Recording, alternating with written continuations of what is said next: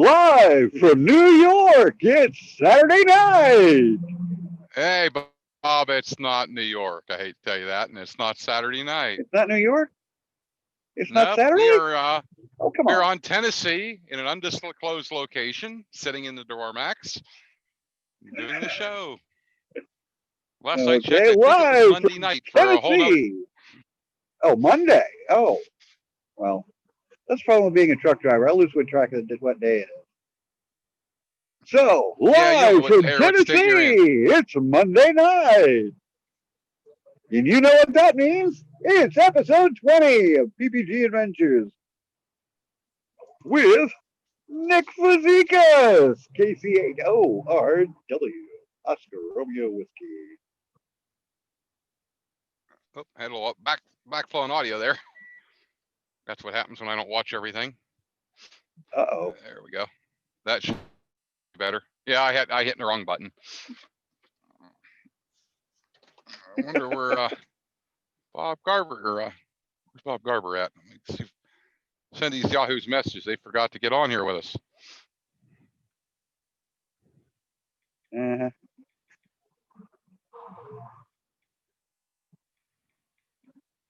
Well, I looked over the clock and saw it was like 6:20 or something. Went ahead and popped in. You weren't there, so I just sat patiently and waited. It's not like I was going anywhere. It's not like I'm going anywhere now. Well, I am, but at 1 whole mile per hour. So if anybody's traveling in Maryland, stay off of Interstate 70. It's a parking lot in both directions in the vicinity of Hagerstown. Somewhere between Hagerstown and Hancock. It's a nightmare. That's normal, isn't it? No, normally the traffic is actually moving at highway speeds. Tonight, not so much.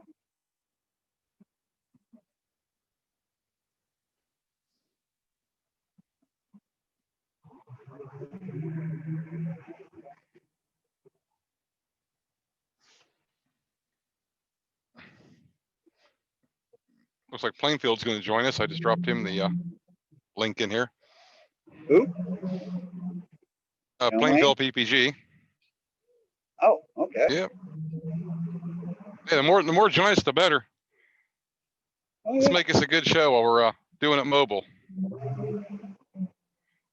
Yep. My original plan was to be doing it from the ding. So who's that trying to chime in? I wanted to do it live from the fly-in, but I had to go back to Keys for a while and get some flights in there. Ah.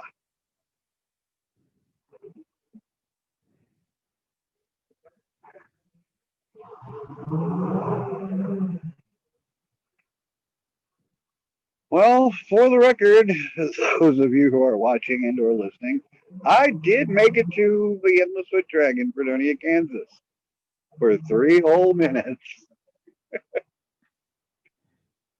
They kicked me out immediately before I could even register. Theoretically, because of the trailer, but we both know that's because I'm as ugly as I am. I think it was more because of the trailer. Okay. I think they wanted to make sure they had a lot of room for parking, even though they didn't need that much room for parking. Try to get this glare off me there. You got better video in your truck than I got in my truck. I have a lighting issue in here. Really? Let's see if I can get this. Well, the lights are causing glare. Your lighting's better than mine. That's better when it makes it dim. Yeah, one of them. One of those lights thinks he's J.J. Abrams. Yeah, that one. JP! What up? What's up? Welcome to the road of flying. Hello. Where are you at? I'm in Tennessee right now. just got out of the air and got back in the truck to do a little broadcast, and I'm on the way to another fly-in, make the third one for the week. Were you going to Vail? Yep, I'm heading to Vail. I was just up at Keats up in by St. Louis. I was an endless foot drag for a week. I'm You are heading a to Vail, crazy and I got MFer, up my man. back up Like, to Pennsylvania for one. you are out of control, dude. Out of control. I don't know how you do it. Yeah, you're gonna love You my probably flying burnt now, dude. more gas. Yeah, I'm sure. I'm Takes a sure. whole lot of NOS, I would imagine. I'm going through a lot of NOS. Believe it or not, on this trip, I have burned 125 gallons of diesel fuel so far. Wow, that's not as much as I would have thought. That's about as much as I burned And what was today. funny, and I actually stopped at a place outside of St. Louis and was able to buy diesel fuel for $1.89 a gallon. And I filled up my 80-gallon Oh. tank while I was there. Sweet. Wow. Yeah, I chucked the truck full, chucked my 8-gallon reserve tank full, and I'll make it clear to Tennessee, and I'll be able to go or to North Carolina, and after that, I'm heading over to PA for that fly-in next week. Which Awesome, you better dude. be there, JP. Man, I can. You gotta message me some details, okay?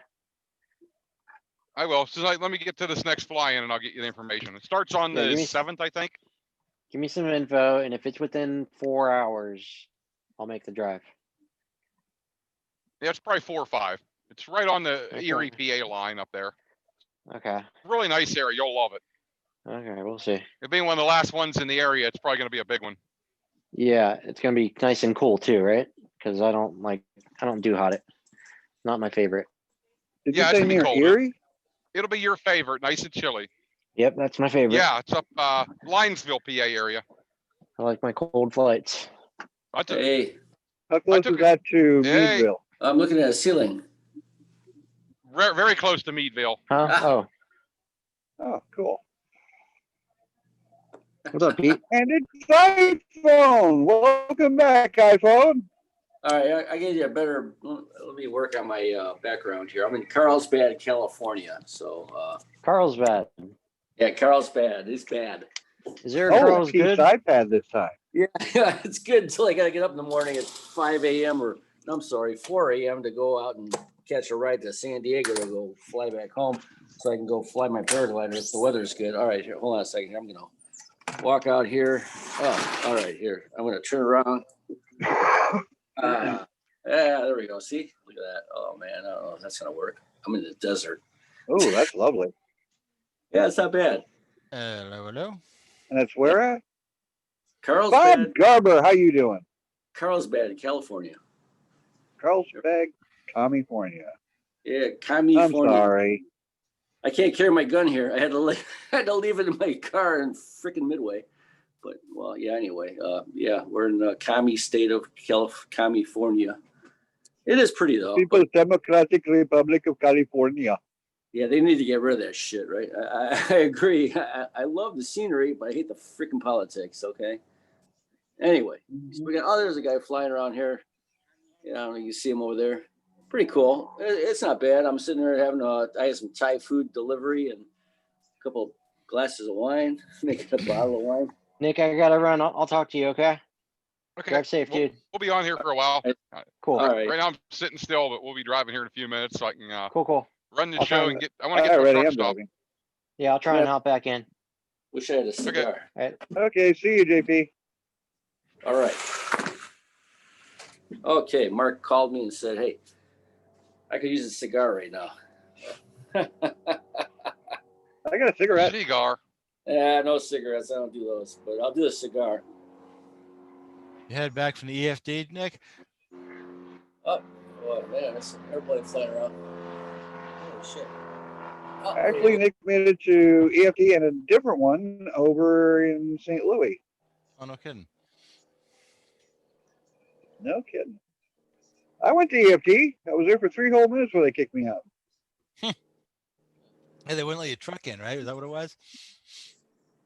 Yeah, they didn't like the truck. I thought it'd be okay. I could come back if I dropped the trailer and bobtail in, but no, that didn't work out.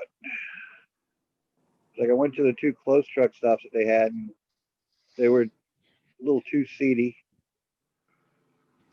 That little voice Too in the many lot back of my lizards? head said, "Oh no, you Whoa, don't." just found a pothole from. Well, one of them actually had what looked like window glass in one of the parking spaces, so that tells you a lot right there. And you wouldn't expect that, like near Fredonia, Kansas, of all places. So finally made it over to the Loves in Chinook, Kansas. Only 35 miles away. You could have flown over and said hi, Nick. Well, if I'd known you were that close, I probably would have. I was doing You like did know I 30, was 40 that mile close. I trips. told you. Well, the day you were over there, I couldn't get that far. It was a little choppy. Like the next day, I could have done it when the wind laid down. Oh, okay. I keep my flying, if it's real bad wind, I stay close to the LZ just because I wasn't trusting the motor after having a motor out over a head gasket. Yeah. Ah, okay. I got What was that to rebuild for, one of my motors. What was that second plane you just came out of? That was over at Keith Smith's place. That's his ultralight flying he has every year. Man, I got a big rig. It does not want to let me over. And Push you me guys right look onto dark. the freaking berm. Yeah, it sure looks dark over there. It's still pretty sunny here in California. I'm in Tennessee where it is pitch black, and I got the show started. I want to get back on the road because I'm not going to make it there till 1:30 in the morning at Yeah. where I'm going, and I still got to stop at a truck stop somewhere, get me a shower, and Wow. just do a general check of the trailer. I checked it about an hour ago, but I haven't done a lot since then. Yeah. Hey, I flew over Salton Seas on the way out here. Actually, pretty cool. How was that? Yeah, it was pretty good. I mean, it looked real clear. It's clear out here. There's no smoke and stuff. I was surprised. I thought for sure it'd be all kinds of smoke and crap. I got to catch a Southwest flight back tomorrow early, like 4 in the morning. I got to get an Uber driver to come get me and drop me off at San Diego, and then head back home and get home about 2 o'clock in the afternoon. And then, I mean, the weather, my wife was saying it was like raining and sunny out there, and they're trying to work on my airplane, getting the annual done on it. So, hopefully it'll be calm in the next couple of days. I go do some paragliding. So, and check out the colors. The colors are starting to pop over in Illinois. Not so much here in, over here in California, it's all brownish shit, Well, I was up in Illinois flying, so outside of St. Louis. Yeah. Yeah, we're getting an amazing amount of that West Coast smoke. It's not here. Yeah, it's up north, guys. It's We're up in the north. West. We're in the East Coast, and we're getting it. It's It was up at EFD. I can tell you, EFD, there were some really funny sunsets first couple days. My first flight at about 5,000 foot, you could smell what was definitely something burning up there. You could smell it by my house after landing from Baraboo, Wisconsin, like last week. It was like, wow, you could smell it, for sure. But here, I don't smell anything. Smell it over here in Maryland. It's the ocean out here, guys. But I'm on the ocean. I'm on the Pacific, You can see the Pacific. If I walk it down the hallway, you can actually see the ocean on your side. You're lucky to be out. You could be flying right now then. Yeah, they put me on the cheap side, facing land, not ocean. So I'm about 3 miles from the Atlantic, and we're getting it. Yeah. I was out in Michigan, Charlevoix, and what's that called? Place over there, that ferry that goes across Lake Michigan, Ludenberg or whatever it's called, or whatever. I was there for the last couple of days, and we ended up coming back here from Minneapolis this morning. I was in Minneapolis, pretty crappy out, cold. It was really cold. I had to wear a jacket, and anyway, it's nice out here. I'm in my t-shirt. It's really warm out here. Probably 75 degrees, and but it's I don't know, time zones away, so gotta head back tomorrow morning and go back to Chicago. We've had a resurgence of summer the last couple of days. We had a solid week of like lows of like mid to low 40s and highs in the 50s. And the last couple of days we've had 75, 80 degrees. It's like, yes, I can deal with that. Yeah. I'm over here in Chicago. Oh, there's Mark. Hey, Mark. Yeah, I wasn't sure if you guys could hear me or not. My for some reason my laptop wouldn't let me log in and use the camera, so now I'm on my phone, but it's not showing me all your. You have to swipe over to see everybody. COVID cough. Hey, Mark. And look at it this way. If it's not showing you my pretty face, you ain't missing a damn thing. Trust me. I'm shows- so ugly they kicked me out of EFT. It shows me whoever's talking is what it does. I don't feel bad. I've been on the road every Monday for the last, what, month now? Yeah. Well, I got 3 days off tomorrow, and then I go right back out again. So, crap, you know. And then next month shows up, right? But at least the colors are changed. I'm hoping to get some cool, you know, PPG flights with the colors changing. Hope you guys get the same. Sure, not going to get any sympathy from Bob, but, you know, waking up at stupid o'clock in the morning to go drive, you know, 6-8 hours kind of sucks. No, it doesn't. He's on the kinda suck. road. It sucks. Period. Yeah, I Yeah, gotta I've get up. been up since like 7 in the morning, and I'm driving till looks like 1:30 in the morning to get to my next destination. Yuck. And then I'm gonna pull the motor out and send it at first light. You're a crazy man, but have at it. Hey, I got to roll. I got to fly every day, at least twice a day. Sounds good. There you go. Oh, for fuck's sake. So I got one flight And in this here is a one little of these while things. ago, and another state knocked off the list. So Yeah. Well, I got to fly a jet today, so I'm happy. But Swift you. Show off. and the Where you air. flying? What's that? 560. I've you been come on up here to Ohio, and I'll show you how to fly a jet. You bring yours up. I'll come up there with you. We'll see if you can catch me. Hey, I was in Ohio. I was based in Dayton, Ohio, flying DC-8s for 10 years. You can put a shitload of paragliders in that. To give you an idea, the takeoff weight of this airplane I'm flying is this small jet, 20,200 pounds, and the DC-8 was 355,000 pounds. Yours is like an 8 or 10 seater, isn't it, Pete? Yeah, it's just a little business jet, but you know, I'll stick on it because I want to stay domestic. I don't want to go overseas and shit and get, you know, all this melatonin crap. So I did that, been there, done that. I like this. This is fun, and I should have been on the Challenger 350 last year. I turned that down, so I'm like, I don't blame you, Pete. You got a great schedule. well, yeah, I know. No, this month it sucks because it's 5 on, 3 off, 5 on, 3 off. You know, it's kind of sucks, but I got 5 on every week. yeah. Actually, the weekends too, I got stuff going on. Hey, we gotta get some more wine started there, buddy. Yeah. Trying to find a good place to put my phone here. Yeah, that's pretty good. And then just past the rest area, now that things are opened up, and of course we're in a single hole. That's okay. I got it in 2 hours. Hello, Keith. Where are you Yeah, at? We're on the air.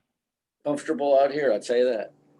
So Nick and anyone else on the group chat over here, how many flyings have you gone through? It kind of sounds like you're going to all of them. I'm hitting every fly-in I can hit. I was at Dave Purden's fly-in.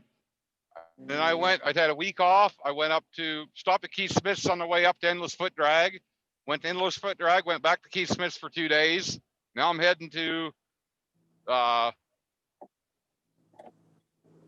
hell they call it, Rebel Field up North Carolina for the one up there.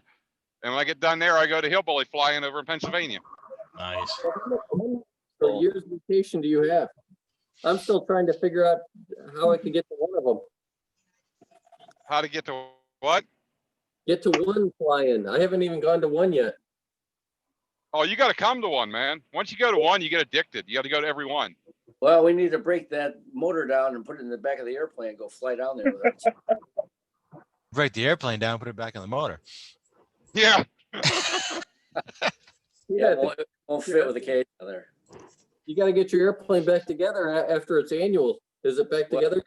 It isn't Well, a bigger it's- fuel tank. They're actually doing it right today. They were out there working on it, and the guy wanted me to help him with the nose wheel to take that thing apart. And I'm hoping in the next few days they'll be finished. So we'll be good to go when I get some time off. Nice. Yeah, or pull the camper out, right, or just go drive somewhere. My buddy said, "Hey, you can fly over to Salton Sea, just take a month off and just drive with the camper all the way out to California.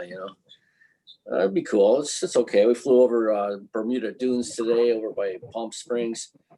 That was kind of nice. And yeah, Carlsbad is just north of San Diego, and it's about, I'm going to say, a 40-minute ride with an Uber to go to San Diego to catch Southwest back home tomorrow. So it's nice out here. It's warm. It's not smoky or hazy. You guys can see that. It's pretty clear. Yeah, when you sent me those pictures, I was wondering if you're really in California since I didn't see any fires. Yeah, no, just, hey, you got my Life 360. Check it out where I'm at, man. I You can saw see- you there. I just couldn't believe the pictures I'm were real. here. Yeah, it's clear. I'm surprised. It's up north by San Francisco, as where all the smoke is and shit. So we got a lot of these TFRs for firefighters, and I guess they say the new there's something kind of funny about that. It's like the climate change in California is called arson.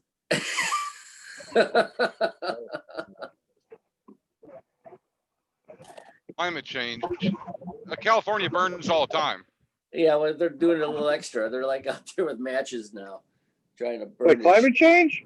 Yeah, that's It's the all climate- Gore's fault. Darn you to heck, Al Gore. Yeah. Well, they're doing it on purpose, so it's kind of funny. I got a funny thing on YouTube or picture of that where they're talking to Woody, what's that rocket guy, the Beyond Infinity guy, he's like, California has got a new climate change. They're calling it arson. Anyway, that's kind of funny. Oh, so Well, I see it one day. California is just going to burn to the ground or fall into the ocean. We're not sure which. yeah, or hopefully change the I've been saying that for a while. I'm waiting for this to happen. boy. I'm gonna wait for a long time. All I know is that their emissions laws have made it hell on everybody. And I'm sick and tired of it. They worry about my emissions in my vehicle. They emit more dirt and pollution from their burning their state every year than all the Yeah. vehicles on the planet. Oh, they're a bunch of commies, like you said. They're all crooks out here, and this causes cancer, that causes cancer, and they give a bunch of Mexicans across free Social Security, first day out. It's like, you kidding me, right? No, I'm not kidding. If you look at Democrats when they're screwing up with the Social Security, they're fucking us up big time. Well, everything in California causes cancer. We figured that out already. Including Pelosi and all their needles and shit on the streets. Yeah. Their products even says on there it causes cancer in California, but if you're not in California when you're using it, I guess you're okay. Yeah, you're okay. Yeah. Yeah, the funny thing, well, this isn't really funny. I think it's going to screw California. They keep coming out with these new, laws for this and that. And I know the like cars and trucks, they're just getting crazy about what they want them, the standards they want them to meet. I think it's going to come a point in time when the car dealers and truck dealers are going to say, screw it, we're not building any cars for California anymore. Yeah. Well, Yeah. Tesla's, They'll be screwed. Yeah. they're out. Tesla's moving to Texas. They got smart. Oh, that's cool. Yeah, they were out in Yep. San Francisco, real close. There's a factory there. I know that, and hopefully moving. So, yeah, I don't know. Right now it's peaceful down here. There's nothing going on. It's pretty cool though. Oh, pretty nice. Yep. Anyway, That looks so flyable. yeah, How's the wind at the moment? well, actually, let me see. It's not. It's pretty calm. Yeah, you can see it's not really moving much, and it's died out a whole bunch right now. Actually, right now it's probably a good time to go paraglide, I would say. Yeah, it's a light breeze, and you're right on the ocean. The ocean's behind me. I guess I can go walk What are down you the going hall. to do? Run over to Tori? Yeah, no, I don't have time for that. I had a couple of bottles of wine out there, one big bottle and a little one. I'm good. You don't have to ring either. So I'm toast. I got to get to bed early anyway, so I get up at 4 a.m. or 3. Yeah, I got to get up at 3:30 a.m. But it'll be like 6:30 in the morning by us. It's not a big deal, but it's just the time zone changed. But It looks like ideal flying conditions out there. yeah, it's perfect. But you're like real close to like Carlsbad. You're right in their airspace, so you can't really go paraglide right here. Yeah, it's nice, but it's I don't know. It's pretty out here for sure. And I know. Let me go see if I can walk out to show you guys the beach or something or the ocean. Let me go ahead and do that. I don't know if this thing's gonna cut out or not. It might not, because it probably should be okay. Let me go see if I can find that. I'm gonna head down the hallway here in a minute. Hang on a second here. Let me just make sure I got the keys to get back in my room. This is a big hotel. Hold on a second here. Yeah, don't lock yourself out. That would be bad. Yeah, no, I got a key. All right. Oh, just make sure you're wearing pants. Yeah. That's even worse. You walk outside without your pants, have to walk down to the desk, do the walk of shame. And that would be bad, especially here in California, right? All They right, wouldn't notice there. That's still working, so. All right, looks like I don't know. Long hallway. So. All right, good. How's it going? All right. Good. Yeah. Anyway, get the guys cleaning the hallways here. All right. Yeah, this is probably cooler. Hopefully, it'll stay going here. I'm almost to the end. It's a long walk. I'm telling you, it's like some kind of a golf course resort thing. Oh, all right. And everybody's wearing a mask except me. All right, here we go. I'm gonna head out here. Oh, You. let me turn. All right. Great The night. sun is. Great night. All right, this is the ocean over here. You might. I don't know if you're gonna see it or not. Can you see the ocean out there? Yep. There's the sun. Oh yeah, There it is. Love that. Isn't that cool? took a lot of sun to go flying in that. That's Yeah, nice. Yeah, it's pretty cool. You can see the ocean. And now, of course, I'm clear. So here we go. It's a big hotel. It's totally empty. Yeah, there's some water up there. I don't know. See if I can zoom in on it. I actually can't really zoom with this thing, but I don't know. I think you could launch off that roof. yeah. Yeah. Send Yeah. it. Yeah, there's a lot of high. You see all the high tension wires out there? There's high tension wires too, So, I don't know if you see that. Just dip under them or go above them. Yeah, well, yeah, it's an onshore breeze, so, but it's getting ready to kind of settle down here, and I don't know, there's a pretty cool hotel. It's a Sheraton, But all right, here, there we go. Oh man, I hope I don't drop my iPad. That would suck, because then it's gonna hit the floor down there. As expensive as those Yeah, you things can't fly are, without yeah. it. Yeah, I don't want to do that. So, Hey, but it's Pete, nice. It's already cool. dark here in Chicago.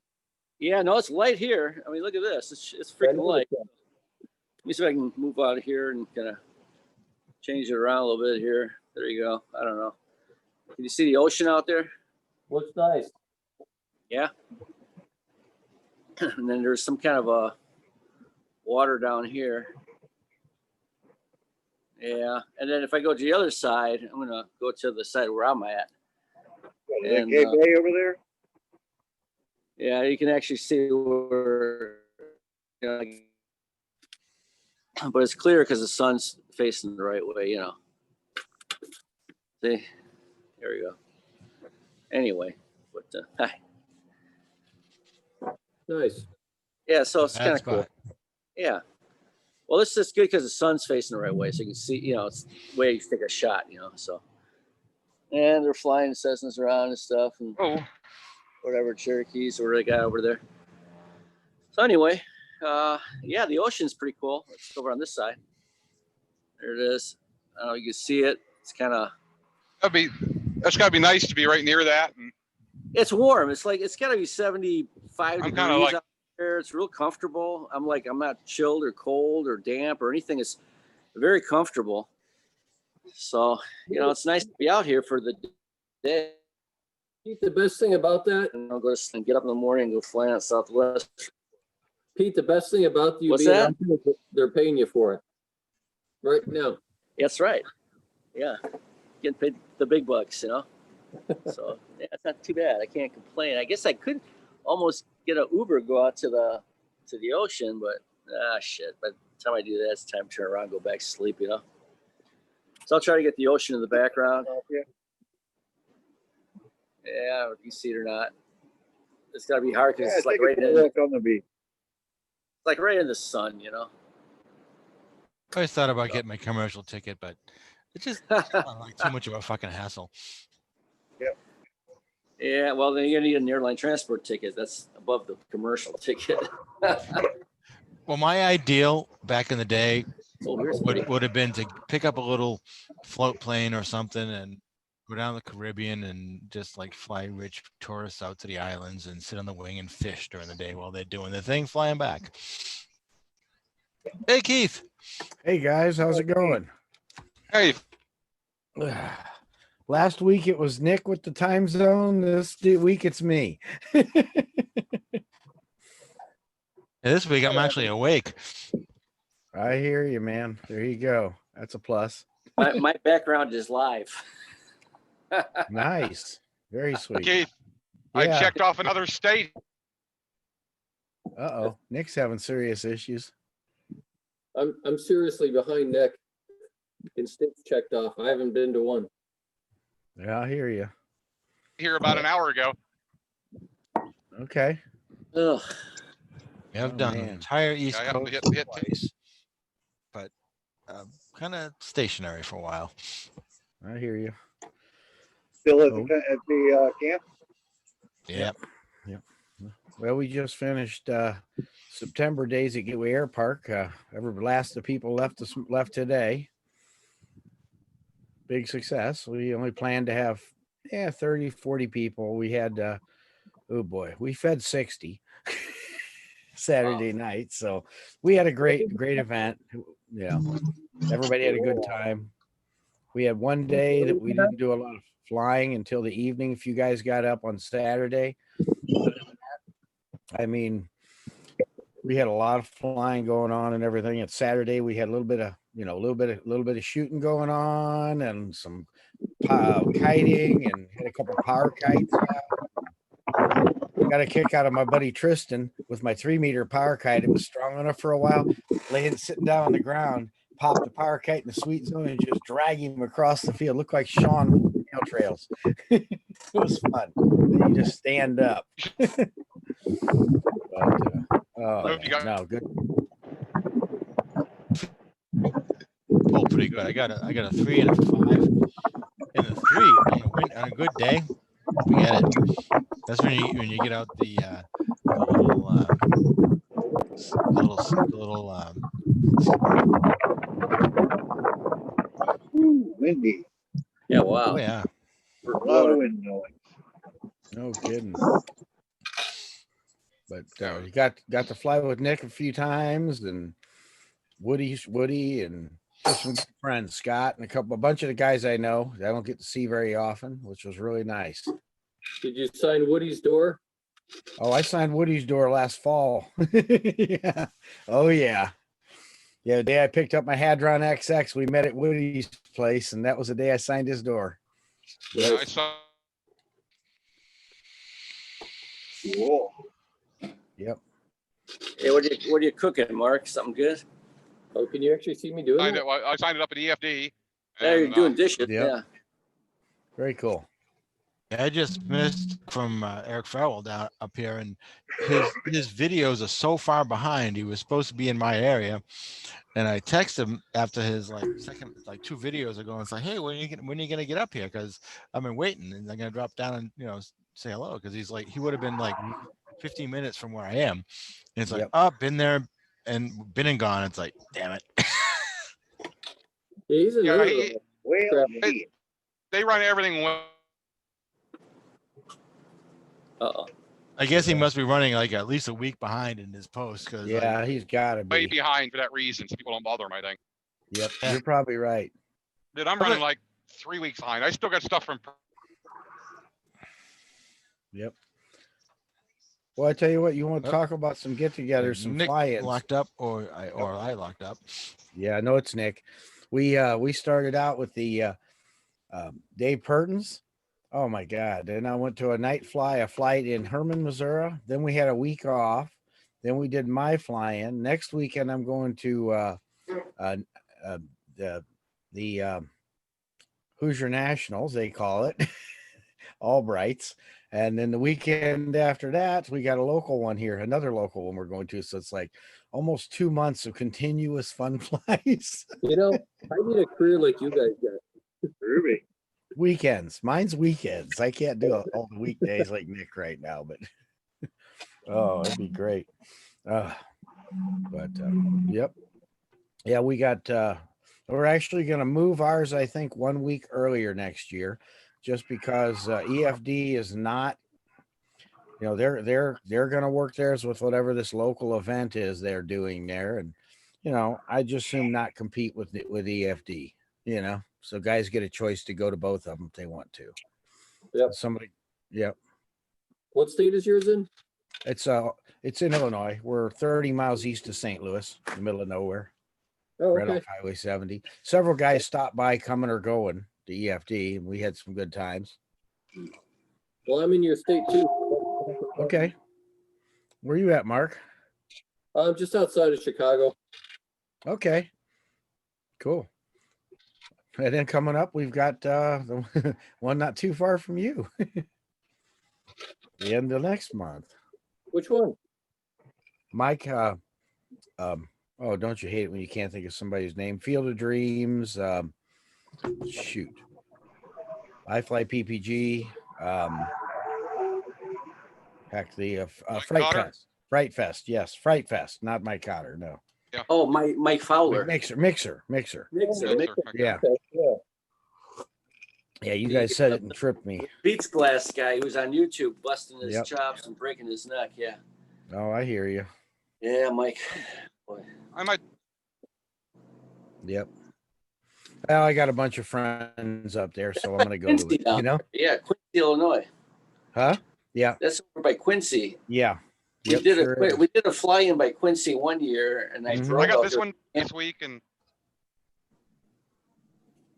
Anyway, but Quincy, he's out north of the airport there. So Yep. we had a couple guys, they flew in with a Skyhawk and they camped. And I remember they had Nice. thunderstorms and everything out there. That one night my wife was freaking out, and we got to fly. Kind of fun, It was okay. It was on the airport, which is cool. Mhm.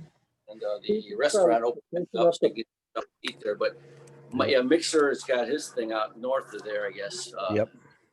And there's another fella there too. Mhm. Darren something. Darren, can't remember his last name. Mhm. Reich or Porter or something. Or Okay. they got a beautiful place. They got a nice ultralight field, and they got a place to go swimming and everything. And they're German, nice. really nice. Yeah, that was really awesome there. Got to make really that one earlier in the year if you're gonna Enjoyed swim. that one. Yeah, that was a good one. Yep. Nice place there for sure. So Yep. that was worth it. Yeah, it's pretty cool. Yep. Anyway, Sounds good. Yeah, I want to go to EFD next year, so that's why we're moving ours. I can't do both. Makes it interesting. But oh man. anybody doing the Shelton or the what is it out in California there by Palm Springs? Brain fart. Yeah, I had those, trust me. Yeah, the Salton Sea. Oh, Anybody, I'm anybody hoping. doing? I Yeah, did there's too. That would have been fun too. Yeah, but that's you gotta take a. I mean, it takes a while to get out, sure, because it's way out here. Yep. Oh yeah.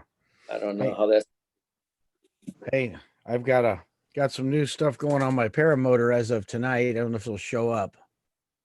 Looks like a lung transplant or something, or glowing like you got your lungs on fire or something, or It's like just an light. X-ray.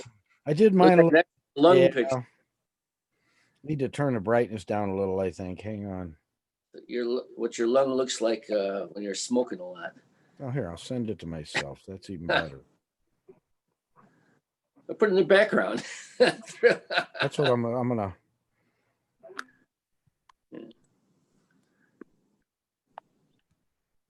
Hey, I actually had a background of me paragliding or something, and I was talking to the FAA because I had to get approval for an approach at our airport. And they're like looking at me flying the paraglider back, and then I had to show them my ID, and my ID was, of course, the pilot license with Orville Wilbur right on there. And Orville's picture showed up right on my paragliding on my face, and it looked like Orville was in the paraglider, and they're laughing, they're like, Sure. work. I go, yeah, they probably won't allow that anymore after that. It's funny though.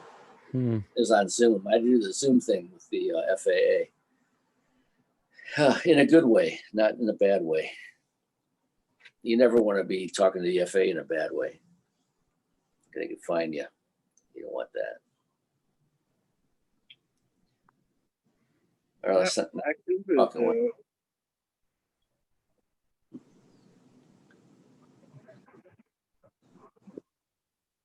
What the hell, man?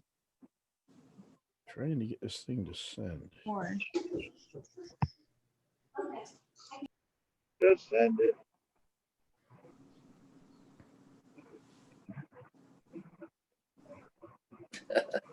This is weird. More. Hey, Key. Yeah, sorry. Hey, how's it going, man? Anthony, good to see you. That's awesome. What's up, dude? That's cool. How is that endless foot drag? I wouldn't know. I didn't go there. They did it the same weekend as my September days event. Oh, no way. Yep. So I Dang. didn't get to go. I wanted to, but kind of I gotta went. be. They Gotta kicked be me out honest. after 3 minutes. How was it? I've given you a lot of Busy. I imagine. I'm always intimidated by all that airspace and just people flying around. I feel like I'd be scared, like I'd run into somebody.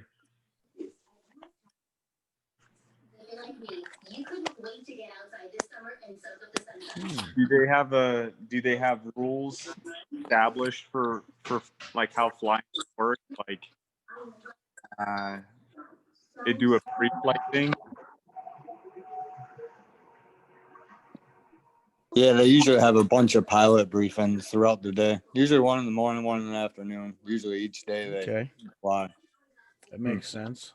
And usually they have, takeoff, landing zone. So you got two different areas. Like Palm Bay, they usually set it up real nice with Eric DeFore and all those guys down there. They've been flying for years. So they did have one midair collision, but for the most part, you get up and get out of the area, be safe about it. Don't fly over it. Don't show off what you can do. Like everyone said, everyone's seen it before. You ain't showing nobody else that ain't seen it. So get up, get out, go see some other area besides campers. Yeah. Where's Eric at now? Is he in Florida back again or New Mexico? Well, last I seen he was in Florida, but there's no telling with that guy. He was out for a while, wasn't he? Yeah, somewhere around there. But I guess he's Fairwell's heading up towards Oregon. He's going that way. Okay, yeah, that's what I want to do. Idaho, He won't be back in Florida till November. Okay. Oh wow. Yeah, that's cool. Ooh. I hope I get some flying time in the next 3 days. I'm off for 3 days. I go home tomorrow. Nice. Get home around 2:00 in the afternoon. And go help with that airplane inspection. And if I fly, I'm going to fly. So, we had that cold front go through Chicago. I guess I was in Minneapolis this morning. It was really kind of windy and shitty, and it just started to get cold now. Yeah, my wife said it was like raining and sunshine was popping out, and raining and sunshine was popping out. Sporadic. So it's getting cooler. Yeah.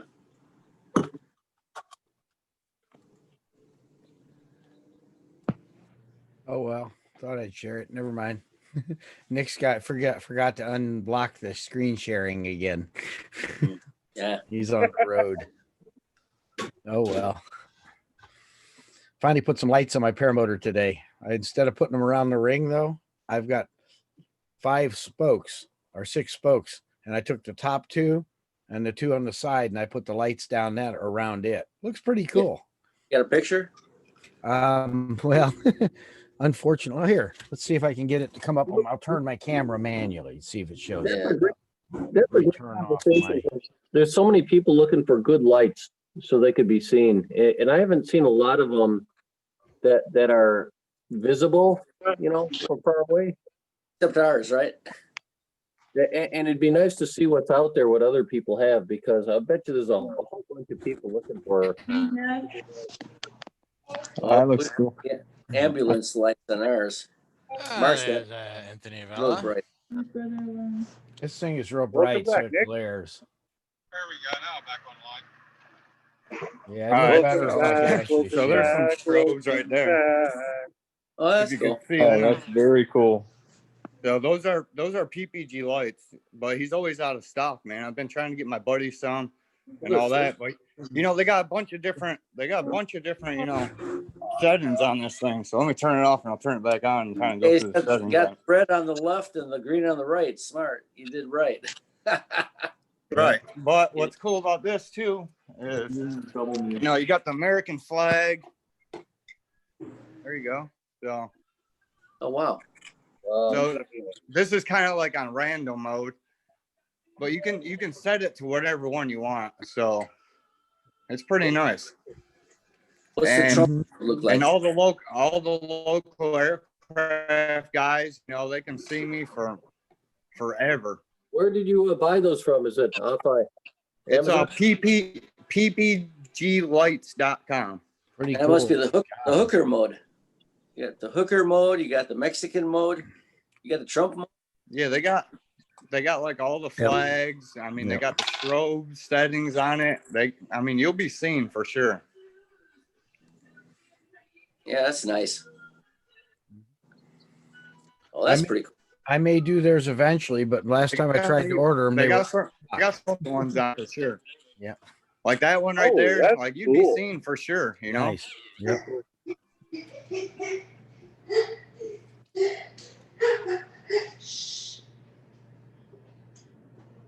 Medical emergency. But it's plug and play. So it's got the controller. I'll turn the light back on so you can see. That's cool. What do you run it off of? What kind of battery? Is it like a LiPo? It's all built in. So that's pretty much. Let me turn the light off so it's not gonna glare. So that's pretty much a controller. And that's You have to have a 3S LiPo battery for that, right? Like model. no. This is all plug and play. So you just hook this up, hook up, your lights around your hoop, and plug it in. Just charge it with a regular. So curious, what did you the lights themselves? How did you adhere them to the frame? Is it double two-phase tape? Well, it's two. What it is, it's two lines of them, and what you do is you take the double sticky tape off and you put them together, and then you put it on. Actually, you put it on your netting. Huh. So you zip tie it all to your netting instead. So it's seen from the front and the back. Oh, I see what you did. Okay. Oh, wow. Yeah. So it's real neat. How much was it? Run a strip up to your wingtips, you'll be all set. There's guys running an Yeah. EMP and you can see them a mile and a half out. You can't even see the Oh, wing, yeah. but you can see that big glowing ring in the air. Yeah. So I like it. Nice. Oh, cool. Yeah, that's pretty cool. But like Nick said, Nick can build it. What'd you say, Nick? Like $60 you could probably build it for? Oh yeah, I figure $50 or $60 with the materials I found. Yep. I'm gonna start making some here soon because I want my own design. I want to go brighter. I found the LEDs are brighter nose ones. Hey Nick, I ask you all the time, how's your ADSB out project going? It's going. I was actually flying with it this weekend. It is working, and I'll be flying it again here tomorrow night to some more tests with it. Put me on your list of people who want one. Yeah, me too. It's really funny. I had to write up the airplane for ADSB. B7. Ours quit on the jet, and I actually had to write it up. That's funny. Okay. Boy. We got a local guy here that's building lights to go in your wingtips also. He's got those, and they also connect to your helmet strobe, and they're all in sync. Nice. I wonder how we get away with without the Mode C transponder with the ADSB out. I don't see why you need a Mode C transponder if you're just doing ADSB to ADSB. Yep. Yeah, I just want other phones to see me when I go by. I'll just do this part of the packet. I mean, I understand Mode C is more for the radar operators to see you. I don't think radar is going to see what we're flying. Every aircraft and airport that I flew out of, every single guy that's landed has always said, man, we can see you from a mile away. We can see that big old parachute. We can see the colors, you know, you stand out. They're looking out the pilot window, you know, it's not like they're not looking. And we're not flying I don't fly no higher than usually 1,000 foot, you know. That's just me. Yeah, I always thought you needed the Mode C transponder encoding to have the ADSB out accepted, but maybe not. I don't know. I don't think you need the Mode C encoding though, because I've already got GPS, altitude, and all that off of the device. Well, I can get the in, no problem. I'm just not sure about the out.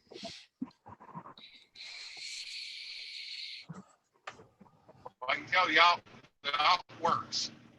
I want to get a couple of them in the hands of other pilots and let them try them and see what their results are. Need to get a couple of guys that fly every day and are willing to test a piece of equipment and see what happens. Sure. Well, put me down when you get ready. I'd love to see it because I mean, right now And the smallest package you can get is ridiculous. Like it's upwards of like $2,400 for There's for actually like a drone ADSB. there's actually a $1,600 one for a drone, but it's still ridiculous for what it is. I want to get this. I'm trying to get this under $200. So that's reasonable. Yep, that's reasonable. I just always thought that you needed the Mode C transponder attached and somehow encoding the signal to get the out. All it's got to do is put your information out to say, hey, I'm here, and here's my altitude, and here's my, you know. I assume it needed your call sign though, your tail number. We don't have tail numbers. Well, no, I know that, but your radio call sign anyway. That's what I'm using. Mine We don't- transmits my radio call sign. The symbol that comes up on ESP is a parachute. All it technically should have to say is ultralight, powered paraglider, or something like that. It would just say what you are. Then they'll know what you are then. Technically. They see the symbol and know what I am. Right. There you go. That's Hit really me up all. on Zello and let me know when you're flying so I can see if I can find you on Flight Radar 24. You guys- And Any of you guys fly out of an airport at all? At I all? fly out of airport Yeah. every day. I fly out of Periodically. airport as well. Right, yeah, me too. And what I did was, if you go to ForeFlight, you can put in the comments. I put down on calm day winds, you know, whatever, powered paragliding, northeast corner, 500 feet and below or 1,000 feet and below. And then you put it in the comments section because they'll see that when they look, if they want to fly into your air park. Like, we're a private airport, but anybody who flies in there, they're going to look at that and they're going to check the comments, and you'll see that. So it's a good idea to put that in there. Yep. Yeah, that's good thinking. I never thought about that. That's good. Yeah. Yeah, especially for Same here. guys who fly, you don't know that, but that's a good idea. So that's Yeah, right. no joke. I appreciate that. Yeah, no, Like most pilots are supposed to look at NOTAMs, so we had two of them at EFD that didn't because we had two aircraft overfly the field during the event. well, yeah, I get that too. You guys get blue, you know, and you get NOTAMs. You don't really use that because, I mean, if you just put it in there on calm days, you know, when it's 10 knots or less, whatever, look out for powered paragliders, no radio contact, whatever, and they're flying below the pattern, you know, and Mhm. Are Yeah, you that- able to put that in there for all the different fields? well, yeah, wherever you fly. I put it in my field because I'm on an airport, and that's, you know, I just go down the taxi with my golf cart and go take off. And You'll have to show me where that's at because I've got ForeFlight now. yeah, you'd go be to surprised. ForeFlight and just go to comments or whatever. And you can see the fuel prices or FBO, you know, fixed base operator, and it'll say it on there. And you can put remarks in there. You can put your own remarks in there. So if you have ForeFlight, you can actually put in a comment, and that's what I did. And that way, people that actually go look at this, to see what the fuel prices are, or if I can park there. It costs me $15 a night. They'll see that in there in the comments section. Yeah, you'd be And it's- surprised how many people don't look at the NOTAMs. Well, there's a Oh lot. yeah. There are a lot. But it's not a NOTAM. It's a comment in the ForeFlight. It's not a NOTAM. It's not like an FAA NOTAM that's going to pop up and say, okay, notice the airmen on this day, you know, we're having a paragliding fest and everybody's going to be flying around. You can do that, and that's great. But if you just put it in the comments on ForeFlight, it'll be there all the time. It's not like Only the users of ForeFlight, though, unfortunately. well, it'll be ForeFlight or anything else that has, you know, I mean, yeah, ForeFlight. Well, I use Garmin Pilot, and we don't get that kind of little notes. But either way, you may not, but the pilots that are flying, they'll read that and go, oh shit, okay, I gotta watch for powered paragliders, and maybe they'll keep an eye out for you, you know. Mm-hmm. At least they're aware of you. That's important. Yeah, anytime you can get awareness of where we're in the air, it's better off than him busting through our airspace. Yeah, exactly. Okay. It's like, watch for these, you know, watch for us. We're gonna be up there, you know, without a radio. So, you know. Mm-hmm. Well, we get the Pyreps on there, but you know, that's it's hit or miss. Or you get like what we had. You know, Keith and I got to fly with an ultralight the other night. Oh yeah, kind of right. fun. Yeah, that was fun. He flies pretty close to our speeds when he slows down. Yeah, I went past Nick and Tristan because he came up and I had the trimmers all the way out on the XX and stepped on the speed bar. And he actually took a couple minutes to even catch me. That was fun. Yeah, I seen him trying to catch it, and he went under me and turned. I watched him like side slipping through the field towards the highway. I'm like, man, he's low to side slip like that. Yeah. We Ranger we were flies a flying lot. with a guy. We were flying with a guy, an ultralight guy at the Cushing Airport. And this guy was just going crazy doing these. I don't want to say stunts, but he'd be turning like 90 degrees on a dime, flying really low on the over the corn, and just doing really advanced stuff. And then he finally landed. Really nice guy. I was talking to him, and I asked him, I'm like, "Wow, how long have you been flying?" He's like, "Oh, since June or July, I think he said." I'm like, "Are you kidding me?" Like, wow. Yeah, Hang on, I'll be right back, guys. under the corn. That. He actually disappeared under the corn. Mark sent me a video. That was funny. He really had some skills, or he's pushing it a little too far. One of the two. Yeah, we'll be reading about him. Hopefully not. Well, the thing is, flying those ultralights, they fly so slow, you can't get down there and do some what look to be pretty advanced maneuvers, but you're going so slow and have such good handling that it's not really an issue. Check this out. There's a wait. There's a 90-degree turn in a split second. He was like headed north, and all of a sudden he was going east. I mean, it wasn't a slow turn. It was just like he just nailed the rudder and he was gone. Yeah, one of my favorite ultralight pilots on YouTube, Brian Fitzgerald, the Sky Server. Well, there's a guy on YouTube that's a powered paraglider guy who bought a PB or it's a microlight out of England. Have you seen his video channel? It's a PB, so PEABEE, like a bumblebee. It's a microlight, and it's got like a 2-stroke, I don't know, like a powered paraglider motor on it, you know, and it's a trike with wheels, and it does like, oh man, it's got to be 30 miles an hour, 40 miles an hour, so it's pretty quick, and they'll fly in more stronger winds. But check out PB. So P like a P on a mattress, or those little things to eat. PEA, and then BEE, and then check that out. He's a paraglider pilot. He's actually a paramotor guy out of England, and he just bought one of these things, and he just got checked out. And I'm thinking this is really cool. So that might be kind of fun as a backup to a paramotor if it's too windy, But check it out. For that. It actually runs the Simonini, I think, is what's on that PB. Really? A Simonini? I think it is a Mini too, if I remember right. Is that good? Well, it's a paramotor. 200 some cc motor, yeah, that would push it. Yeah, and in cool. England they call them microlights. It's the same thing as an ultralight over here. For some reason, they're just called microlights over there. Yeah, microlight. It is light though. I mean, it's got it's smaller than a trike that you would buy with the. I think it was under 90 kilograms or something, if I remember right. It is. Most of the microlights are a little heavier than ultralight. Yeah, it's not as big as a powered like a trike, which is like, you need a license for that here, you know. Yeah, where they have those big engines in there, the Rotax, right?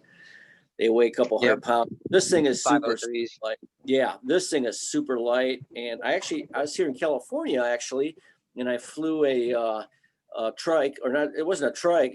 It just the hang glider, and I did it on the beach over there at El Segundo, which is right Flexwing off the trike. approach end of. Yeah, it's off the approach end of 7 right on LAX. Airspace for $75. You can fly about 3 or 4 flights, and I did it, and I landed on my feet, and you know they have big wheels on the bar too, so if you flare you can land on the wheels too. And I did that, and I'm like, oh, okay, I gotta buy one of these. I'm like, oh shit, more stuff I gotta buy, more, you know. But the micro light is, I think, $12,000, is 9,000 euro, or not euros, it's pounds, English pounds, which translates out to like $12,000 to buy a new one. And he's got a really cool PB. I gotta look up the guy's name, but The wing is check it really out. sweet. PB. Oh, it's really cool. Yeah, and it's like real slow too. It's not as fast as one of those with the bigger motor. You know, the yeah. So it's like half the. Put vortices on it and it'll go a little faster. Don't you still need a sport pilot license at least to fly No, that? not for that. It's part 103. It's just Yep. like a flying paraglider. Yeah. Yeah, Power Yeah, to Fly, Kyle Matula is actually gonna be a dealer for those things now. Where's he at? He's out of Florida? Texas. He's Oh, out Texas. of Texas. Yeah, Corpus Christi is where he's at. Power to Fly. Yeah, he just Power to got hit. Fly. Yeah, if you look up his page and all, he's actually going to be a dealer for these things now, just for Okay. that reason, like you say, for windier days and stuff, and give the paramotor pilots, you know, another Yeah. option. Yeah, And they're all paramotor guys. I you know? think I think the other guy you're talking about, I think his name was Ben Ashman or something like that. It could have been. Yeah, he's got a that- bunch of series about him soloing and getting lessons, and you know, riding the circuits and doing all this stuff over there in England. And I've been watching it, and I really like it. I'm thinking, you know, I could fit that in my hangar. You could fold the wings up, push it in there. It's pretty skinny, so you don't need a lot of space. In the You know, US, you can probably still get away with the Part 103. In the UK, you do need a Yeah, right. In UK, it's a little different, but you know, it's still a micro light, and it's really small, and the thing looks really cool. You know, I wouldn't mind getting some lessons and actually getting checked out in that thing and maybe Yeah, flying.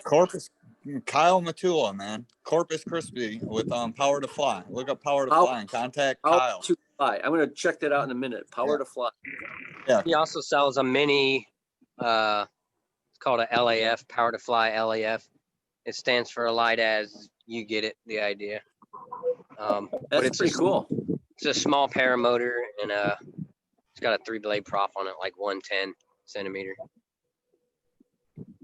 The thing is really cool the way he's been flying it. The only thing I would worry about if that thing quits, because it's a 2-stroke, you know, you got to land it on the wheels, and you're still going only 30 miles an hour. It's pretty slow.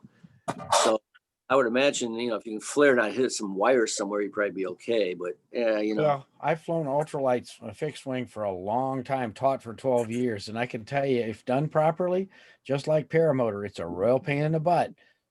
Bigger one if the engine quits, but if you can't find a place to land, you're doing it wrong. Yeah, I hear you. I Yep. agree with you.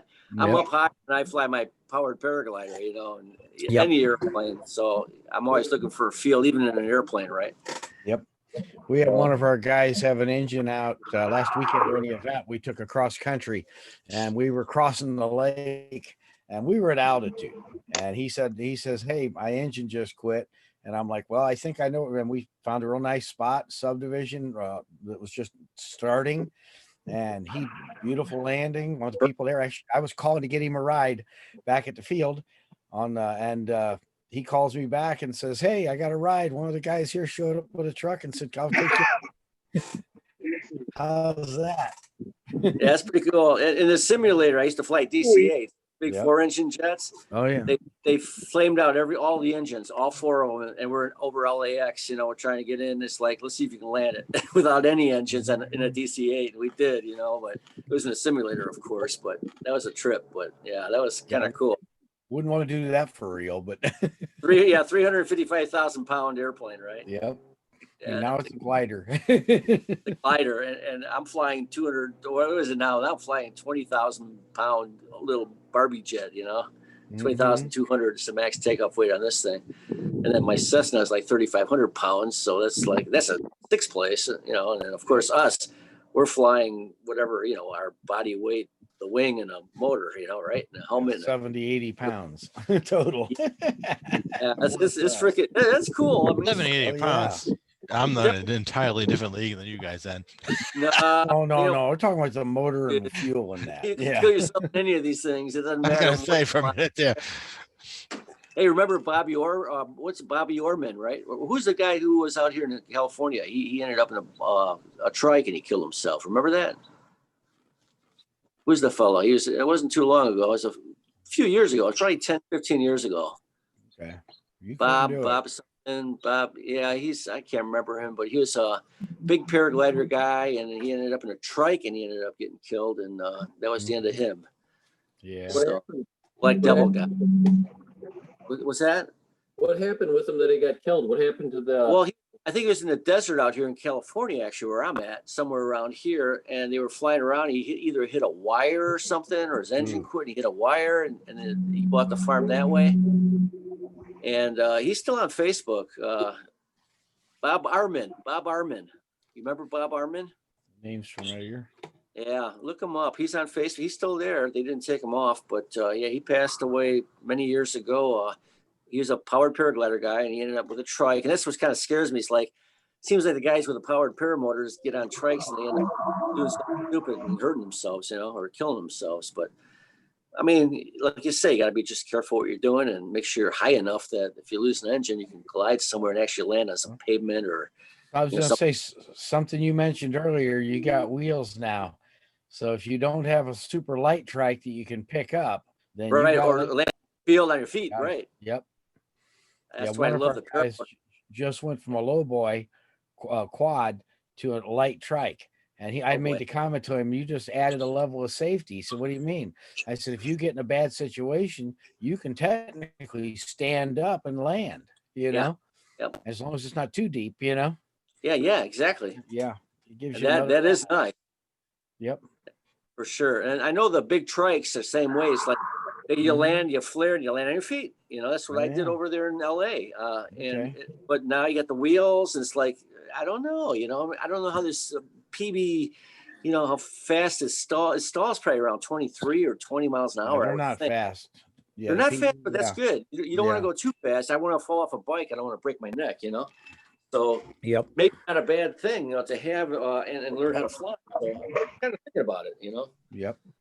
So maybe, I want to get another wing too. I've got an Eden 4 30-meter wing, and it's my second one. I had the Eden 2, and now it's the 4, and now I want to pick up maybe a Speedster 2 with the wingtip steering. It's a reflex wing. I used one from a friend of mine for a couple $3,000 or whatever. I just flew Nick's the one he just picked up. The other one, not the Hadron, Nucleon. His Nucleon. Oh, the Nucleon. Just flew his Nucleon the other day. It flew nice. Hey, didn't Paul the Moron have that or whatever? Remember? Whatever. Yeah, I remember. I think he had a nuke. I think he had a nuke. Yeah, he did have that. And I seen him take off in calm wind one time in an air park. I flew down to Springfield, Illinois, and they were having to fly in, and I flew down.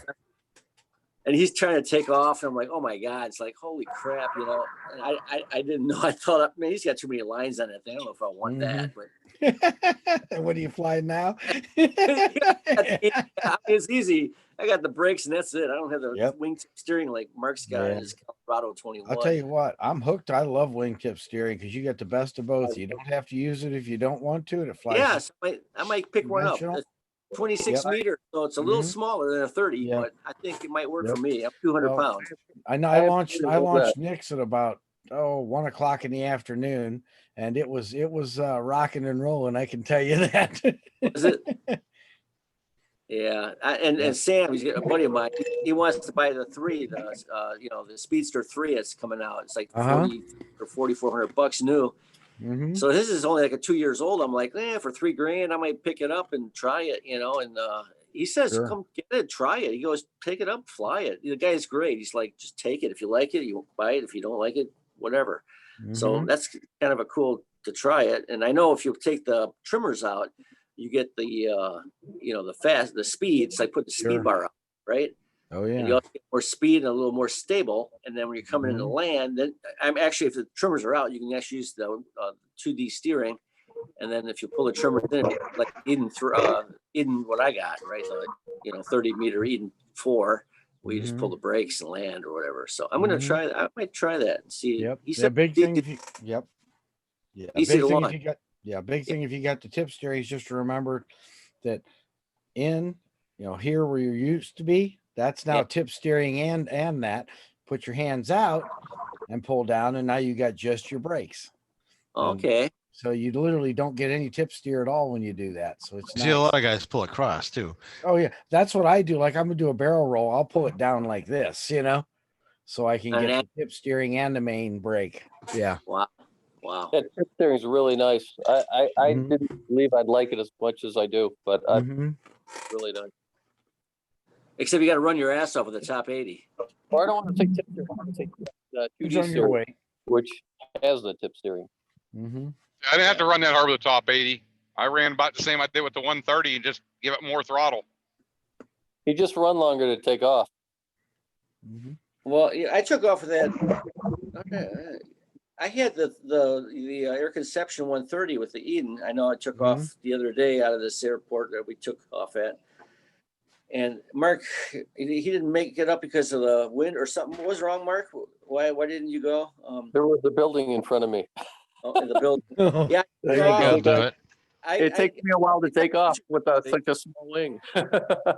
It's on Paraglider Pete on YouTube. If you look it up, Mark and I are flying at what's that? Wood Lake or whatever it's called. Yeah, Wood Lake Airport. Okay. And yeah, I took Been there off, a and long man, I time barely ago. cleared these cars that went by, and I'm like, oh shit! And then I Wow. thought maybe Mark was going to take off, and it didn't come to that, and it was just weird. It was kind of a weird wind and everything Mhm. else. Yeah, so. But it's on video. It was windy out, but once you get up to altitude, it's smoothed out. It's kind of choppy down low, So we had all this rotor from the trees and everything. And as soon as you got up high, it was smooth, but it was kind of breezy. Probably not the best time to go fly anyway. So that's what happened to us.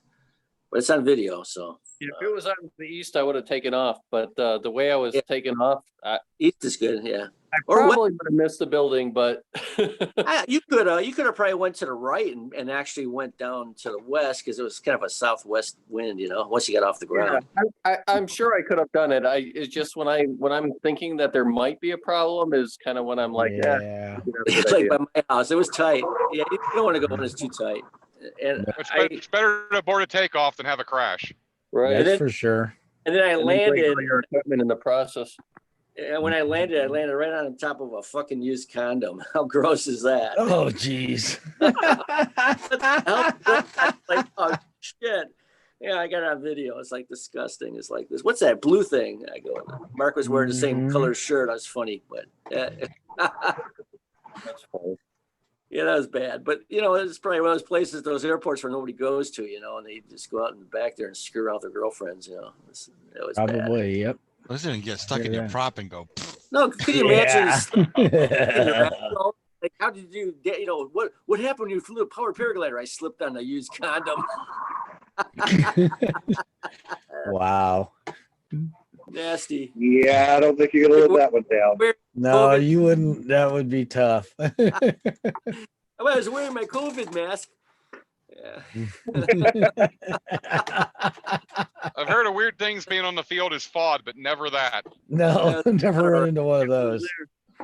I'm a keep pointing it out. It was like one of those light blue looking things. I'm like, what the fuck is that? That's kind of cool looking. I'm like, ugh, that's pretty nasty. Yeah. Gotta watch where you step instead of those gopher holes. You could be slipping on something else. Guys, I'll be back. I got to take a call. It was a micro windsock. Yeah, it was a micro windsock. Okay. If you cut the end off, the reservoir off, you'd have a micro windsock. My ex-wife used to call those windsock. She goes, "You got a windsock?" I go, "Yeah, I got a windsock." You know, luckily we used a windsock because she ended up screwing around with some other guy. Then she got divorced from that guy with 2 kids, and then she got married again. And she was an air traffic controller. How do you like that, huh? Uh-huh. My That was- Gen Wing came with a micro Well, she wind needs an sock. air traffic control with all that stuff going Yeah, on. sounds like it. It was bad, yeah. So she Yeah. married 3 or 4 times, you know. So I got lucky on that one. I got out of that deal. No kids. I was Mhm. happy. I send Yeah. that other guy a Christmas card every year for thanking him for taking it off my hands. There you go. That's great. Yeah. So this wife, she's cool. She lets me do my thing, lets me fly, and you know, whatever. I go home. She takes my kid to college or takes him. You know, he's 21. He doesn't drive. He's like, I don't know. I wish he would drive and stuff, but you know, she helps him out, and they're busy. And it's like I do my paragliding. That's how I go with Mhm. Mark. You know, I go fly with Mark and those guys. And when I'm home, and that's what we do. So Well, this is the X. You Yep. want to send her in for annual anymore. But Mhm. it's starting to get dark in California. Oh, Uh-oh. oh. Yeah, What? it's getting dark out here. yeah, it's dark. Yeah. Been It dark. is perfect Dark. paragliding.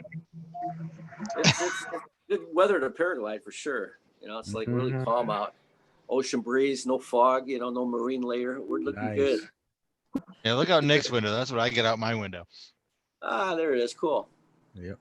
Well, we Nice. had that Friday morning when we opened up. We had fog at our place, and the fog cleared off and just ended up with these like 800-foot clouds. Went like on a 40-mile cross country. Beautiful. Chasing clouds and playing. Oh, it was amazing. Yeah, I love those I had days. that when I went to work last week. I mean, a few days ago. Beautiful. The sun was coming up, and it's like low level fog all over the field. It was beautiful. I got some Mhm. pictures of it. I have to put them on the background or something. But man, that was really nice. You know. I Yep. think is there a way to do that on the iPad? I'm on the iPad. I wonder if I can actually find that and stick one of those pictures on there. You probably can. Nick's got screen sharing blocked right now still. So Oh, Hold on, I'll unblock that for you. yeah, unblock it. Let me see if I can find Okay. it. Oh, I tap on my picture. Gotta how it watch works? what part of your photo album you pop up there. Yeah, I'll show you. There you It was go. really cool. It's A enabled few now. days ago. Let me see if I can. How do you do this? Switch to. Let's see if I can find it. Zoom. What do you click on? More. No. Oh, I'm virtual not sure. background. I got virtual it. background. Yeah, you can do Got that. it. Let me see if I can find this. Okay, let me show you this picture. Let me see if I can find it. Hang on a second here. Oh, okay, here it is. This is good. This is good. All right, check out. Here's the virtual background. Isn't that cool? And my hair is that. There you go. that was the fog. What? I mean, Love that. that's the Springbrook. That's where I always fly over. You know, right Yep. right over all this stuff. That's the Okay. dog park. Yeah, well, Cool. it's not a dog park. It's actually east of Book Road, so it's on the east side, not the west side. The west side you'd see the dog park, but it's like look at that. It's like really pretty, you know. It's like I was just driving to work a few days ago. And I'm like, oh man, it'd be fun to fly on that. It's like gorgeous, you know. Okay. So anyway, that's what that was. So But flying Yep. in fog's fun. I got to Yeah, experience that at EFD. I was up playing in the fog, playing in the clouds, and A lot of fun. It that is. was so cool. That was really cool. In the clouds once, but it was like an out of body experience. Yeah, it was beautiful. Really cool. You got here's another picture. This was in Florida last week, and then we're just flying, and that was at the airport. So that's kind of Nice. cool. So that's another one. Nice. Yeah. But yeah, that's pretty cool. And here's a shot of flying over some cars when I took off from that air park. Look how close I got. That was like just flying. Yeah. Literally when we took off at that field. So just so everyone knows, Pete, this was the when I was thinking about taking off and the building was in front of me. Yeah. And you had to go left or right really quick. This is left. Went left, and this was what he saw. Yeah, but look at all the, Right back, the guys. grass, it's all flat. There's all these places to land right here. It's all cut down, so it's a piece of cake. Yeah. I know, but it was unfortunate that two cars, you know, in the middle of nowhere, two cars just happened to come by. And lucky they weren't a semi, because the semi I probably would have hit the fucker. You know. Damn. The cars probably hit their brakes. They're like, "What the hell's this thing above me?" Look at this fucker go by. Hey, what the hell are you doing? I see the guy's tie in there. I don't know. It's kind of funny, but so that was that. That was pretty weird. And then I think I might have another one here somewhere. I wish I had my GoPro going when you took off. That was a hell of a takeoff, buddy. Oh yeah, Yeah. that was crazy. That was crazy. So yeah, You that should was know better to turn your GoPro off. You always have the camera on. You might catch Mhm. something cool. that was pretty cool for sure. So, and I did have something cool. I had a snake. We were out in Baraboo, Wisconsin, and we saw a rattlesnake, and it went crawling across. Mhm. See that sucker right here. There he is. A rattlesnake. Yep. That's bad. You can see the Mhm. rattles on that thing. Yeah. Right there, rattles. Mm-hmm. He went right across our path. So that was kind Makes of, good chili. yeah, that was pretty scary there. So, but otherwise, it was cool. You know, nice videos, nice shots, flying and everything. And then we got another picture of a snake here. There's a snake in the grass with Pelosi's head on it. Yeah, I don't know. Yeah, she's in there somewhere. Not too Pelosi. Oh yeah. So anyway, that was that. Pretty much it. Other than that, it's just the old flying around paragliders. Sure. There we Awesome. go. Yeah, so that was cool. Oh, can't wait to do it again. You know, and I tell you what's really nice out here right now. It'd be perfect to go fly a paraglider right now. You know, Hardly- Pete, Yeah. I might be wrong about this, but when I see the prop that you have on your smaller motor, the 130, Yeah. that looks like a very thin prop. I've never seen a prop that thin. And I'm wondering if you're not getting full thrust out of your engine. I don't know. It's thin. That's what came with it. You know, and it's E-prop. So, I'll tell you right now, take that E-prop off, go get you a Helix or a Gaddic, put it on there, you get more thrust out of it. I learned that Really? with mine. Oh yeah, a lot more thrust. How What much kind are of- they? What are you running, Nick? I've been buying the Gaddic ones for $220 on Amazon. Okay, maybe I should pick one of those up. I just gotta make sure it's the right size. I mean, Is that right now, carbon fiber? I got a spare prop. I got a spare E-prop. Or the But I Gaddics do- are a 6-bolt setup, so as long as yours has a 6-bolt drill pattern, they'll fit. I But gotta it's look. got to be the right one because they sell more than one. I bought one and they sent me the wrong one. Had to send it back. Not, you know. Yeah. Yeah. I bought one that was made for I want to say it was the EOS 130 or 140 motor, and I stuck it on my 130 and it works perfect. It's the same bolt pattern. It's a 6-bolt, but the E-prop has a 4-bolt, but mine has both platforms on it, on the gearbox drive, so I was able to switch it. Yeah, both- I actually like to get one. I got a wooden prop on that Corsair 180 or 172. I mean, and I kind of want to get a composite prop because the other one broke. So I got this wood prop that I'm using, and I really don't want to use it. You know. I can So- tell you one. I can give you a good composite that's cheap. It won't cost you much more than what his Gaddic did. That's what I'm running. Yeah. A Sky Hero. What size? The What? How, Chinese. They make them for everything. What's the website? Hang on, I'll get it for you. Just Because I'll have to get the size. 'Cause it's pretty Sure. short. It's smaller Sure. than my 130. The prop is You know- actually pretty small. I gotta tell you guys, I've got a E-prop that I had on for not even one flight. But I've got a wooden prop on my top 80 that I run. And the top 80, the prop sticks out past the cage. So occasionally my lines will come down into the cage. And when I had the E-prop on, that E-prop is so thin, it just sliced through the lines like butter. At least now when I have the wooden prop on, it doesn't look nice. Probably doesn't perform as fast as spin up. But I tell you, when my lines go in there and it gets cut up, it never cuts a line. That's one good thing about the wooden props. You rarely cut a line. Yeah, yeah. This The prop, E-props have that little like square tip on them. It's almost sharp. You Yeah, look at well, like I the tell you, Helix props, even in the carbon, are kind of rounded on the edges. They don't ding stuff as bad. Yeah, mine's that way. I like this one. well, the Wooden, E-prop wooden has props, four you're gonna lanes. get less throttle response because of the mass. But you know what? Most people in reality don't notice it. I've flown Helix and E-props and wood props, and most of the time you're not going pop. I need instant power. Even when you're doing 3D, doing aero, Cornfield. you're still wanting to apply smooth power. You're not nailing it. It's only on takeoff and you really like hammer it hard and want it to come up. That or over a cornfield on the tassels when you're going down. Yeah. I posted it in the chat, the main chat. I also put it in here too, and Oh, cool. they got a bunch of different props. China.com. Yeah, it comes out of China. I mean, every prop we buy comes from some other country. It don't matter to me if it works good. What I like about them is they actually have a very slight. They slightly move back, not perfectly straight, so you get just a little more clearance on everything too, which is nice. I've had very good luck with them, is all I can say. Like that, the one you have on yours looks good. I like That's the what look I've of got. it. That's it. That's the prop. That's a 130 on there, and I've had zero issues.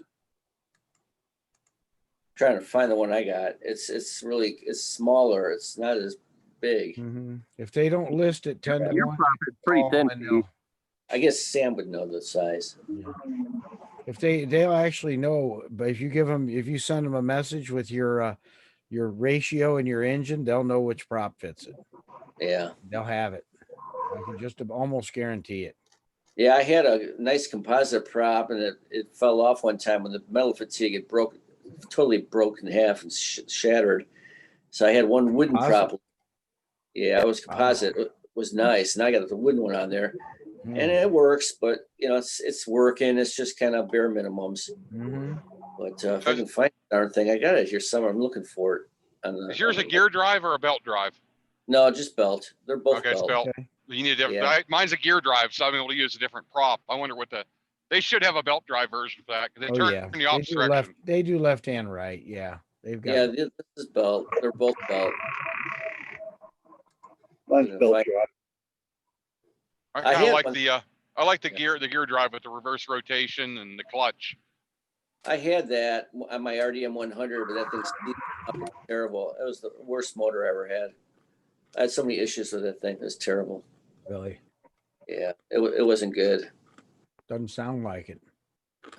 Yeah, it would overheat all the time, and the cylinder would warp a little bit, and all of a sudden it would just seize up, and it would quit all the time. It was just a nightmare. It really was.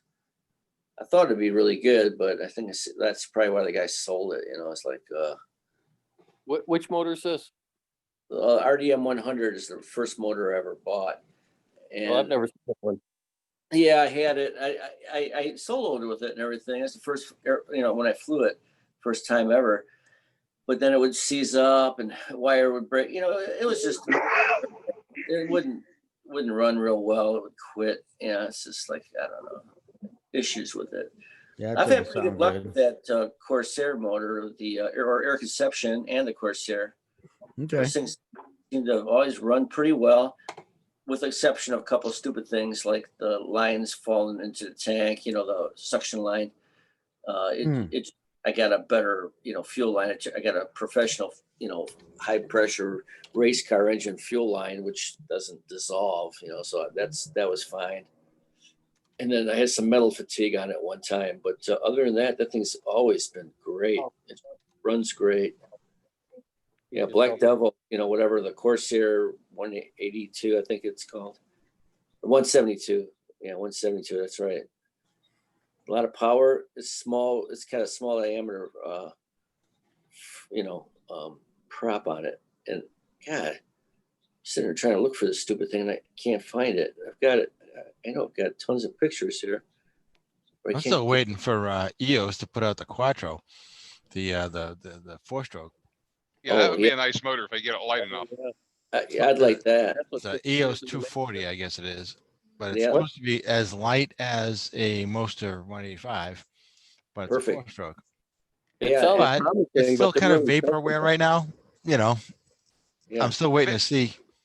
Oh, that'd be If it comes cool. out as light, if they come out as light as 185 and I can find a light frame, I'd buy one and fly it. Absolutely. Paul They're and still those they're guys, still hedging on that. They say it's as light as, but they're still they're still hard in beta.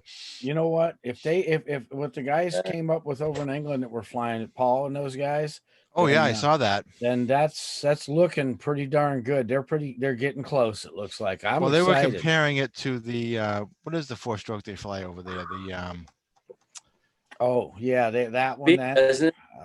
and it's Bentley or I forget the name of it, Dang but it. it was You- far exceeded yeah, the And UK they- 4-stroke. The and they were kind of comparing it to a Moster because one of the guys had a Moster. They were comparing it to. which oh is- yeah, that was it good. was. I think they said it was slightly better than the Moster, and so it was up and down, but it was comparable. But you got to think about this too. The fuel economy on it's so much better. You don't have to carry as much fuel. Oh yeah, and There, it right was alone, even if it weighed slightly more, you could still carry it less was fuel. quieter, it had Right. better fuel economy. It was all in all.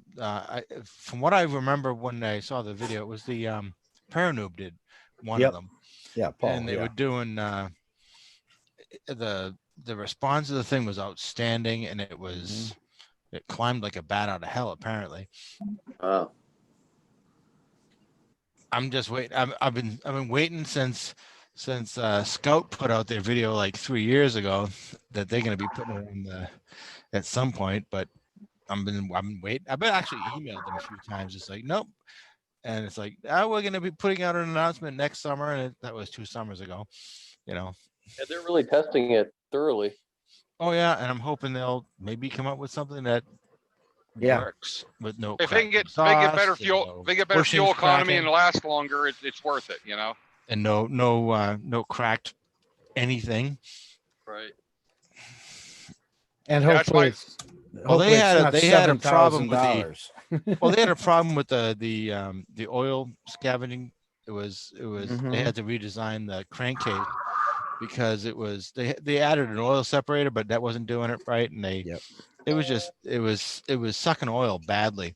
Yeah, that was the early version. It was real bad. Yeah, but I haven't heard a hell of a lot about it since then. I've heard some rumor, but I haven't heard any official statements from them since then. Sure. Problem is every time they find a flaw, they got to redesign it, and then they start from testing, day one again. Mm-hmm. Which is not a bad thing. You're gonna end up with almost almost the equivalent of a paraglider paramotor certified engine for the amount of testing they put in for this thing, which wouldn't be a bad thing. Yeah, it says with a B, doesn't it? Like Bentley or Benting or Bentley or something with a B. Oh yeah, the I'm still trying to. I'm having a brain fart on that now. I know, me too. I've talked about this all the time, and I forget. Yeah, I think it has a B in it. The whatever the 4-stroke they're flying over there. Oh shit! Yeah. If they come out with a 4-stroke, it's more efficient than the Moster, around the same weight, and lasts longer. It's worth it. Well, it would last longer because it's lower RPM. You have less stress in the engine. If it can put up equivalent power levels, the reliability will be theoretically anyway through the roof. The maintenance can be a little bit more, but that's not a big deal. If you can do maintenance on a 2-stroke, you can do maintenance on a 4-stroke. It's not that much harder. Yeah, it's an oil change and plugs and check the valves. I mean, how hard can it be? And eventually, they're going to put out a fuel injected version of this thing, and it's going to be ridiculous. There you go. If they ever release the engine. Yep. I can tell you. Fuel injection will be a game changer. Oh yeah. A fuel injected Especially for 4-stroke. You have a computer controlled fuel injected 4-stroke on a paramotor engine. That'd be awesome. They're going to put everybody else out of business if they can keep the weight right and keep it and make it run reliably. Well, yeah, but you have the computer controlled fuel injection. It's going to run reliable. Mechanical. As long as it holds up. Right. That's exactly it. Yep. I can tell you right now, I just passed this last weekend 200 hours on my Moster. And the only thing I've changed is spark plugs and, of course, the exhaust. See, I've heard a lot of things about the Moster though. I've heard some Who things hasn't that changed an a exhaust on lot. one? I've heard a lot of the problems with the Moster is not proper run up. That's bullshit.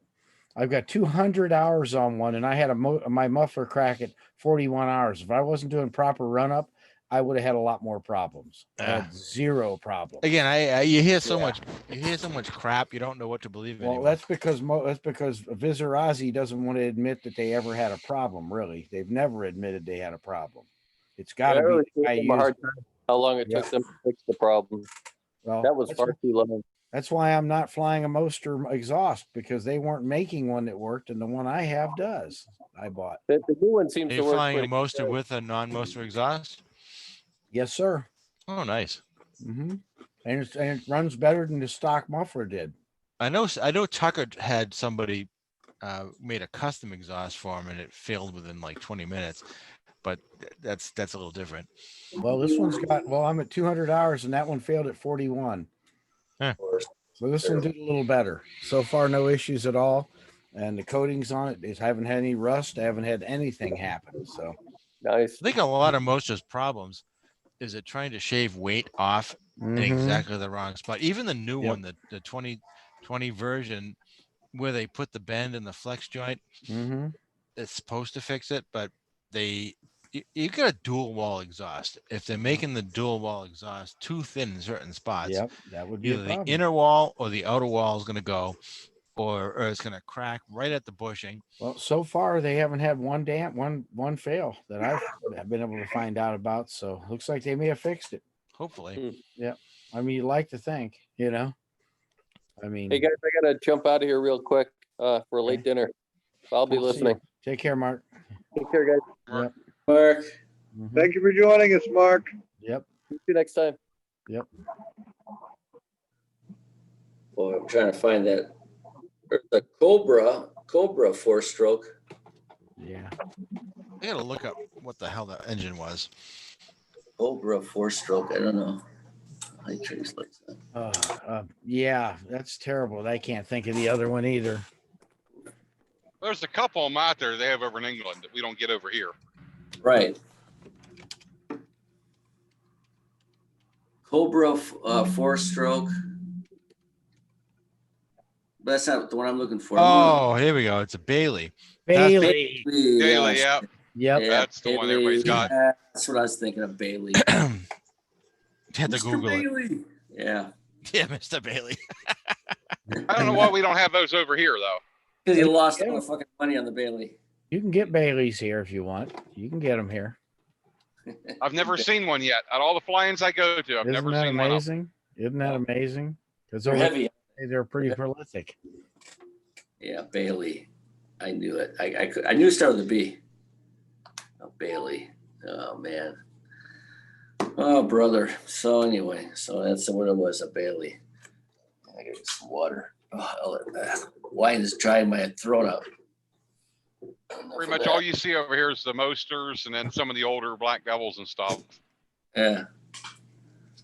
Yeah. I think I'm one of the very few still flying air conception with the original motor. And you got the poor bastards that got the older Blackhawks.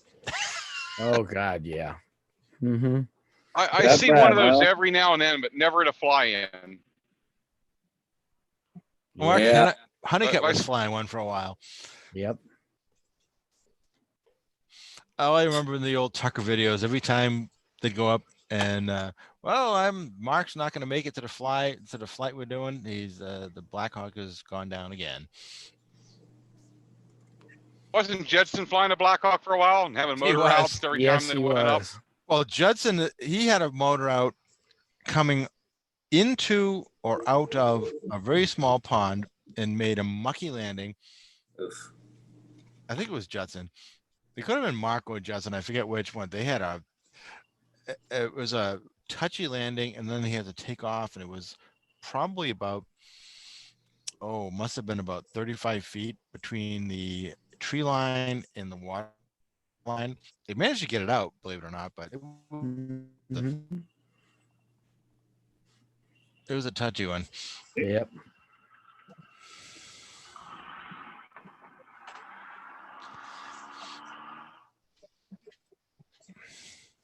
I haven't Yeah, seen some much from Mark Honeycutt lately. He's still over in No, Korea. he's back, and they actually He's has in been putting out. Louisiana. He's been putting out some more stuff just recently. Oh, has he? I haven't seen him.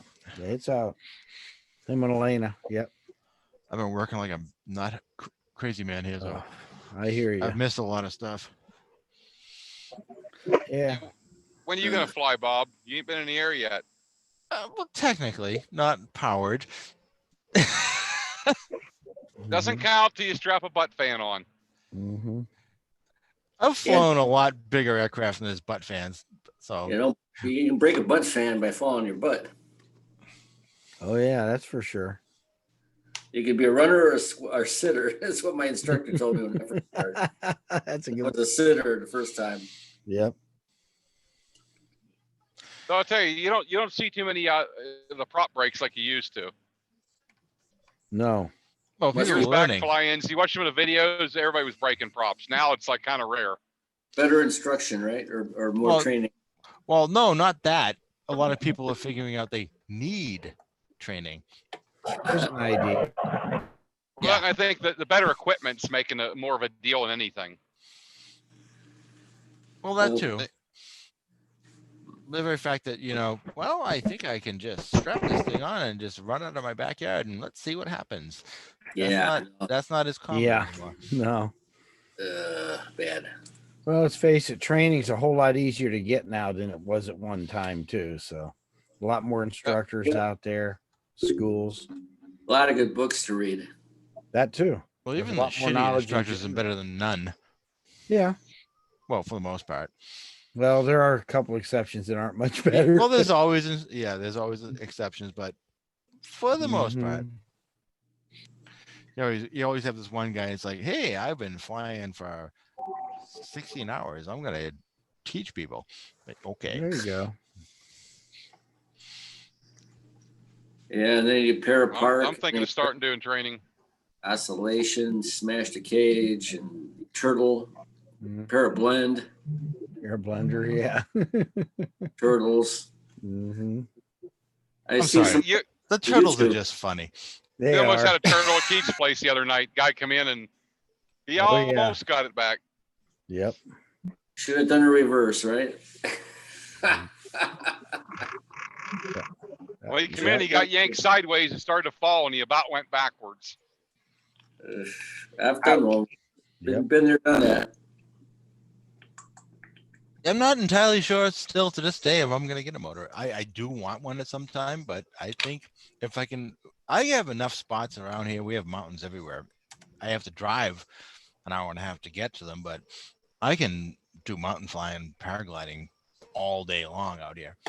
So we're in flatland, but we're, an hour away from non-flatland. Get a motor so you can just land out of your backyard. You ain't got to go drive into a mountain. Yes, I do want one. That's in my wish list, not in my budget, unfortunately, at the moment. Yeah, I hear you. Wait, what do you weigh again? About 200 or 190, 180, 170? Yeah, 10 years ago. This way, he needs a Moster 185 with the biggest prop they make. Or a Simonini. Not quite, but yeah. A Simonini is good. It's got a lot of power. That's what I had. I loved it. But I didn't like the stator on it. It would heat up and it would shut off after 6 minutes, and there's some kind of short in there, and I gotta get that. See, I've been on the COVID diet. And weight shift, and you can release the motor and jettison it if it gets with fire. Can't do that. You had a I'm fresh still on my seafood diet. You had a fresh breeze with soft J's, didn't you, Pete? I did. I had the marks to prove it. Hated that. If you have to jettison your motor because of a fire, that thing. Engine. You're right. You're right. It was quiet. It had a lot of power, and it would give you the Simonini badge of courage marks on your, like shooting Barrett, like 50 cal, badge of courage marks, like burn marks. Yeah, purple marks. Yeah, from having that metal boomerang gets you in there. Kidding. But you could weight shift it, and you could jettison the motor, which is nice if it ever did catch fire. So that's a good thing. But with the gas tank above the motor, you kind of need that thing. Yeah. It was quiet though. It was if quiet. If one of the specifications or one of the pluses you can jettison in case of a fire, it's like, yeah, I don't think so. It's like, yep, give me one that doesn't catch fire, please. Well, they can all catch fire, but this one, at least you get rid of it if it catches fire, which is good. Well, if you I'd got the rather- gas tank above the motor, it's more likely to catch fire than if you got the gas tank below the motor. That Yeah, is the but point. And this though, Simonini, they recommend you use 100 low lead aviation fuel, which is very, very flammable, like race car gas. That's all I run is low lead. I don't run anything but, aviation fuel. Really? The blue stuff? Yeah, the 100 low lead. Yep. It doesn't go bad, That's why I like it. It lasts forever. I don't have to Yeah. worry about if I let the motor sit for 3-4 months. I know I pulled a string, it's going to start. That is true. The Simonini, though, has a Bing carburetor where you can shut the fuel off and let it run dry, and it'll sit for 4, 5, 6 months. You turn it on, and it'll fire right up. That's what I like about the Bing. The other one, the Walboro is kind of like, well, man, I hope it doesn't get gummed up, and I got to pull it all apart and try to start it. Well, you can do that with any carb. You can just run it dry. Yeah, you can also put stabilizer in, which makes a huge difference. I do. Yeah. I try to run it even the wintertime just to fire it up. If it's a warm day, 50 degrees out, and the snow is melting, I'll try to fire it up. Yeah, I forget which one. There's an orange, is a red and a yellow dry gas that takes care of that problem. I forget which one it is though. It might be yellow. I think it's the yellow. Yeah, there's something like that. I put that in there. But it basically binds to the ethanol, so it doesn't, or binds to the water in the ethanol, so you don't have that problem. Yeah, that's why the 100 low lead doesn't have any of that crap in there. It's got lead in it though. You get lead deposits on your spark plug. And Well, if we wait Just change your not spark too plug much more often. longer. Well, Well, yeah, put- that's yeah, any TC leaded fuel. Just change your plug more often. That's all it is. But there are work, and it's still expensive, and it's still rare to find. But you finding the unleaded aviation fuel now. Well, I've got it by my house. I can give it to anybody. If you guys need it, I can easily get it. So it's $3.71 a gallon. It's actually pretty cheap. Not a bad price. Around here, we It's can't get it unleaded. I think They had Nick just- unleaded aviation gas. It's a shame they developed a new They're one. still called experimental Swift- for the most called, part. Called Swift. That's absolutely amazing because it has none of the downsides of the lead buildup and lasts just like the regular aviation fuel. And you can run it in anything. And I wish everybody'd carry it at airports. It would be amazing. They Well, will when eventually. when I had my Cessna 140, it was actually made for the red 80 octane stuff, which they don't make it anymore. They don't make it. Right. So I had to put the 100 low lead in there, which is kind of like putting premium in your Camry. It's kind of a waste of money. But then you had to put the additive called TCP. It's an additive that you can squirt in there. Oh, the octane booster. Well, no, it Yeah, gets it's a rid lead stripper.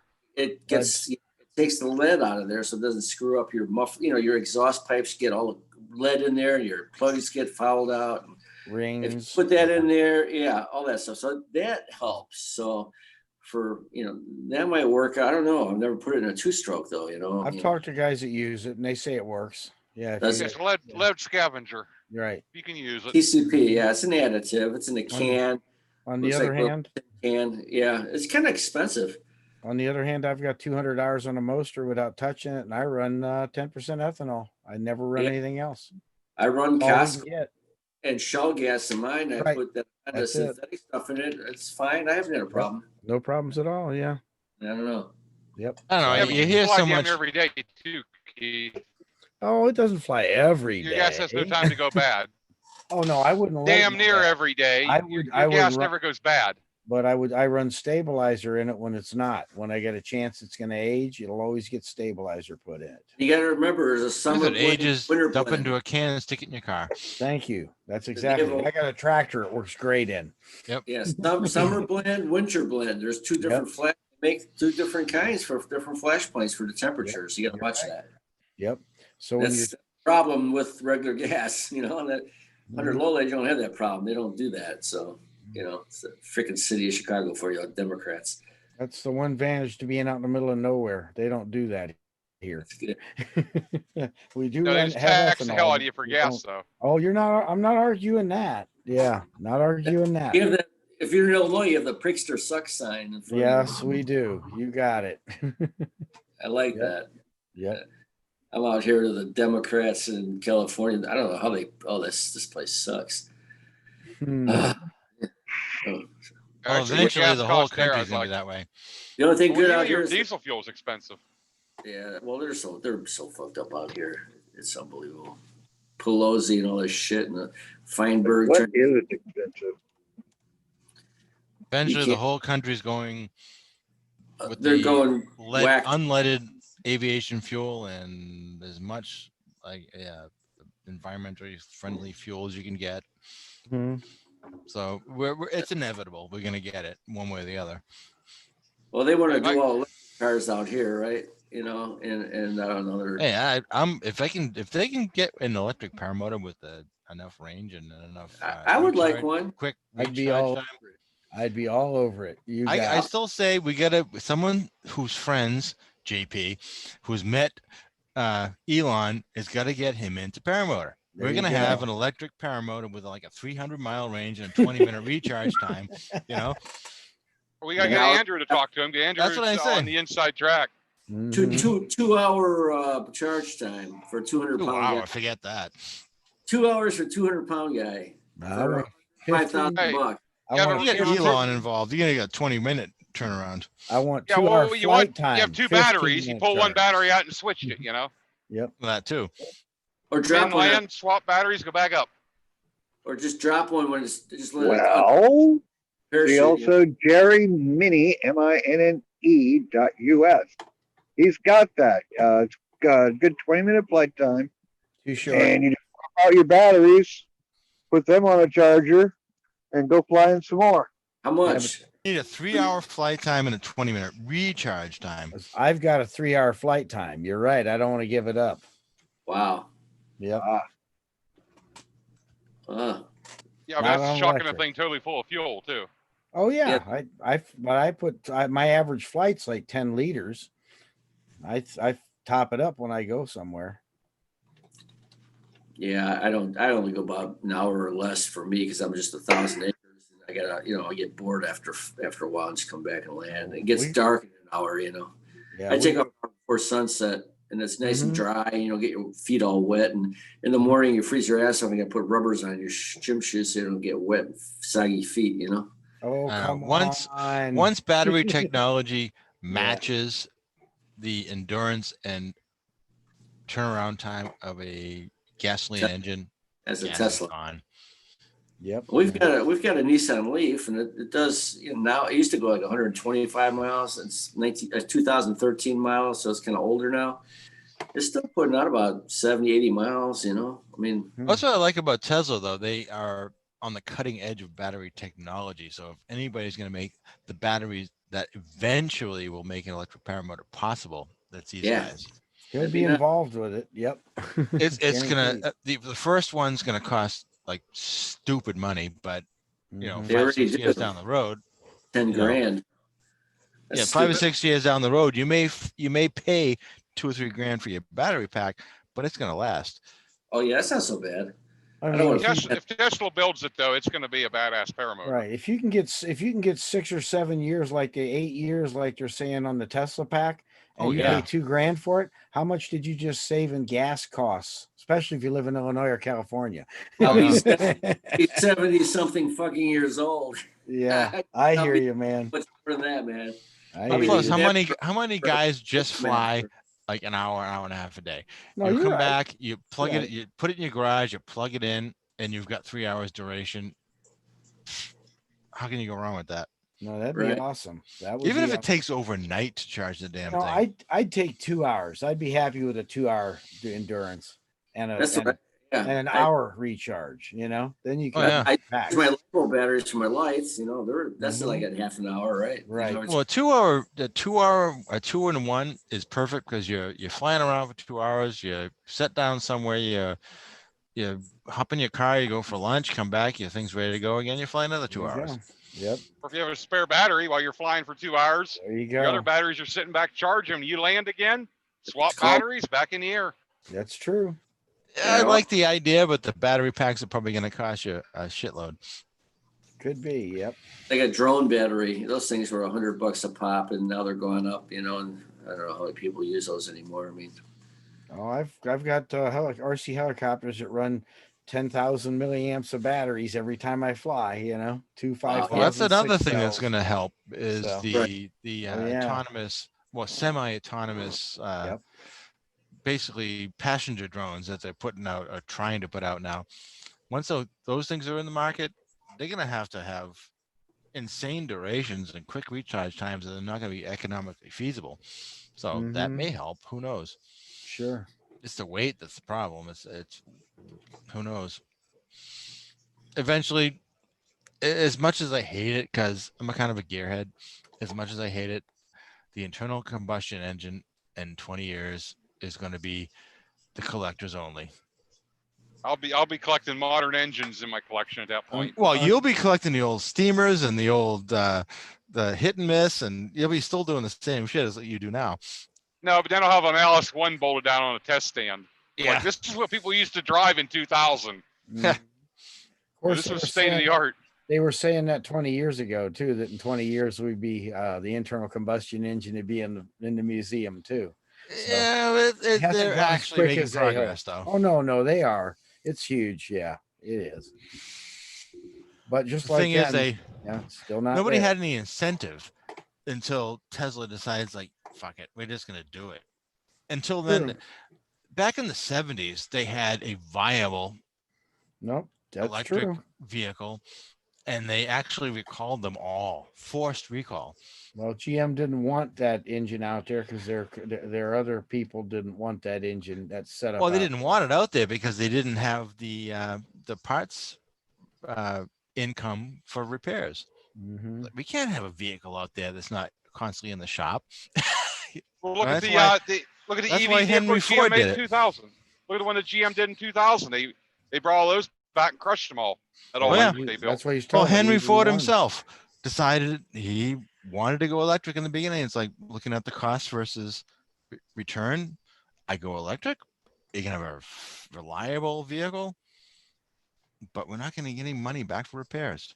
That's You what's go funny. gas. What's funny. We're going to have is all this money coming in for people coming in to fix their engines. Yep. What's funny is the electric vehicle's actually been around longer than the internal combustion car. Exactly. Yep. Oh yeah. The Yeah, first and- police car I looked up was actually And in they- Akron, Ohio. It was an electric Mhm. truck. And what's funny is also they were actually more popular for quite a while because of their reliability. Just what you said. You get in, you flip the switch, you step on the go, and away you Yep. went. But when it Henry breaks your arm Ford, trying to start it. Henry Ford Yeah. mass production, that Oh, Model yeah. T. You got to That's have it. that Model T. It's No. it's the in vehicle. You got to get it. Well, it's cheap. I mean, people could afford it. I mean, electric was never cheap back then. No, Those were- even that's what the problem is now yeah, too. Yeah. Well, look at the Oh, yeah. batteries. They were lead acid batteries in glass Mhm. jars. I mean, What's funny is if you Leno did a thing a while back on one of those, he was talking about, he said, what's funny is he still has the original batteries out of his old ancient antique, turn of the previous century electric car. And he says, I don't use them every day. He says, but they still work. Oh well, yeah. the thing is, How those many big, they're years are big those lead batteries plates old? in them. How Because the old? plates are so wide, they don't go bad. Right. How old are those? And they've been working for over 20 120 years. years. Yeah, 120 Yeah, years, I they think it was. still work. Well, those old lead plates, you put a simple electronic circuit in Oh, there yeah. to zap the plates now and again and remove the Mhm. sulfates, and they last forever. Well, some of those were rebuildable batteries. Actually, they could take them Yeah. apart, refurbish them, and put them right back together again. Oh yeah. Well, you used to be able to pull into a gas station back in the day Yep. and recharge your batteries by putting new Mhm. electrolyte in. Yeah, you just need something that doesn't have the lead that weighs so much. Some other metal that Mhm. would work. That's it. Exactly. See, That's the I think big Pete's problem. old enough to Pete and Keith are both old enough to remember you'd be able to pull in and get new electrolyte for your batteries. We could do it. Oh yeah. Mm-hmm. I The do thing the is, golf. like, the old batteries. I've got a bunch that come out of a telephone switch gear, and they're big, huge glass Deca batteries. You can take the bolts Yep. out, pull them apart, clean the plates, put them back together, add new acid, and they keep running. And most Mhm. of those are built in the 40s. I still have some in the garage I use. There's nothing wrong with them. I mean, they just last. That's cool. I mean, compared to the batteries they build today that you can't get a year out of them. Sometimes that's true. Yeah. Well, the only problem with the modern battery packs is you need ridiculous current draw as compared to what a lead acid battery can put out. And because of the high powered electric motors they have these days, the older electric motors, you didn't have to worry about like insane current draw. The modern batteries, they have cooling issues and everything else. You couldn't possibly cool a lead acid battery pack Or the get way a you run, do a a thermal runaway. lipo pack. Yeah.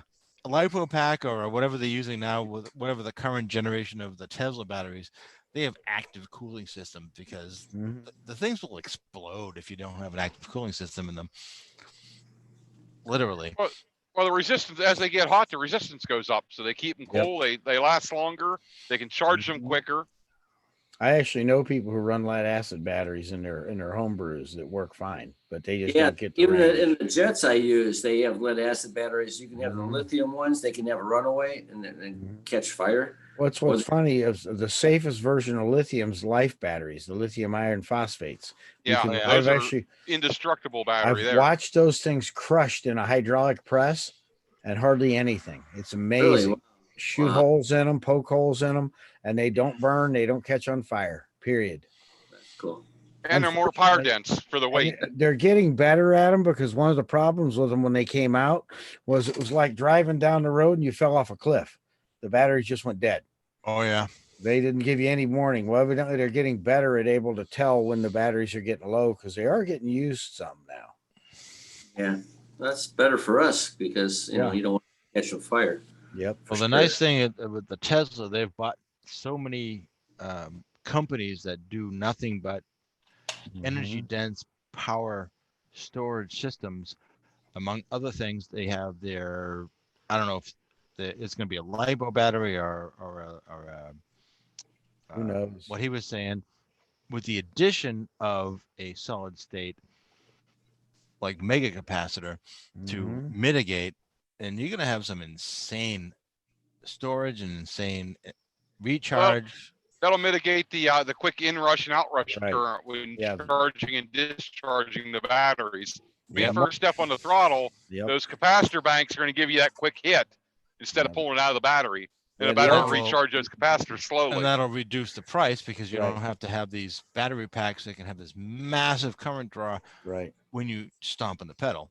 You have the capacitor bank that can handle that, and then the Yeah. battery And recharge the what's capacitor funny is bank. the capacitor bank doesn't care how fast you discharge it, doesn't care how fast you charge it. Nope. It's amazing. And how low you discharge it.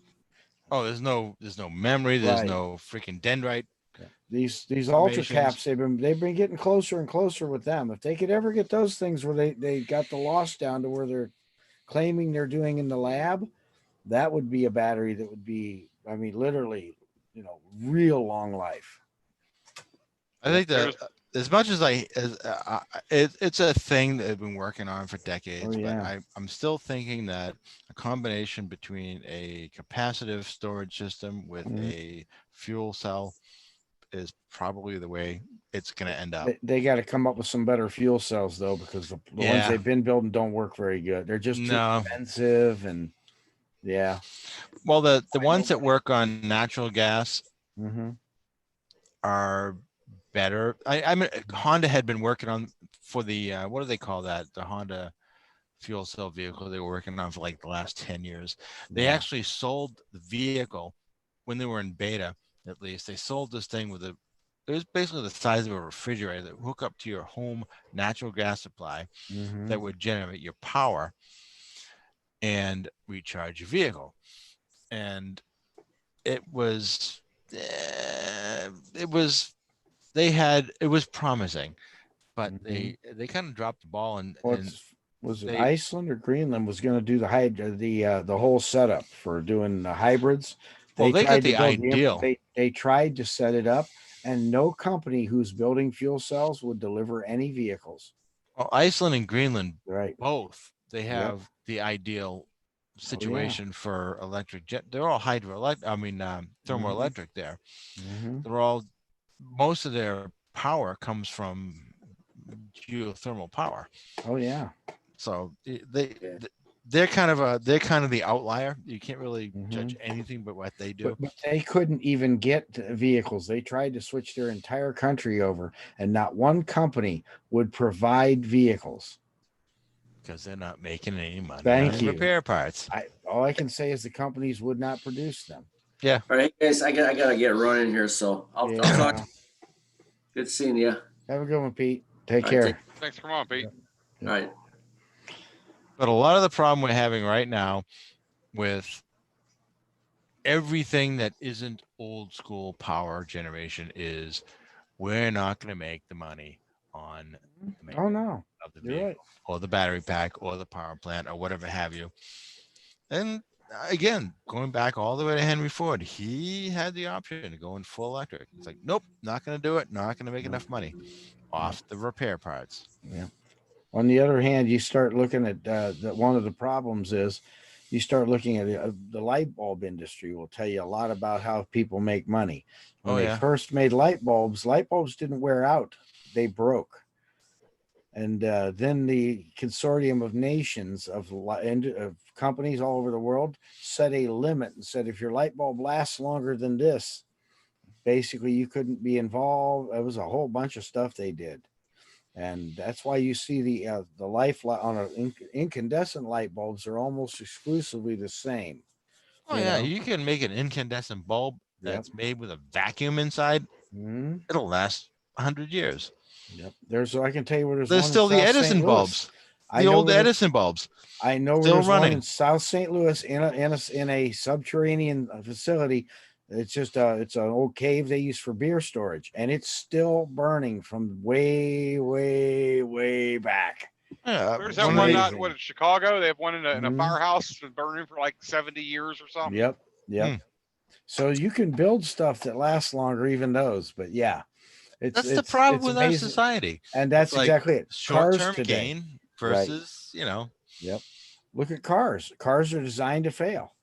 Like you're saying. I mean, if they they're designed to fail. My first car, I retired that beast. It must have had, I did some, everyday maintenance on it, and I'm above average as far as maintenance goes, but still, I retired that old beast when the frame started to go. The engine had almost 500,000 miles on it. I hear you. My current car, no chance. Yeah. No, I don't think so. I still do the same maintenance on it, but I probably have, I think I have 250,000. And it's ready to go. Bye-bye. Yeah. And I as much as I like to, I'm the kind of guy who will take a vehicle. I will run it and keep it going and run it and keep it going and do all above average maintenance until it dies. I'll repair it and then run it another 200,000 miles until it dies. And then and just run it until until the frame is not viable anymore. At that point, I'm not a frame guy. I'm not the kind of guy who's gonna, rip apart a frame and, refurb a frame, because it's just not worth it at that point. But my old car, I had an old, and this is going back, a 1977 Buick Skylark. Okay. And that thing, on top of being a hoot to drive, because it had a 354 barrel on it, and you had a hurdle gear that when you step on that gas, it threw you into the back seat practically. Friend of mine retired his 1970, I forget what it was, Delta 88. Oh yeah, my wife had one of those. Over 450,000 miles before he finally decided it wasn't worth the repairs. And my wife had one of those. The only reason it's retired is because she had a slick of black ice and it met a tree. That'll do it. That'll do it. But that thing was a tank. Oh yeah, that Delta 8s, they actually banned those for the demolition derbies years ago, because guys would get them things and run them year after year after year and kill every other car with them. And I remember they were accusing them of putting frames in them at one time, and they found out they weren't doing anything to them. No, they're just tanks. Yep. They're like totally banned in demolition derby. just because of that. You can't Yep. kill them. Yep. But that, my God, that car, she drove that thing for like 2-3 years, and it was a beast, and frankly, it was a gas guzzling beast. But you Mhm. could not kill that old beast until you hit a 4-foot diameter oak tree. But That'll do it. Yep. that'll do it. Yeah, what about 100 mile an hour? Actually, 35, but black ice and bye bye. Yeah, you slide should- straight into an oak tree and I Because just she had bent the the frame point- up a little bit. The motor still ran. Oh, actually, it did. Mhm. The frame was trashed. The motor is perfect. She had this, like, she tells me to this day, it's like I had this flash. It's like black ice, the car's going this and that and this and that. It's like telephone pole, oak tree. Do the pole will move, the oak tree will not. Nope, that's If true. you hit the pole, you've been replacing a few fenders and a door and been driving it still. Right. Yep. Yeah, oak trees tend to be the immovable object. Yeah, the big To ones. this day, we drive down that road and my wife says, tree. Yep. Yeah, good back in the day. I missed this one. Actually, had Nick Griffith had posted in the chat. They were talking about the Baileys. It's like, Percy says, like, Bailey Irish cream. It's like, Baileys are heavy. I think I've only seen them in trikes. It's like, nope. I've seen them Well, in quite a few paramotors. Paranoob flies it every time you see him fly. Oh, yeah. Yep.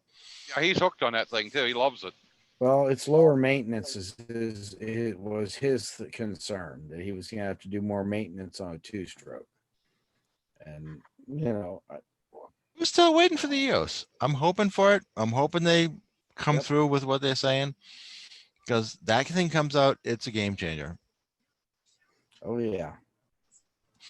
Yeah, it would be nice. I would definitely want one if the price was not, like I said, $6,000 for the engine by itself or something.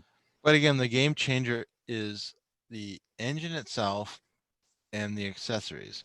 If your exhaust is cracking or you're blowing bearings or, whatever, it's trash. That ain't no good. Right. Or if they're having oil scrubbing problems like they were, I think they've solved that at this point, but they've been so careful.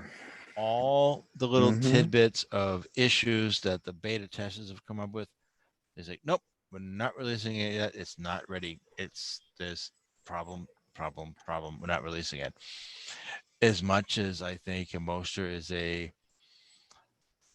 probably the best of the best at the moment, it has major issues because this is our new engine. We're going to pop it out. Oh, sorry. This is the 2019. We fixed this. Nope. This is the 2020. We fixed it. And I think they actually may have fixed it finally, but that's beside the point. They Hopefully. want to restart. They want to restart all their testing over again and make sure it's fixed, so they don't release it and have another Maserati issue. Because I don't want their engines to be stuck with the stigma that, oh, they just released this and already they're having cracks or oil scavenging problems or whatever. What do you think of when you think of a Moster? You think of a Vizarazi crack pipe. Oh yeah. I mean, that's it. That's it. Yep. And that's why my the MY20s, and they had a problem with the Atom 80 with the icing in the carburetor. Yeah, and the icing and the bracket for the muffler. Yep. Well, plus they seem to rush them out, I guess. Yep. Yeah, the 80s, I heard a lot of the problem was the pickup tube was they fucked up with in the fuel pickup tube. In the carburetor, so there was the whole carbureting carburetor icing down. and everything. The carburetor was just messed up completely, but they had problem with the pickup tube failing, and they had problem with the carburetor icing, and they had all kinds of weird problems. Plus, they had some problems that I've heard from other people that I haven't heard enough about it to. Right. Well, I've heard enough about the icing in the carburetor. I think that was too small of a carburetor throat. Yeah, probably.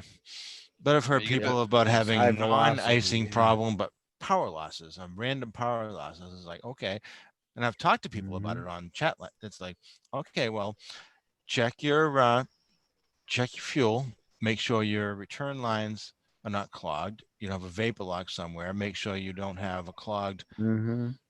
You always have to have your vent line on your fuel tank. Make sure that's not clogged. Make sure I've gone over like 2 or 3 dozen things. It's like, nope, none of those are a problem. It doesn't work.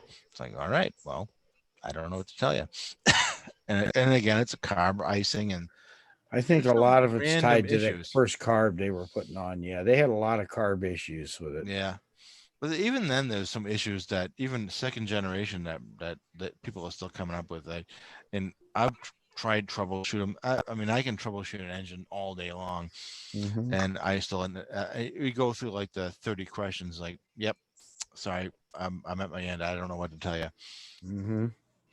Then again, we had a powered parachute a friend of mine had with a 503 Rotex on it, which is probably one of the most prolific two-strokes out there and just Oh, yeah. super reliable. That engine would just not start. And if you got it started, it ran perfect. Idled good, throttled good, full power good. That engine I went through and thought I had it fixed. I flew it, couldn't make it act up. He got out there, it wouldn't start. 2 days later, it started right up for him. Then he ended up, okay, fine. I'm taking the engine off and sending it out, just having it totally rebuilt.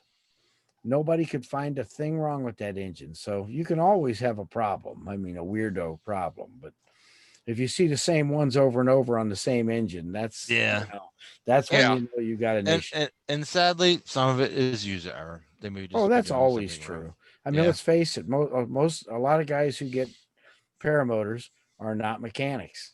Oh God, no. And you're going to hand them a 2-cycle and say, "Go fix it." Yeah, you're going to go have fun running this. When it shows up at their door, instead of not necessarily picking it up at a dealer that's already flown it and everything else.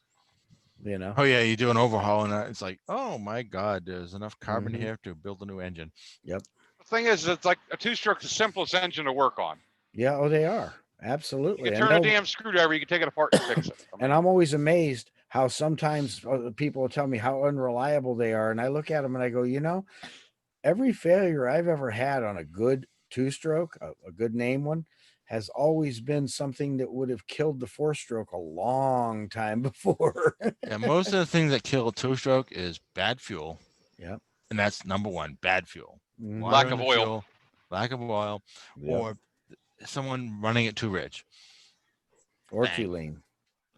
Well, too lean, I meant, yeah. Yeah. Yep. You run it. Yeah, too lean is a problem. Too rich isn't very rarely a problem. Well, but they'll run it they too don't run lean. too rich, it's like, they die. Yeah, otherwise, like, oh, I tweaked this thing so it's like they always read this old school shit. We used to pop a motor on and you'd tweak it until it runs its maximum RPM and then back it off at touch. Two strokes you cannot do that with. Two strokes you want it full speed, back it off like a half turn until it runs. Depends on the engine, but yeah, you can't. All of them you got to back off more than like an RC model airplane engine. You do the little bit back off. But most people, some of the people that they don't know what they're doing, they'll just run the thing. Well, I want to have this thing running at maximum efficiency. Was like, I think if you run it and you adjust the carburetor till it's running at its peak speed, it's going to run at its peak of performance. Like, no, it's going to burn out. Melt. Yeah. Yeah. Unfortunately, they produce the most power right before they melt. Yep. Yep. Yeah, if you're running them that lean but are making tons of power, there's probably going to be a hole in the piston not long after. Yep, you got that right. The funny thing is, go ahead. I got to be up at 5 a.m. I told Nick I'll get on more, but I got to not stay up so late. So, yeah, as long as you get on more, I'll let you go early. Oh yeah, no problem, Nick. I'm gonna try to do a show sometime this week while we're at the fly-in. Okay, sounds good. We'll send you guys some videos from Purton's, not Purton's, from Nate's this weekend. Okay. Yeah, I've got some to send up there too of it. I just got to find good internet to upload them. I hear you. So much to upload right now that I have not got uploaded. Where are you now, Nick? I am where am I at here? I'm on Route 40. I'm looking out of it. It's raining pretty hard right now. I'm having to look at my map that's moving in front of me. I'm just outside of Knoxville. Ooh, sliding around a little bit there. Ooh, Oh, not good. Hydro. Pay attention. Yep. Yeah, my truck's like driving a hydroplane boat. You got to push a little rudder every now and then. Okay. Well, have fun. Be careful, Nick. I will. I'm going to You- you- probably sometime soon take a stop at a truck stop, get me a shower. Mhm. I want to go over, make sure everything in the trailer is staying put. There you go. 269 or 369. 369? Yeah. Where's that at? You made it to Knoxville I'm at yet? the, I'm at the Or is 374 Knoxville- right now. Oh, you passed it already then. Oh. Well, guys, have a good night. Take care. We'll talk to you guys later. thank you. Yep, you bet. Okay. Yeah, Thank you for I'm joining us, lazy. Keith.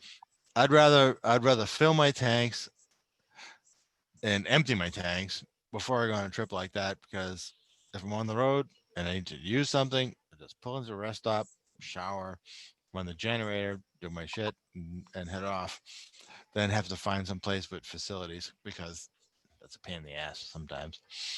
Well, I don't have facilities in the paracamper. I got a shower that hangs on the outside and I can set the tent up, take a shower, but being it's raining like hell, I'd just rather hit a truck stop, get a shower, and I'm waiting to You- find cheap fuel again. I got about 40 gallons left on board here, and I want to See, refill we're my gonna tank. set you up. We're gonna set you up. You can put a 40-gallon gray tank in that thing, and a little propane shower in that thing with a 20-gallon, 30 I got a gallon propane fresh shower water. hangs on the outside. I have a propane on-demand shower hangs on the outside, and I've got 20 gallon of water on board if I need to use it. But I have to set the tent up to use the damn thing, and But yeah, you got to get like a 35-gallon gray tank too.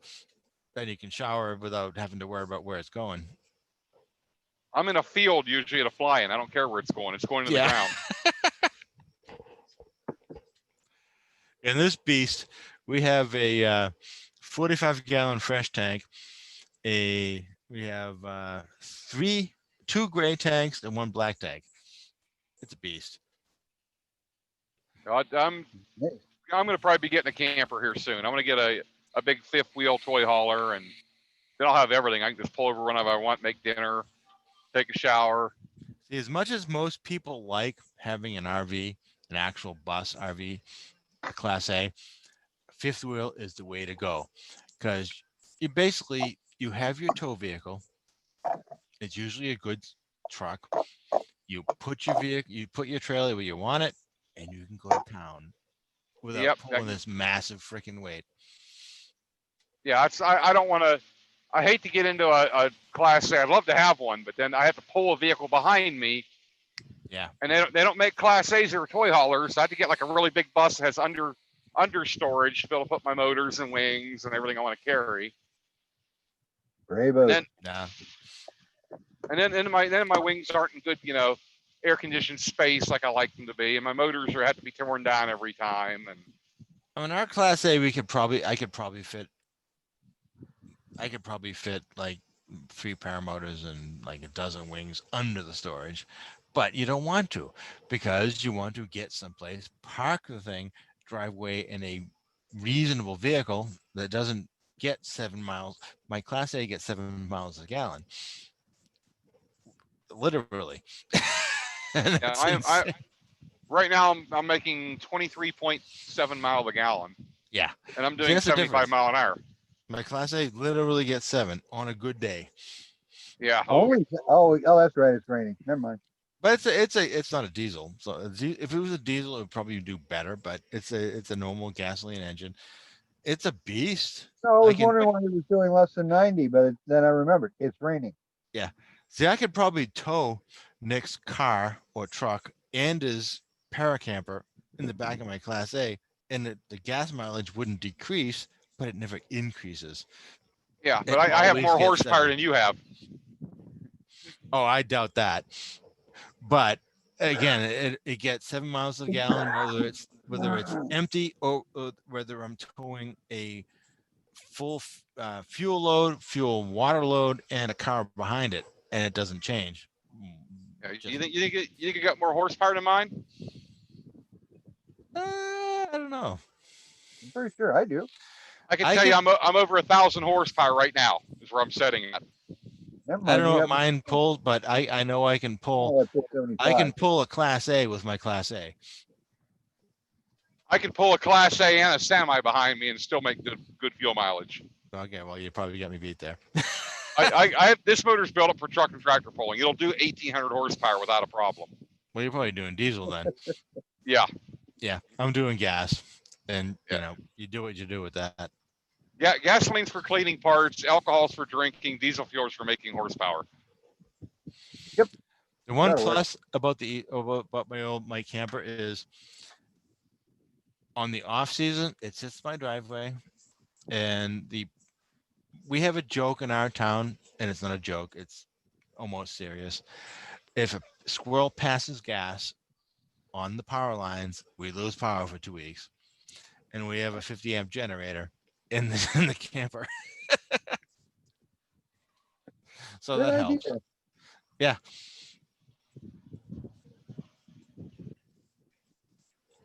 Nick Griffiths, Diesel Boy. I like diesels. They just run forever. Yep. I got 297,000 miles on this truck right now, and it's still pulling. Well, that's another thing with diesel. The mileage is not even comparable. The miles on the engine, not the mileage per gallon. Yeah, you hit 500,000 miles on these motors, you think about putting new injectors in them and maybe freshening the rings up. 500,000 miles on that, you think like, oh, this is brand new. Yeah. I'll tell you, I had to head off about 60,000 miles ago, and the cylinders still had the hone marks in them. So that Nice. tells you something there. Yep. So when are they going to be able? Why can't they make a two-stroke engine for paramotors that's as reliable as a diesel? I don't get it. They make diesel paramotor, believe it or not. They make not paramotor specific, but they do make diesel two strokes. Yeah, if they Small. made a diesel paramotor, you know I'd have one. Oh yeah. And it would have a turbo on it and be turned up, and I'd be blowing black smoke going through the air. Rolling coal. Yeah. Nothing like rolling coal in a paramotor. Trust Flying me. coal. There you go. But If they there are a make it, few. I will fly it. There are a few though. I've seen them. Got you beat. But again, they're hard to find because they're rare. Because everybody wants a normal gasoline engine. I know they make Mhm. diesel motorcycles over in Oh, yeah. England. Cool. And they're actually Well, very efficient. Well, the plus of that is if you run out of fuel, just carry a couple coffee filters and pull up, local McDonald's and say, hey, drain your French fry oil into my engine, and off you go. Yep. Then you get hungry riding it though. You smell that exhaust, and I knew someone who used to French do fries. that, and it does smell like French fries. yeah. It's kind of I used to make biodiesel for years, and I had a Volkswagen Rabbit pickup. I ran it in, and no one liked to drive behind me because you got hungry if you drove behind me. It usually smelled like French fries or hot wings, depending on what I was using that week. I'll take the hot wings. Sure, why not? Oh, it was crazy. I just love using it. I'll take the fries. Fries are fine. That's the one thing I'd love to get an actual. The passenger vehicles don't generally do diesel. Everybody's like, oh, diesel's so expensive and blah, blah, blah. It's like, but you get so much better mileage. You can burn anything you freaking want in the thing. If you want to have biodiesel, fine. If you want to buy French fry oil in the thing, filter it. It's going to burn. It's going to run. You want to run gasoline, diesel out of the pump, fine. It's going to run great. You don't have it. You have so many freaking options. You buy a gas powered engine, you buy, your 87 to 93, that's it. And you're going to be stuck with it. You're going to buy gasoline, period. And you have a fuel that goes bad, where diesel fuel, as long as you treat it right, lasts damn near forever. As long as you Diesel get it fuel too lasts cold. damn near forever if you treat it like shit. Or you gotta keep with diesel fuel. You gotta be careful. You get moisture in it. It grows black bacteria in there. You have to worry about that. I've seen diesel that people have stored in the barn for 20 years, stuff it into their freaking tractor, and it still runs. I don't know if it's a tractor or the fuel, but it still runs. Gasoline, you're sticking in there for 6 months, and why won't my engine start? There's nothing explosive left in the gas. It's all freaking heavy oils and garbage at that point. Because all the volatiles have turned to gum and stuck to the sides of your carburetor. That's why I like avgas, because it'll evaporate away. They won't leave no gum or garbage in the engines.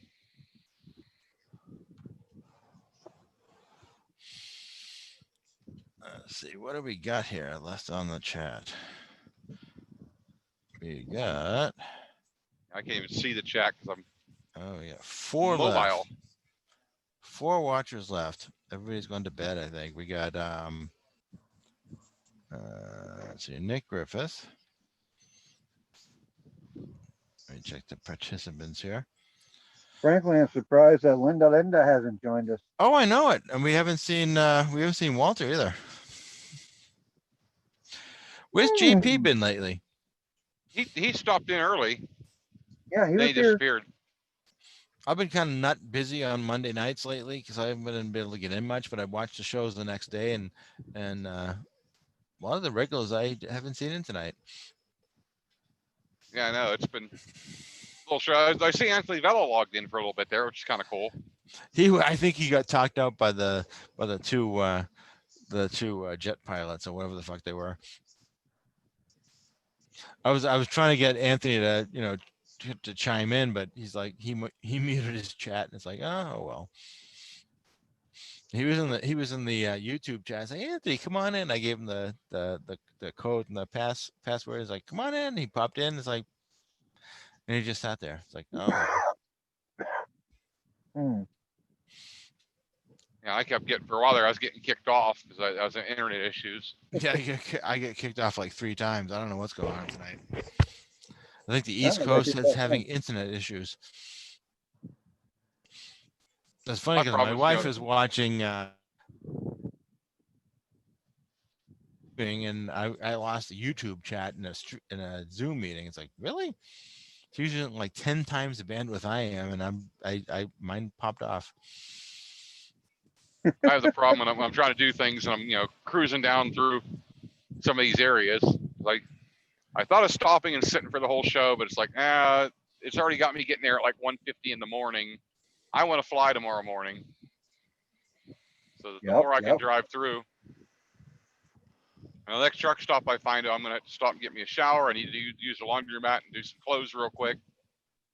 I'm starting to run low on clothes. That's the one thing I really would like in my trailer, a freaking laundry.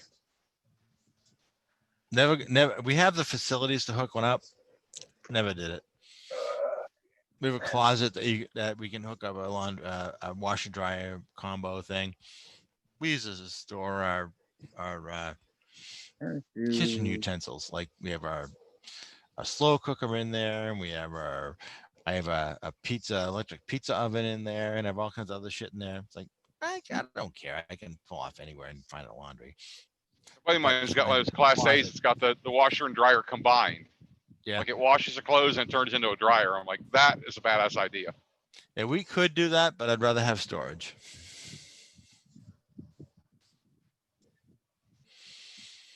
And this thing's a beast anyway. And we have so much storage in this thing, but no matter how much storage we have, we always have more shit than storage. Just Nick, 417. Huh? 417. 417's the next truck stop? Yeah. Got your choice. Love's, Pilot, or Speedway. I don't think Speedway has showers.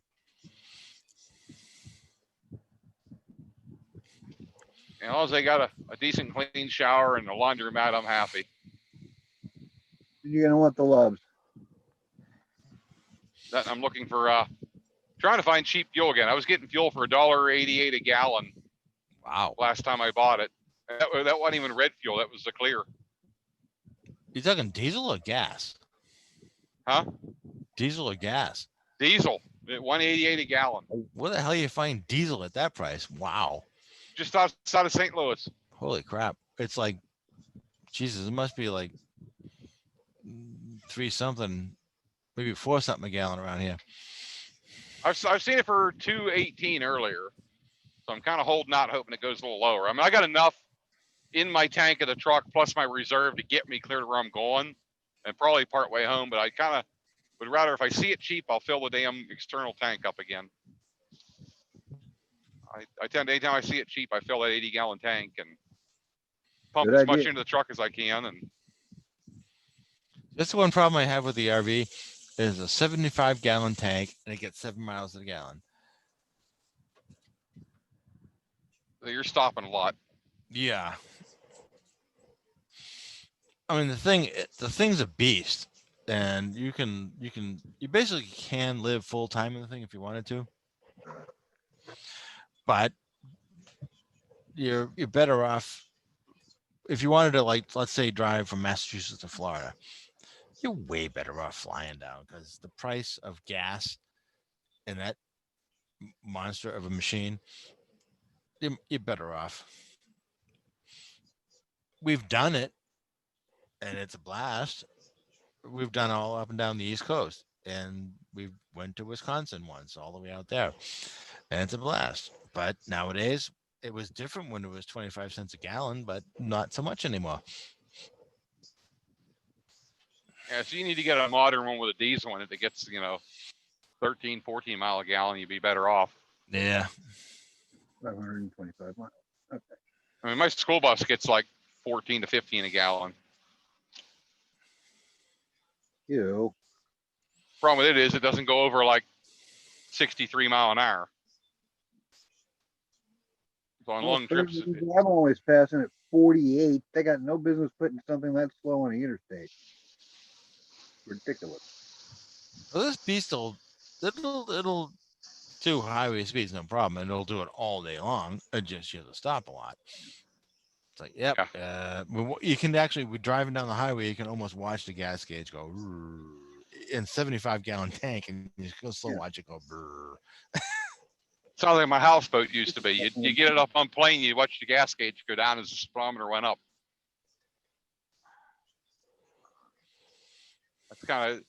That's the thing with this truck. You have to be careful of. I have to look down every now and then to make sure where I'm at on fuel, because I'll drive for 5-6 hours and I still got half a tank.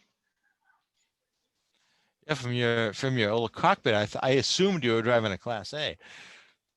Nope, this is the Dirty Max.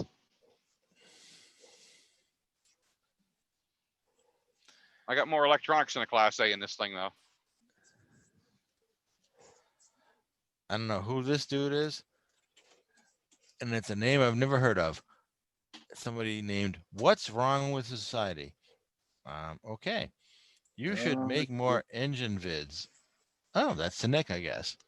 Yeah, I'll make some more engine vids. I've got, I actually have some I need to release yet. I haven't put up there for a while. Yeah. So, man, make a comment on Trump. I'll tell you one thing about Trump. I've seen tons of Trump supporter signs all over my trip so far. Cool. Yeah, but most people say that Trump either does a comb over or he's wearing a toupee. That's not a comb over. That's not a toupee. He's wearing a tribble on his head. A tribble. I love it. Trump shell. Tell my wife. Said, crazy Uncle Bob saying that Trump is not wearing a toupee. He's not wearing a comb over. A comb over. He's wearing a tribble on his head. Perfect.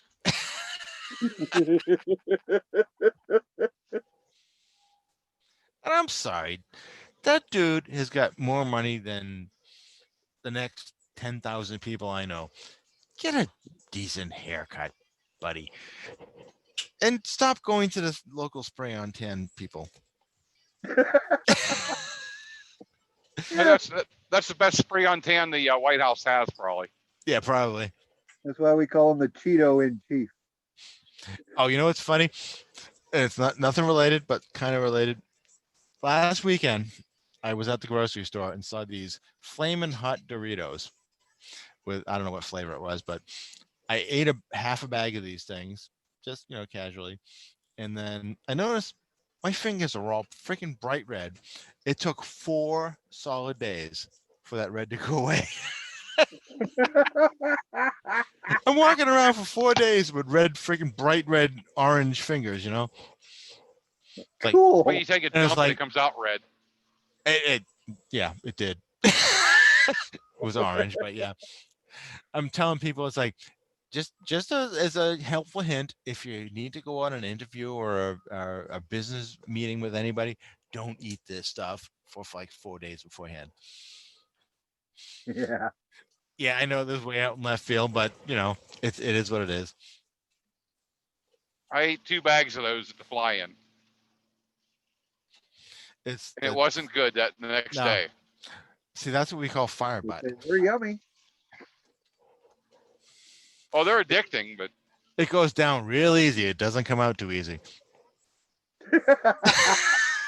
Yeah. it didn't help. I was eating burritos and a bunch of other stuff at the same time, and drinking beer, and Yeah. Did Leah ever show you up? know, no, Leah wasn't there. Damn. She might wind up the up Rebel Field. I wouldn't surprise because it's so close to her. She's a hoot. I have yet to Don't forget talk to her do the- at an the, actual little event. Fireball Shooters trail thing. Yeah, you talk to her in real life, it's crazy. I've talked to her on after shows, and she's a freak. She's a hoot. She's in better after she's had a bunch of Fireball at a fly-in.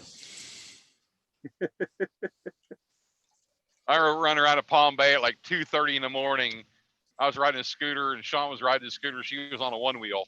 We're just cruising around talking and hanging out. Alcohol wasn't involved.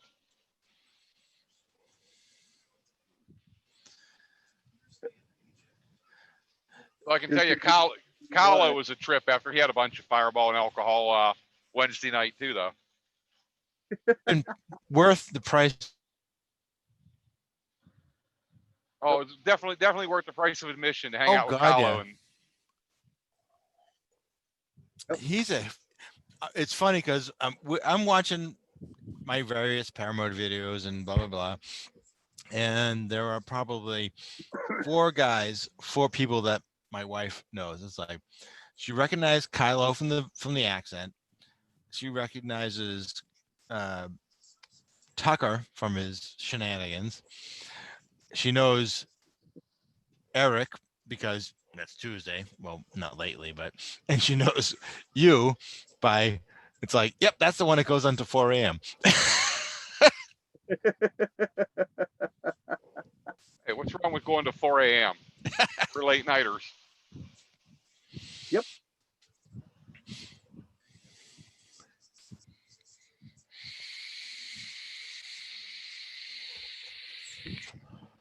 Sounds like you're doing a bong rip there. Yeah, no shit. You gotta let it gurgle a little bit. Hey, one of our friends here had sacrificed his quote unquote daughter this weekend. He's been growing her for the last 2 months, and the buds were perfect, and it was time to sacrifice. So he spent like 2 hours sniffing buds and doing all of this stuff. I was like, yep. And we could smell it. This is in a campground, mind you. And I could smell it in my trailer, and his trailer is 300 yards, 400 yards away. And I can smell it. Nice thing about Massachusetts is you can grow it here now. Yeah, and you can smoke it too. Oh yeah, right out, no problem. Oh, I see Walter. Walter Pryor. Let's see, he's in the chat. Time to get his ass in here. Walter, get in here.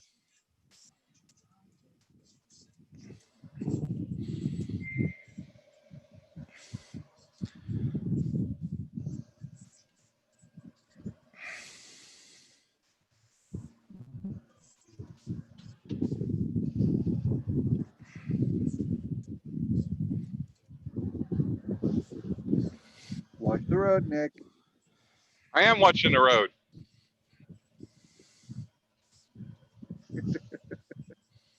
Just looking around a little bit here. Uh-huh.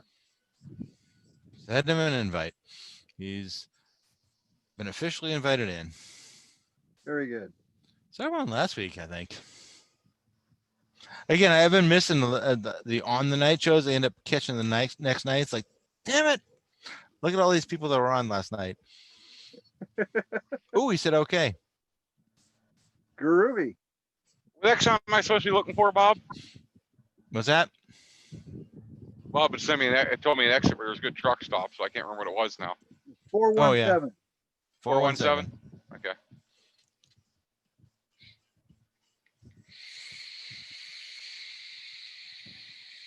398, so I got a little ways to go.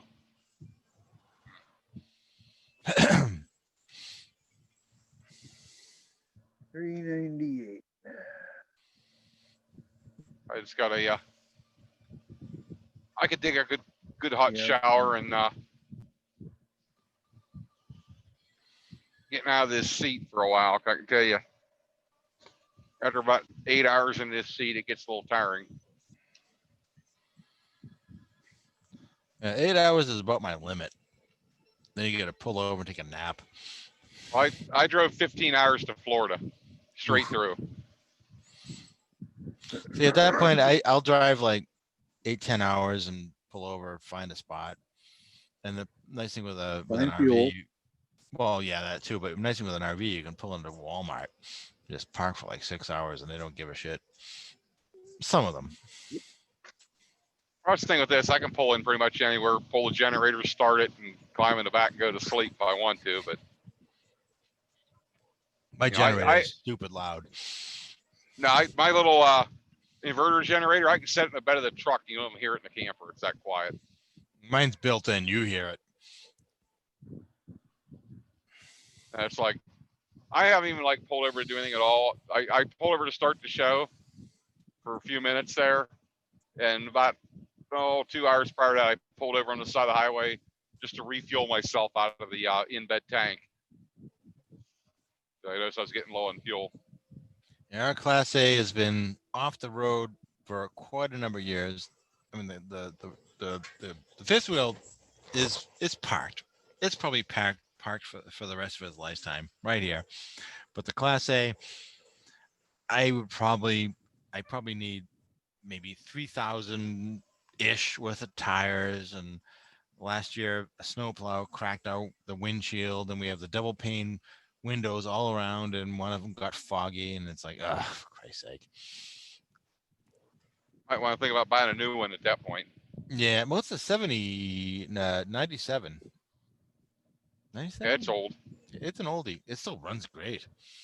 For someone that was gonna camp local and run it back and forth every now, that'd be a good machine. But man, you got to put a lot of money in that thing to be doing like big cross countries with it again. That thing's been from here to Florida and back several dozen times. It's got a lot of miles on it, but the thing that killed it is the double pane windows. And I don't know. I even know how the snowplow guy we had last year? I think it was in winter before last. Just parked in the driveway, and we have a snowplow guy that comes in every winter and does our driveway. And it was like 2 weeks after the snowstorm when there was big ass crack in the windshield. It's like, oh fuck. And it was one of those storms we had like maybe 6-8 foot drifts. All we can think of is the snowplow guy pushed the snow up, and there was a rock in the pile, and it did its damage. All it takes. Yep. One little chip. There's Walter. There's Walter. Walter. Good night, Mike.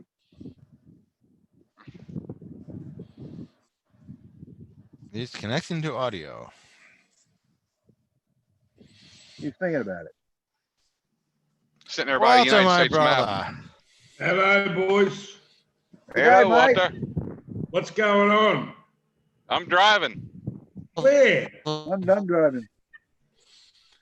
I was You're telling the done wife, driving. Walter's on. Where you going, Nick?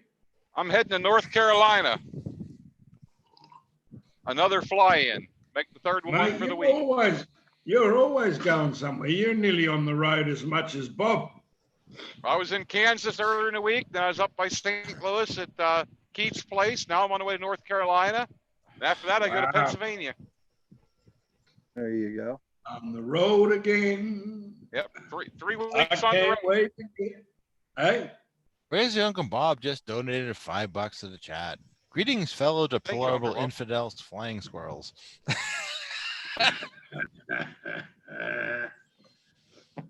Bobby gets around, mate. He's like an old tart. He gets around a bit. A little bit. Don't you, Bob? A little bit. I try. I think I've probably drove more than Bob this past few weeks. I don't know about Oh, that. Yeah, That'd be questionable, but okay. he's on the road every day. I don't Yeah. think you're gonna beat that. Now, he spent a couple days parked. Nope. All right. Hey, Bob, did you go flying? Did you get to fly on the weekend? No, I did not. Nick did. But no, I got to the endless foot drag over there in Fredonia, Kansas. And 3 minutes after I arrived, they kicked me out. What? Yeah, I'm too ugly. Bloody hell. Nick, what did you do about that?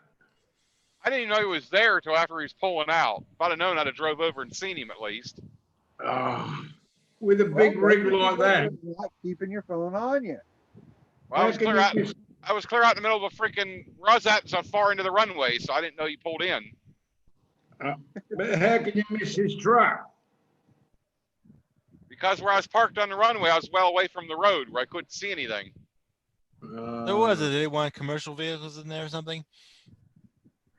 Yeah, that's what he claimed. Yeah. We had Sure one that. semi that was like 5 vehicles down from mine, but he didn't have a trailer on. Okay. He was parked in there and had his APU running all weekend. So they kicked you out, Bob. Yep. Told me I had to Wow. leave. That would have been a bit of a war if I was there. Fighting words. I don't want to stick around where I'm not wanted, dude. How are we with the F-bombs in the YouTube chat? I don't do that very often. We just had someone come up. I got to show or hide. Never mind. Depends on what he had to say. I hit it. Okay. So Nick, did you go from one event and you're going to another one? Yeah, oh, yeah. I left Endless Foot Drag. I went over to Keith's for a couple days. Flew over there with him. Oh, And now I'm Keith going to North Smith- Carolina. Keith Smith. Yeah, he had a fly in too. Yeah, he had a fly in this weekend too. Is that nice? Nice deal there. Oh yeah. I stopped there on Sunday on the way down to Endless Foot Drag. I flew there that one Sunday night. Then we went on to Kansas, flew there, and Saturday was blown out. So after the prize drawing at noon, I headed back over to Keith's. Got a couple days of flying in there. Yeah, right. I gotta get some paramotor events in New England. Just saying. I might have to drive up there. Hey, you've got let's see, 3 people I know of. We got, well, he's in Nantucket. Yeah, Craig Taylor. Craig Taylor's in Nantucket. We have Nick, what's his name? Nick, so Nick? Well, he's close to me. There's another Nick that's close to me. We have Johnston Chu. He's close by. Well, he travels all over New England. He's hard to track down, but he's in the area. There are a few of us, but there's nothing official up here. Matter of fact, most of the areas up here, even the beaches, you need a PG. Wow. That's not good. No, but they have agreements with the local. See, in my area, there were a lot of paragliders in the area, but the local towns, we're on the national seashore, and U.S. is kind of strict. It's federal government, but the local towns control access a lot of times. So a lot of the local towns say between April 1st and, let's say, I don't know, October something, you can't fly paragliders. Yeah. Off season, October, let's say October 30th through April 1st, you can fly all you want. But then it's cold as hell. Yeah. That's But when are you're the getting be- No down one to wants the to fly in that. no, are the be- are the beaches packed when no. you know? That's the No. problem. They're not. They're Yeah. most of Well, the times they're empty. It's just mate, dumb. long as you got room to take off, they shouldn't be able to bloody tell you. But again, a lot of local flying clubs have agreements with the towns, and if you don't have, first of all, you have to have a PPG or PG two at So they're least, more. and So they're then you more. have to have, yeah, then you have to have a local club affiliation on top of it. It's like, oh, Yeah. Yeah. Oh, so it's So kind of They're- crazy. it's all about insurance and safety and all that gap. No, not really. It's just about greed. It it's really about is. who you pay off to be able to do it. That's Yep. ridiculous. Yeah. Yeah. Yeah. I mean, I wouldn't mind having, if I wanted to pay into, get my USPA and pay into that. If it was all it was,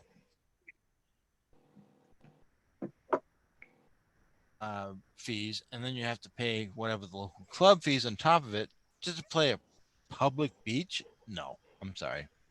Yeah. I mean, they're all public beaches. We have a lot of, we have, if you go to a beach that's good to fly, you're talking a seaside, oceanside beach, nobody's on it. And we're talking sand dunes that people are launching off that maybe, 200-300 foot to the beach from the cliffside, and it's all Yeah. sand dunes. And you can fly down. You can take a sled ride all the way down to the beach. You can do that all day long, Yeah. and there's nobody there other than paragliders. But you have to have this club and this club, which is kind of Yeah. crazy. Yeah. Yeah. The fun police, they take all the fun out. Oh, they do more than that, but yeah. Yeah. They're the life police. Yeah, it's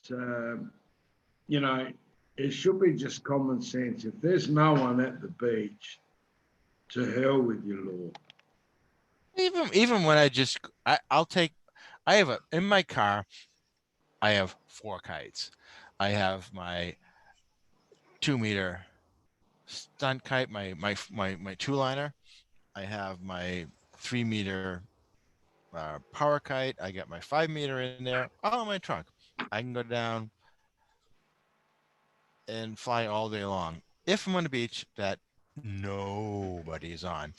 But if you have a beach that one person's on, oh, you can't fly that here. Oh, you can't fly there. It's like, who am I bothering? You guys are way down here. The closest person is like 500 yards away from me. I can't fly my kite here. It's like, oh, come on. Is there official signs? No, they just.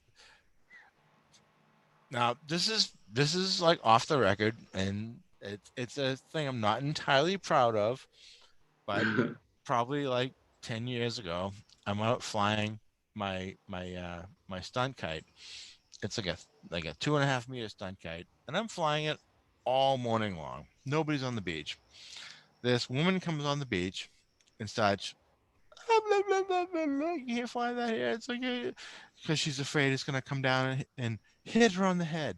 It's like, you're like down here. The next person's down here. It's not coming even close to you. And she kept going on and on and on. I got to the point, and yes, I'm not proud, and maybe a little bit, I put the kite down, dropped trow, flashed her a big old fucking moon, and said, "Fuck you." So That's when she got excited. Why not? yeah, who knows?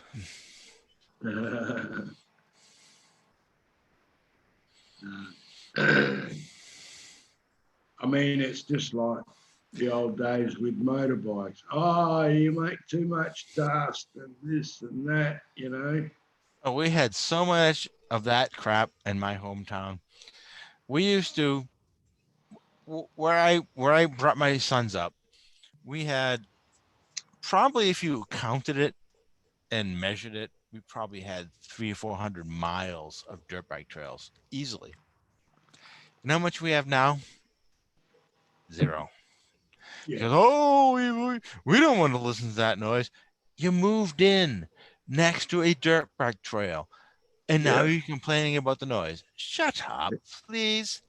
It's like It's the you hear same with, motorcycles going down the street, you hear cars going down the street, but you hear someone going, 2 miles past your backyard, and you complain about it. The biggest problem, though, wasn't the complaints. The complaints were a pain in the ass. We had the environmental Nazis, and they're always fun to deal with. In this, we had people saying, "Oh, the dirt bikes are terrible for the environment," and you know what they did? They cut down trees, dropped them across the dirt bike trails, dug holes. I mean, yeah, actual pits in the dirt bike trails. So people would drive the dirt bikes and like break their arms falling into pits. But they would literally, and they would run steel cables across the trails. It's like, yeah. how is this environmentally friendly? And they did this. Oh, a mate of mine at school, we come to school one day with his neck all bandaged up. I said, what happened to you? He said, my trail run, someone put a barbed wire across the Yeah, bike trail and he copped it right in the neck. they do that And here. on their barbed wire, he took the strap off, he took his bandage off, and sure enough, it was barbed wire markings on his neck. Like he didn't take his neck off, Yeah, they do that you here. know? But it's like, we do this because we don't want you and damaging the environment. It's like, you just almost Well, cut someone's head off. yeah, Yeah, you almost yeah, kill somebody over trying to keep them from hurting the environment. Really? that's That's right. But that's not only that, bullshit. but they'll cut down trees to block the trails. How is that in protecting the environment? Yeah. Yeah. It's nuts.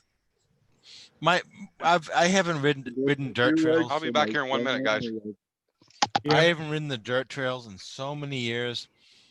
I mean, I have a dual sport. I have my 650. I have my 250 dual sport. I haven't ridden my dual sport in years because I know it's great for the roads. It's got the street knobbies and shit. But the most fun was you driving along the road and you see, oh, trail, off you go.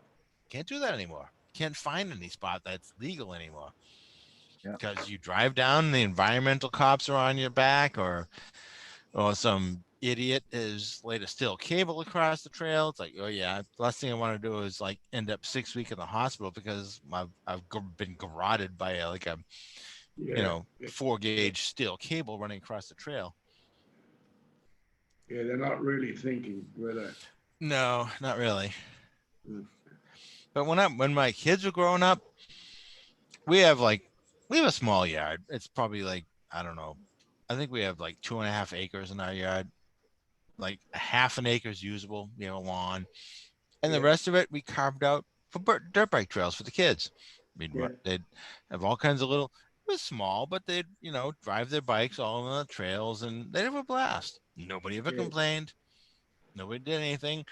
And if they wanted to ride down the street, like a half a mile, they'd hop on their bikes. They'd ride down the street a half a mile, join a new trail, and they'd be in the woods for like 20 miles of trails. Not doesn't exist anymore. No. Damn shame. Too Yep. many accidents with bikes. I've been in hospital over a period of time, and Saturdays was either footballers or motorbike riders would come in. We didn't have that here though. That's not the Saturday problem here. and The problem here was people with too much time in their hands and too little common sense, and they'd complain where they had no right to complain about. yeah, if there's no sign saying keep off, Well, this is public land. This is not only public land, it was state forest, which is perfectly yeah. legal to ride in. Now imagine Yeah. that someone came up to you and says, well, you can't fly that here. Well, this is a public airport. It's like, no, you I'm not can't fly that flying here. it. It makes too much Not- noise. I'm not flying it here. I'm taking off from here and fucking off. Oh yeah, but they complain because, well, you make too much noise, or you're gonna scare Yeah. the wildlife, or it's like, come on. They don't It's an know. airport. You don't want wildlife anywhere near the airport, for God's sake. No, but somebody's gonna listen to them. And Someone moves in next to an airport and then they start to complain. That airport's been there 100 years, mate. Oh, we have one of those at the airport I fly out of. We had to put in a NOTAM for the airport. Yeah. That on takeoff on runway 32, you had to, as soon as you hit 500 feet, you had to make an immediate turn, left-hand turn for noise abatement, because somebody moved in that didn't like the noise. It's like, you moved in next to an airport. What's wrong? Didn't like you flying over there, Howard. Because they moved in next to an airport. Come on. Yeah. You move next to an airport, get used to airplanes. But to have a noise abatement rule to put in just because this idiot moved in and didn't like the noise. Oh, I would make sure to go over. I'd do the noise abatement turn, then fly over their house low level and just bark the prop or something. Yep. No, it's funny though, because at the time I was flying a 152 Cessna, and they are notorious. I'm sorry, I love Cessnas. They're a great little plane, but they are notorious for weak airframes. So we'd take the noise abatement turn at 500 foot, and the door pop open. Always, the door would always pop open, and you'd be climbing out. You'd have one hand on the freaking whip, on the yoke, one hand on the throttle. Door would pop. It's like, lock throttle, switch hands, slam door, back on, unlock throttle, finish climb out. Mm-hmm. Then you turn the other way and the other door opens. Oh yeah, it's a thing. But they had you could always tell when the door is going to pop, because the airframe would flex. If you had any updraft, the airframe would flex, and you'd have sometimes both doors would pop, and then you're like, What about the aerobatic 150? Never done that, but No, those ones don't pop as easy. They're a little bit stronger, more rigid. They got the spars of 182 or something or other. See, I've done. Well, that they have. When I flew, had actual extra latches on the doors on the inside too. Yeah, right. Yeah, I've done 152s. I've done 172s, 182s. I think I did a 162 once with somebody else doing POC. It was a tail dragger. I never got my tail dragger rating, and I did once a high performance version of the 182 with a retractable gear. That's pretty that's much a nice plane. Oh yeah, nice plane. I flew. I've never flown a Cessna. I flew. In a 140 Piper Cherokee. Soccer Tobago. You ever heard of them? Oh yeah, I love the Tobagos. They're beautiful planes. Beautiful plane. Great cockpit, great seating position, gull wing doors, low wing. Fantastic plane. They make two versions that are really nice though. Yeah, they do. The Tobago and the Trinidad. Yes. Yeah. And then of course you go. Then you go the TV10s and all that. Whatever they. Never flown one, but we had a Tobago at our local airport, which is really nice. Nice little low wing, nice little plane. Yeah, we had them as trainers at our school. They would have had probably 16 of them. And then the double engine planes was the Duchess. Never seen a Duchess. I don't know what the first name is, but they call it a Duchess twin wing. Yeah, we don't have too many. I've seen the Trinidad and the Tobago, Yeah, but I've never seen a Duchess. I'd like to see it. They make nice planes, though. They make really nice planes. they do. They do. The only plane that I wanted to fly just for fun, that and way back, Ah. must have been like 30 Bob's eating redneck. something years ago. No, Someone in my flight school, they I'm flew not. I don't have any RC Polo. a Piper Tomahawk. And it Yeah. looks, I never flew one, but it looks like a Yeah. hoot. Yes, low wing with a T-tail. Yep. It looks like a Yeah, hoot to fly. we got a few guys that they're associated with the club, but they live near the club. And there was 3 of them, and they used to always fly formation. And Yeah, I've done the Cherokee and the Warrior. Never done a Tomahawk, but the Tomahawk looks like a hoot to fly because it's small. It's very It is. lightweight. It is. They love them. They reckon they're an excellent little plane. It's funny, guy. I'm thinking back. I lose track of the small planes I've flown over the years, and I'm trying to. To be honest, I probably couldn't tell you my favorite. Jabberoos, I've flown plenty of them. Oh, I would love to try the new Jabiru Electric just for kicks. Oh, right. Yeah. No, I haven't seen that one yet. They are very economical, though. They make with, the electric trainer now, apparently. Yeah, right. The Jabiru with the Rotax in it. Oh, the 582. No. 4-cylinder. 100 912. horsepower. Yeah, 912. 912, I think you're right. Oh, that's a newer one then. They hoot along and what, 5 gallons an hour? That's got to be a 912 then. No, sorry, hang on.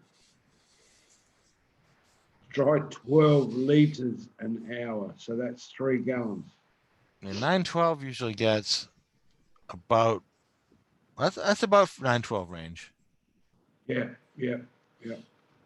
But they had one that was back. They had I think they made one was a 477 way back. No, was it a 477 or was it one of the other ones?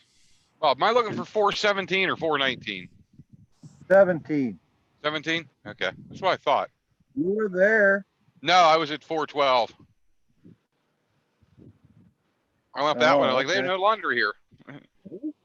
She told me to go up And this the other one. one I've flown a little bit of is a Gazelle. Makes that? Good question. It's a high wing. Again, it's a tricycle, and that has the Rotax in it as well. Gazelle. Yeah. I'm not sure I'm familiar with that one. Yeah. Basically does everything at 70 knots. Nothing wrong with that. Lands at After 70. that, your next bet is going to be exit 37 in Handler, North Carolina. Nick, is Uncle Bob your GPS voice, is he? Yeah, well, he knows where the good truck stops are at. I'm just trying to find one where I can do some laundry, get a shower, and get Hey, freshened what- up a little bit. And we're watching Nick in Flight of the Navigator with Bob the Navigator.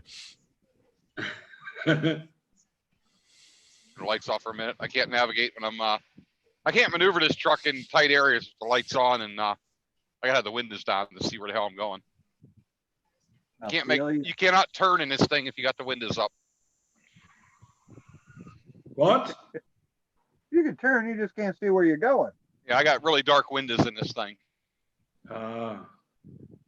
They're so dark you can't see out them at night. Yeah, It's not real well. you guys have real dark windows. We got a 91 Julie sports cab once, 44 fuel injected. It had to go, to inspections to get passed for registration. It all passed except for the windows. You had to rip the bloody dark tint off the windows. They wouldn't pass that. Mine's Yeah. neat. It's a dark chrome, so it's almost black, but Yeah. it passes inspection because it's a chrome. Wow. And it lets the light transparency through at the legal limit, but it keeps light out enough that I can't see out of it very well. Yeah, I find it hard to drive it dark. Yeah, at night it makes it too dark. Now, we rented a car down in Florida one year, and we were doing. We had it for like 2 weeks, and I could not believe the tint level on those vehicles because coming from Massachusetts, almost no. We have light tint on the windows. In Florida, you can barely see the windows through them at all at night.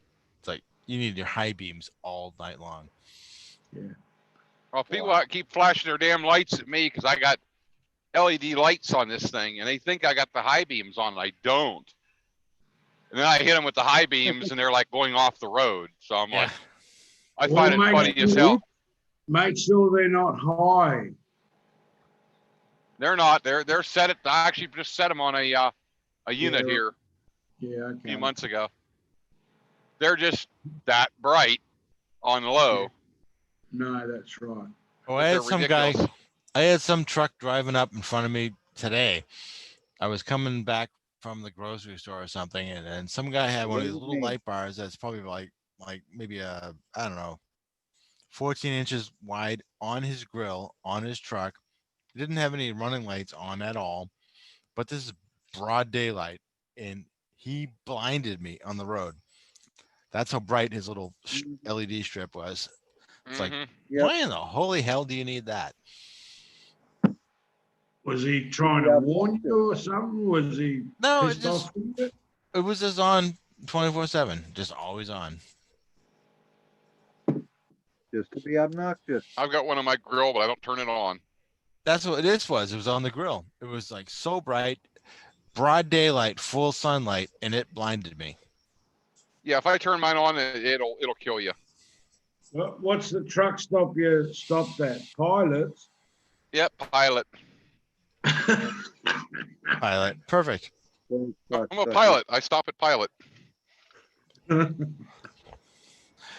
I wonder, it'd be funny if someone out driving, like someone who drives all the time, like Tucker or somebody, come across like a truck stop that says PPG. It's got to be someone who has some random abbreviation of their truck stop or the gas station name that is PPG. Dude, if I'd get that, I'd get a picture of the paracamper in front of it. Oh, yeah. Oh, yeah. You guys gonna be on here for a little bit? Because I got to run and go get a shower. Yeah. Sure. I'm here for a good half hour anyway. Oh, I'll be back in about 20 minutes, if that. There you go. I'm going to grab a shot of something. Yeah, you go and get cleaned up, Nick. Go clean up your act. He's got to spray the cab of his vehicle with some like, you know. Been there, done that. Okay, he's gone. Quick, take out the whipped cream and the packing peanuts. So the funny thing about driving those long distances, I know Bob knows this story, is you're driving for like 8-10 hours and you stop somewhere and you finally take your damn shoes off. And it's like you realize your socks smell like skunk. Oh, damn it. Then you have to deal with it.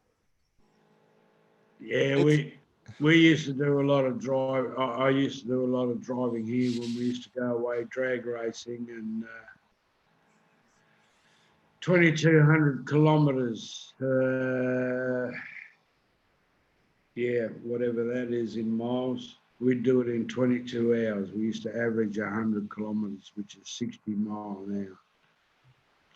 Towing with a race car on the back. Oh, In so that's close when, quarters. yeah, the end of Yeah. it's like, God, what does that stink? Is that me? You know? Yeah. No, it wasn't that bad if you had air conditioning. A couple of times we went across to the west, which is a long way, and it could be hot. And yeah, we didn't have air conditioning, so 4 windows down at 100. That's our air conditioning. But when it's hot, it's hot. So it just blows in hot air. So you have to shut the windows. And if the sun's beating down, yeah, it gets very warm across the It gets even worse.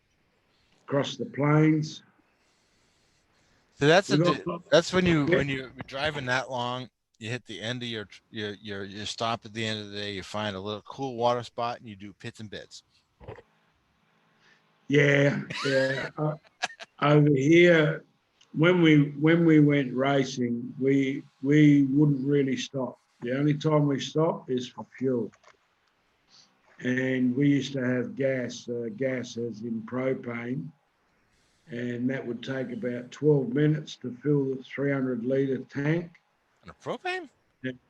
Yeah, Wow, that's cool. You yeah. did propane And racing? no. I'm talking about the towing rig.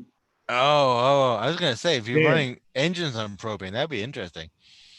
Oh, there have been people that have run propane, but yeah, there's only a certain. You can only go so fast. After that, you need racing fuel. I was gonna say that'd be an interesting race to watch. Someone running on propane. Yeah, It still would be.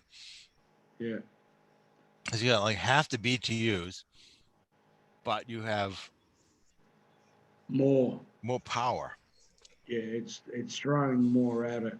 No, it's actually a little bit less power, but a direct injection system when you don't have a carburetor underneath it, yeah, they make nearly as much power as a fueled car, like petrol car. And but yeah, no, it's anyway. I was saying we're filling the tank, and it takes about 12 minutes. And sometimes there might have been 6 of us in the rig, 5 minimum, 3 minimum. Sorry. So while you're filling up, someone goes and orders food, go to the toilet, whatever.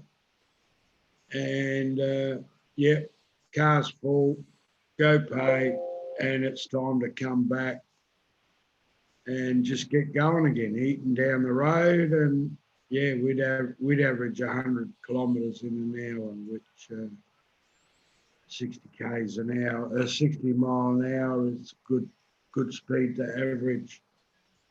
So what are you running on the propane? Just the rig? Yes, yeah, just the rig. It's a lot cheaper. Yes, you use more of it, but still works out cheaper to run.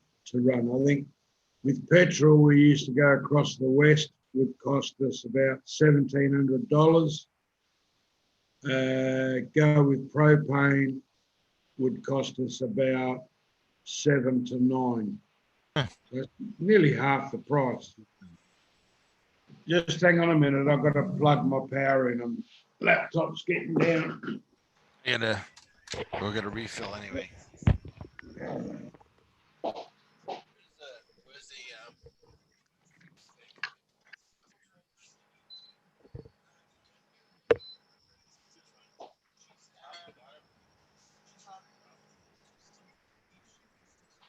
How you doing?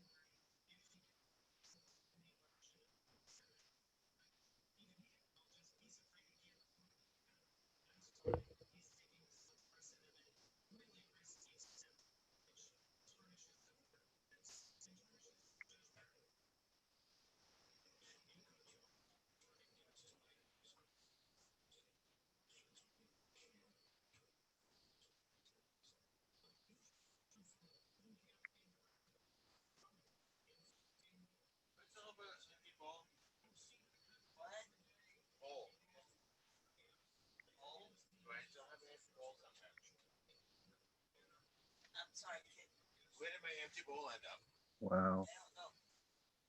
I wonder who dropped the thumbs down.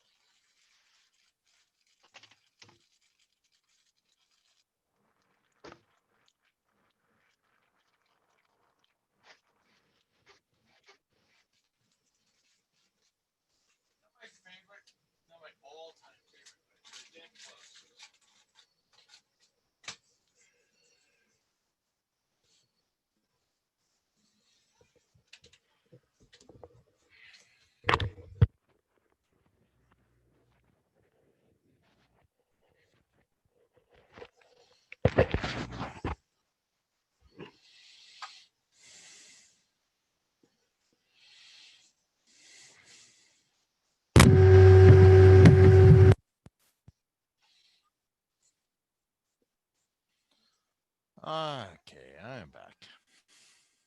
Yes, but are you there? Not entirely. Excellent. I had to grab some chips.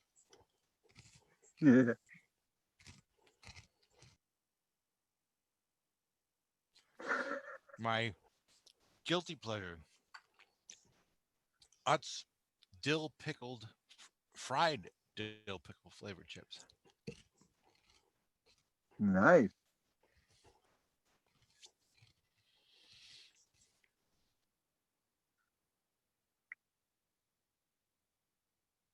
See, Nate's going to be filling up for like 25 minutes with a 74-gallon tank or whatever he said it was.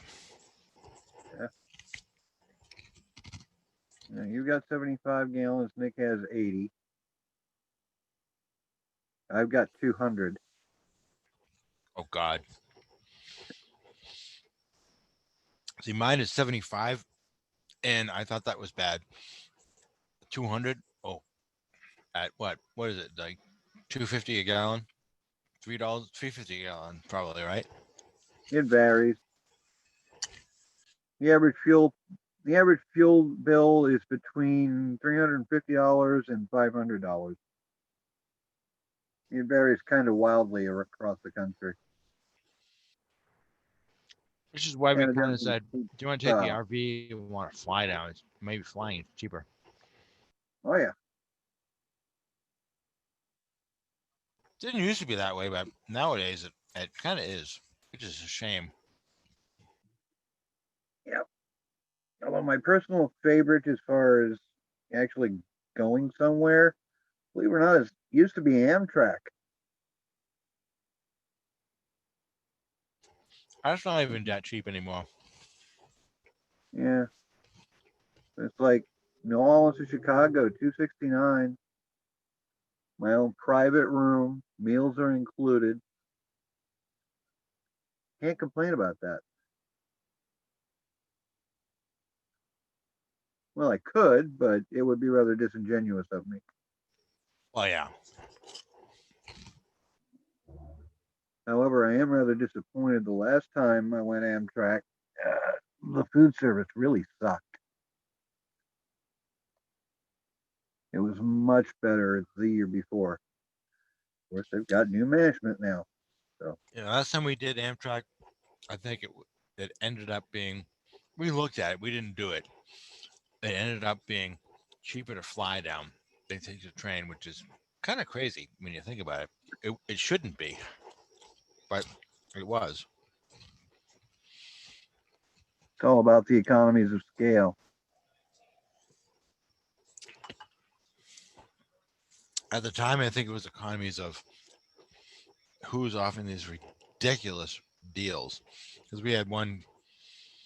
I don't even remember what carrier was doing it, but they were talking like it was to Florida. I think at the time it was like Miami or Fort Lauderdale, and they're talking $99 round trips. It's like, Oh my God. How can you possibly bet. beat that? You can't. I mean, it doesn't matter what you do. You can't beat that. Yeah. Hell, just by that same token, about 2 months ago, Southwest was offering New Orleans to Miami for $35. That's not bad. See, There's no now way I in can hell see they're that making though. any money off of that. Now I can see that though, because all the COVID baloney. Yeah. Nobody wants to fly. Nobody wants to take trains. Nobody wants to be in an enclosed capsule of any kind with other people. So, Yeah. hey, a $35 round trip. Fine, let's do it. Because that's the only way they're going to make money. Because otherwise, nobody's doing it. Yeah. It's. Well, for me, I prefer the Amtrak because it's a private room. Mm. I'm a nudist too. Once that door closes and the curtains close, I'm comfortable. Oh yeah. This is the most I've worn in 2 weeks. Yep, I believe it. Well, I'm comfortable now. So what?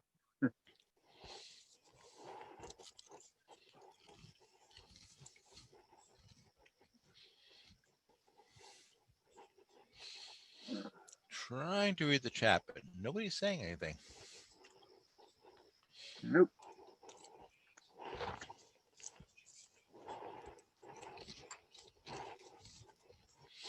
Yeah, I have to kind of check my camera when I get up once in a while because I'm going off to get a drink or use the facilities. Like, let's check. Am I going to be flashing anybody? And Yeah. at a certain point, it's like, I don't care anymore. Yeah. If you might notice that sometimes my video goes away. Same thing. Oh, I've noticed a few times in your video it didn't go away. It's like, oop, I saw that. It's like, he's one of my people. Oops. Hi, Towie. That wasn't intentional. Yeah, if you're ever in Massachusetts, on Cape Cod, Sandy Terraces. It's small. It's only a 9-acre place. On season. During the week, it's quiet. On the weekend, it's a blast. We have campfires and all kinds of fun stuff going on. We have no parking for big rigs, unfortunately, but if you're ever in the area,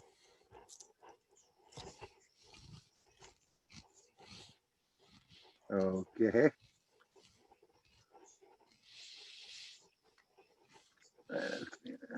Haven't seen you on Zello in quite a while, so that probably won't work. but there's almost nothing in my area. So I kind of like, I mean, I have maybe 3 people in my area that are on the thing. Even Craig Taylor, but if I were to fly a small aircraft, it would take me probably 35 minutes to reach where he is across the water. That's the closest I have that I know of that's a paraglider pilot or a paramotor pilot. Yeah. And he's in Nantucket. Yep. That's a long way. I always told him, hey, if you're ever on Cape, come on over. But he's a Nantucket guy. He probably never leaves the island. I don't even know if he leaves the island. So that service plaza that I was at that one time must have been a real long way away. Where was that one? I don't remember which one it was, but I remember you were saying it was only 20 minutes away, but it's well outside of Boston. So isn't Cape Cod on the other side of Boston? Oh, yeah. So it was definitely more than 20 minutes. But Cape Cod is Cape Cod. And it depends on the time of year. We measure time. We don't measure distance in miles. We measure distance in hours. Yeah. So you may be outside of Boston 20 miles outside of Boston, and it may be 20 minutes. Yeah. But at another time of year, if you ask how far I'm away from Boston, they may say, "Oh, you're about an hour and a half." Yeah. Because we judge time as how long it takes you to get somewhere, not by miles. From Yeah. that particular spot in spring or fall, it may be 20 minutes. Midsummer, it may be an hour and a half, depending on where you are. Yep. Massachusetts or New England is very odd in our measurement standards. We don't measure it like, oh, hey, how far is it to, let's say, from Manchester to Boston? And, you know, a non-New Englander will say, oh, about 95 miles. A New Englander will say, oh, it's, oh, I don't know. It's probably about 2.5 hours. They won't say miles. They'll say hours. Yeah. That makes sense. Yeah, that's just the way we work up here. It's logical. Which kind of makes more sense than miles because, you know, miles vary. Yeah. New Englanders we are odd people. Doesn't matter where you go, they're odd people. Oh yeah. You're just odd in different ways.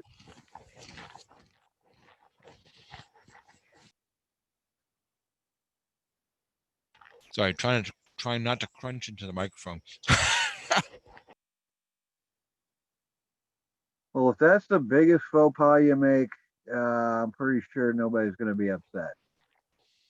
Well, I think the biggest faux pas I made was like 3 months ago. I was on Nick's show and I forgot it was on camera. And I went up to get a drink and went up to grab a drink bare ass. Yeah. It's like, sorry, Nick. Oops. Oops.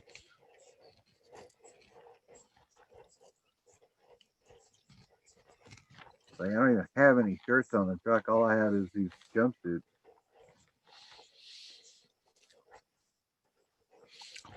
Dude, where I am, it's like I work 85 to 90% of the time right here.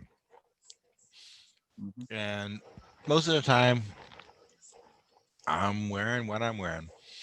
Occasionally have a Zoom meeting with this baloney going on because I can't drive to where I'm going. So I'll be sitting here in a shirt and a tie, and then nothing but a belt on a Zoom meeting. It's like everything is on the table. They don't. Yeah. And I kind of wonder, you're watching the news and you see these guys in their shirt and ties. It's like they're in the house doing their online weather report or news report. It's like, yep, below that desk, they're probably bare-assed. I want to understand they do a lot of that in Japan. Or at the very least, they're wearing boxers or something because you know they're not working. You know they're not wearing suit pants under the table. They're just not. Yeah.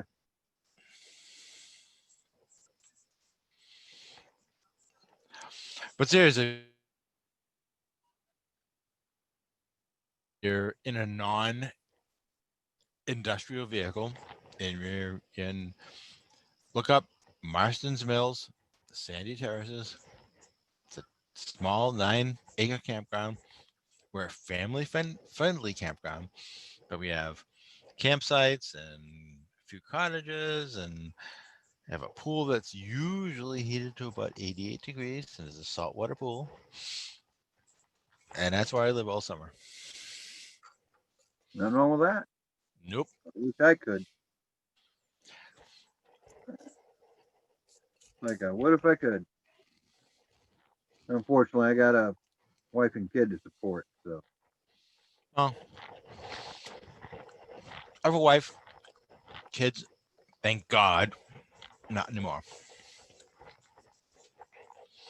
Kids have gone on and mostly done their own thing. Until of course you get that one phone call. Like, Dad, um, can I ask you a question? Like, oh God. Then it's like the question usually involves, can you loan me a couple $100? I kind of did this or that. Like, yeah, come on. So yes, we always have this the supporting wife and children eventually kind of goes away, but it never really goes away. Yeah. There's always the I children got that one that's say, still living at home. yeah, He's working on the first of 4 master's degrees. mine His just finished goal, his second. Oh, my oldest son just finished his long belated bachelor's degree. My youngest son, he moved out like, must have been 12 years ago. He got a double bachelor's, moved out, bought a house, has subsequently bought a second house. My oldest son has finally gotten his first college degree after gotten his GED, and I'm still waiting.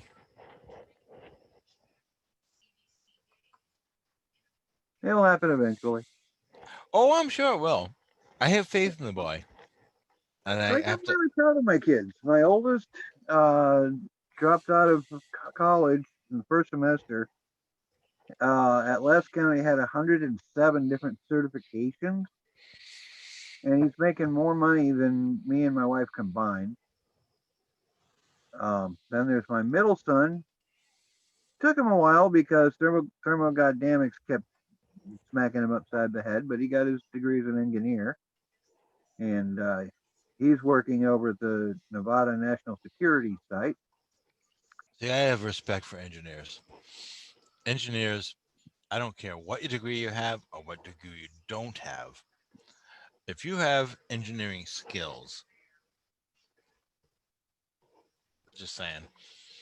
Yep. Anyway, continue. Yeah. So he's in Las Vegas. Just bought himself a Mustang, which is a real improvement over the little Nissan Hoopty putt putt that he used to drive. Finally died on him. And there's my youngest. He came out of high school with 1 associate's degree, went to junior college, got 2 more associate's degrees, went to UNO, came out of there after only 3 semesters with 3 bachelor's degrees, and he's starting on his first of 4 masters, and then after that he's planning on 5 doctorates. If it was anybody else, I'd be like, oh yeah, right. But him, I was like, oh yeah, right. But he's doing it. So my youngest son is like that. My oldest son kind of took a hiatus after high school, and he took the next 20 years doing, delivering pizza or delivering this or that, or he worked at a gas station for a while and did this or that. And he finally told me, he's like, Dad, I'm going back to school. I'm going to get my degree. It's like, okay. And it's like, you get that kind of amazed sensation in your brain. It's like, and you say, yay. And you have this little back of your brain saying, oh, will he, will he follow through with it? He actually did. And I'm quite proud of the boy. And, it's a thing. Someday I hope he will become a computer programmer and make like these 4-figure incomes. But to be honest, I don't give a shit how much he makes. What I care about is like, are you living a good life? Are you happy with your life? Can you support yourself? Yes, yes, yes. Hey, perfect. Are you making 3 figures? Are you making 4 figures? I couldn't care less. Yeah. I honestly, if the boy is a total failure as far as the world goes, I could not care less. Are you happy? Yeah. Can you make a decent living? You have a house, you are, or an apartment, or anything you can live in? Yep. Are you happy with what you're doing? Yep. Perfect. Yeah. But you know how the world works. It's the world is a bunch of pissy little. Yeah. Yeah. I feel you. I know exactly what you're talking about. But I And am you're glad my sorry, my son. oldest son, he's one of those. Yeah, I am glad my son got out from under the self-imposed limitations he set for himself, and I'm actually convinced that's the way it was. But you know,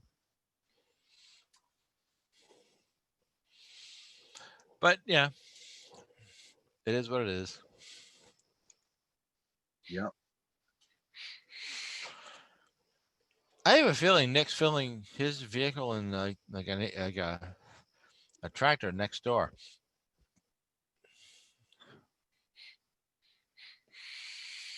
He's gonna get a bill. It's like Well, let's see. He's at the 140 pilot, gallons of diesel. Are you kidding me?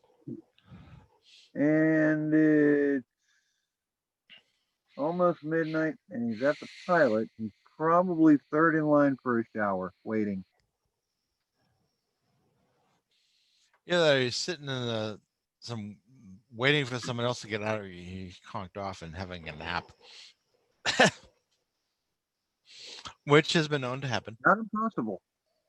Mm. And what happened to Walter? He said he was going to be right back. Yeah, we went down to it. We had a Oh hell, Walter's 2,200 disconnected. mile trip from Massachusetts down to I don't know what it was, maybe Fort Lauderdale or something in an RV.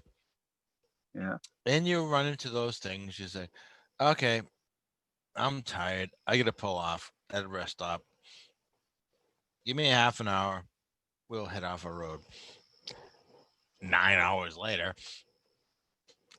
you know how that works. Been there, done that. Matter of fact, that's one of the hardest things about the current hours of service rules. The Obama break, as it's being called for some reason. Oh yeah, I've heard about that one. The mandatory. Mandatory 30-minute break before you reach 8 hours. Problem with that is I stop for that 30-minute break and I fall asleep. Yep. I usually wake up 2-3 hours later. Nick Griffith. He's talking about Nick, the other Nick. He's saying he's probably taking a shower. Yep. Yeah. That's what I was doing. Ah, there he is. He's back. I'm back. I gotta wait for my Welcome laundry to be back. done. Welcome back. Welcome back. Look like his vehicle was taking a shower too. Yeah, Yeah, it's raining. that happens. Yeah, we had last week. We had our weather was terrible. It was low to mid 40s all night. The daily temperature of the highs was, I think the highest we got last week was 54. This week we have discovered August again, and we've had 75 to 80 degrees since Friday. Today it has rained all day long. So we are in the summer doldrums. Well, like fall doldrums anyway. Yeah. You're in the shitty weather coming in. Is what you're in.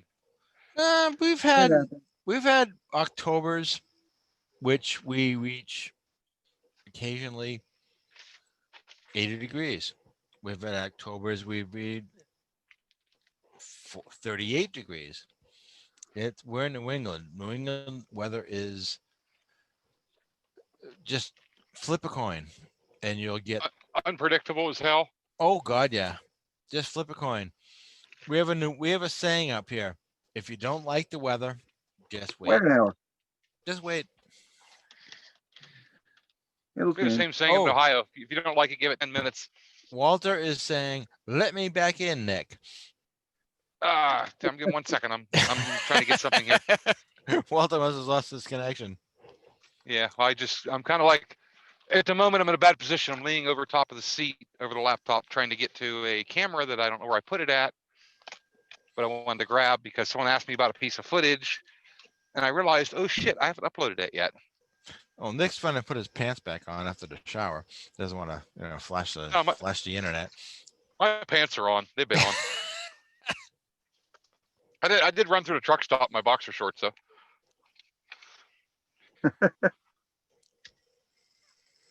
Cool. I had to put everything in the washer. I was like, I'm gonna put my other pair of pants in there too while I'm at it. Why not? We're actually hitting summer. We're actually hitting laundry weather where we are now. You know where I live, Nick. We're of the weather from June through early September. What we wash, we have socks and towels. That's pretty much it. Yep. From September through the rest of the year, everything else gets washed. Yep. So there's that. Well, if it wasn't illegal to like run around naked, I probably would too. Well, it's not legal here. Then that's what we do. Yeah, but like where I go, they would like frown upon that. Well, yeah, anywhere else in Massachusetts, you probably would frown at it considerably. How was your shower, mate? How was your shower, Nick? Good. It's a little hot. Yeah, you look a little hot. So hot, I'm actually starting the truck and kicking the air on.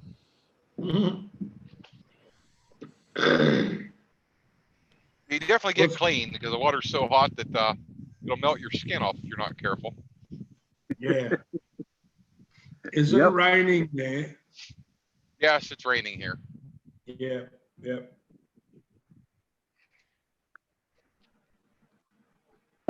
Here it's actually A farmer counted toasty warm 196 for cows in his field, and when he rounded them up, he had 200.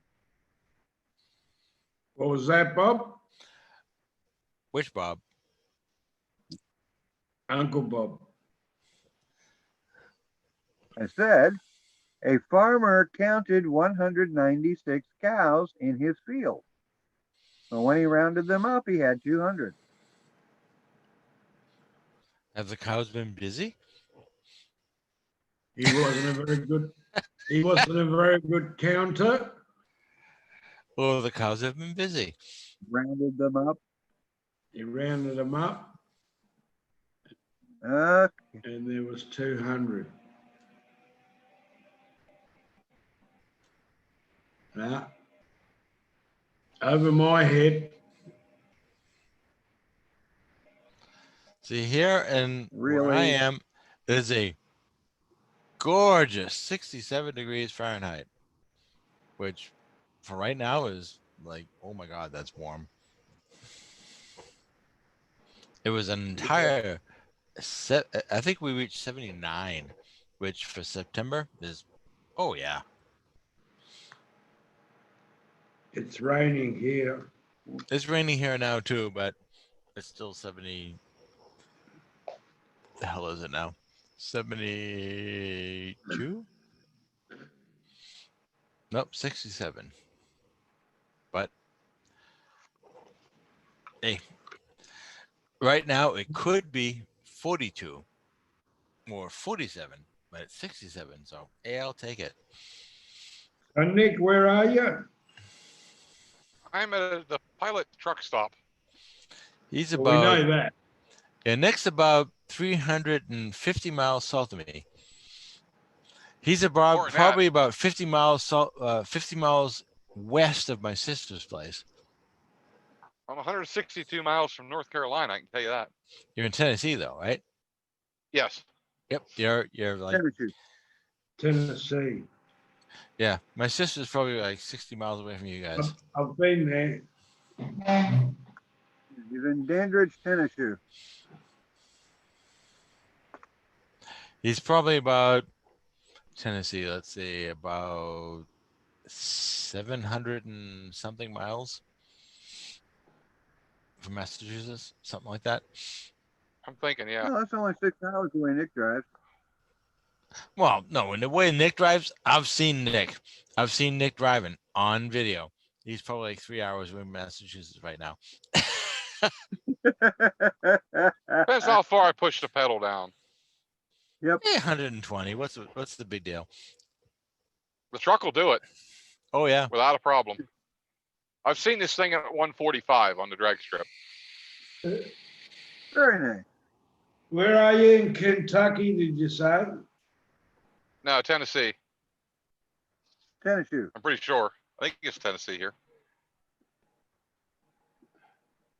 Let's look at the map. Tennessee.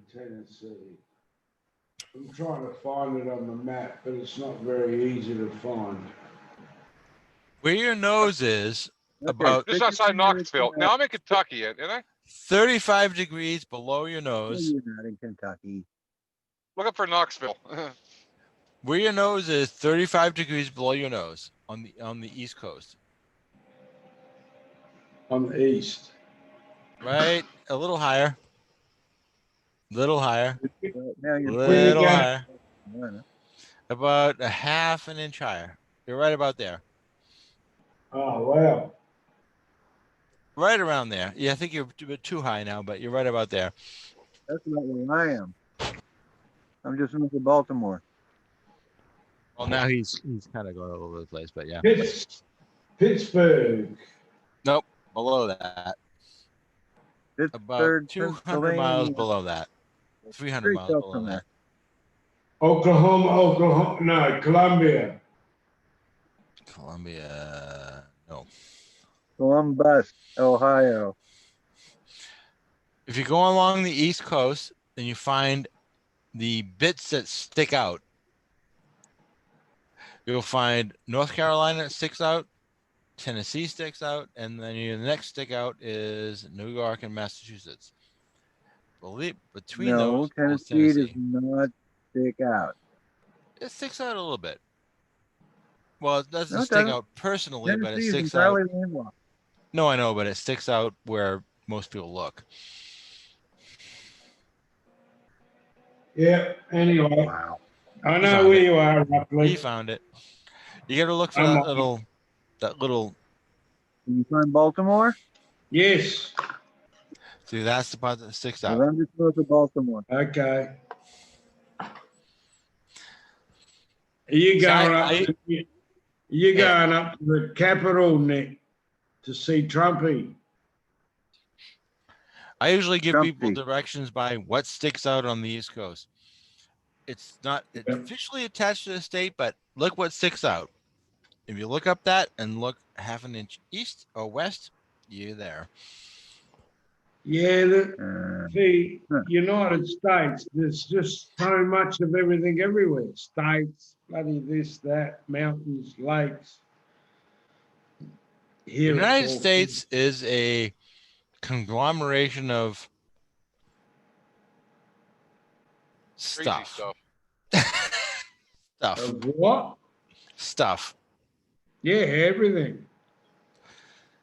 Anything you want to find, you take your map, you stick your finger, and you poke it on the map, and I'm saying on that size map, within a half an inch of that map, you will find anything you want within that whole half inch. If you're good, yeah. Oh yeah. I've been there. I know what it's like. The most freakiest thing to me is what 80%, 70% of America is a mile high or thereabouts. Well, that plus 80% of America doesn't know where the other entirely 80% of the United States does not even realize where the other percentage are. And I'm sorry to say, No, that's I true. love my country. I love my country. But That's true. 80% of my country mates, if they asked where South America was, they'd say right there, right in like maybe Texas or something. They have no idea.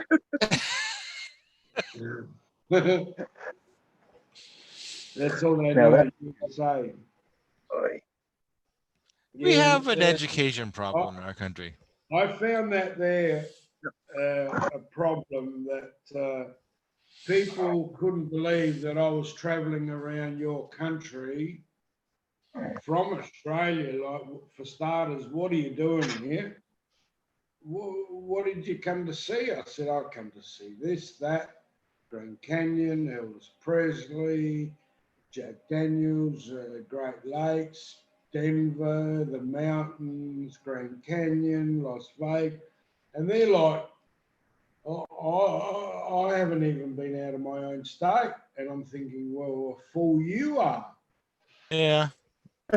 You know what I mean? See now, Walter, if you're standing, if you're sitting, if you turn your head and Yeah. if you count over, I'm thinking on that map, 18 inches this Yeah. way. Right there. Right. Nope. 18 inches that way. Well, I don't know what your scaling map is. On the West Coast, you may run into Robert Michaels. Now you go Yeah, down. yeah, Oh, Yeah, you're out right there. about there. Right I there, think yeah. you're right. yeah. If you Yeah, go up about, I know where California, San Diego, and now where you you know, had your finger, if you go up about 3/4 of an inch, I think you'll hit him right there. yeah, San Diego. Yep. I've been to Los Angeles. I've I been do to want to go there someday. I want to just drop in and yeah, it's like knock on his door. I have been on Robert's chat and his YouTube videos since episode 1. And I'm sorry, I love Robert's show. It's a blast. He always has great guests. But the first I one, love his. the first episode was oh my God, it was a shit show. It was, A it was dumpster awful. fire. But I've stuck with the guy. He's one of my best friends on the YouTube verse. And you know, I never miss a show. But if I'm ever out that way, I'm gonna walk up and say, knock, knock, knock. Yeah. And he's gonna say, oh, how you doing? And he'll be like, oh, he'll give that, because the guy's got the soul of, I don't even know what to say about this guy, but I'm sure that like any I've schmuck got- off the street shows up at his house and says, hey, how you doing? He's like, oh, come on, stay for dinner. Yeah. I've got a paraglidingtalk.com, Nick. Yep. .com with a CHA. How would you say it? Paragliding.com. CHAMM.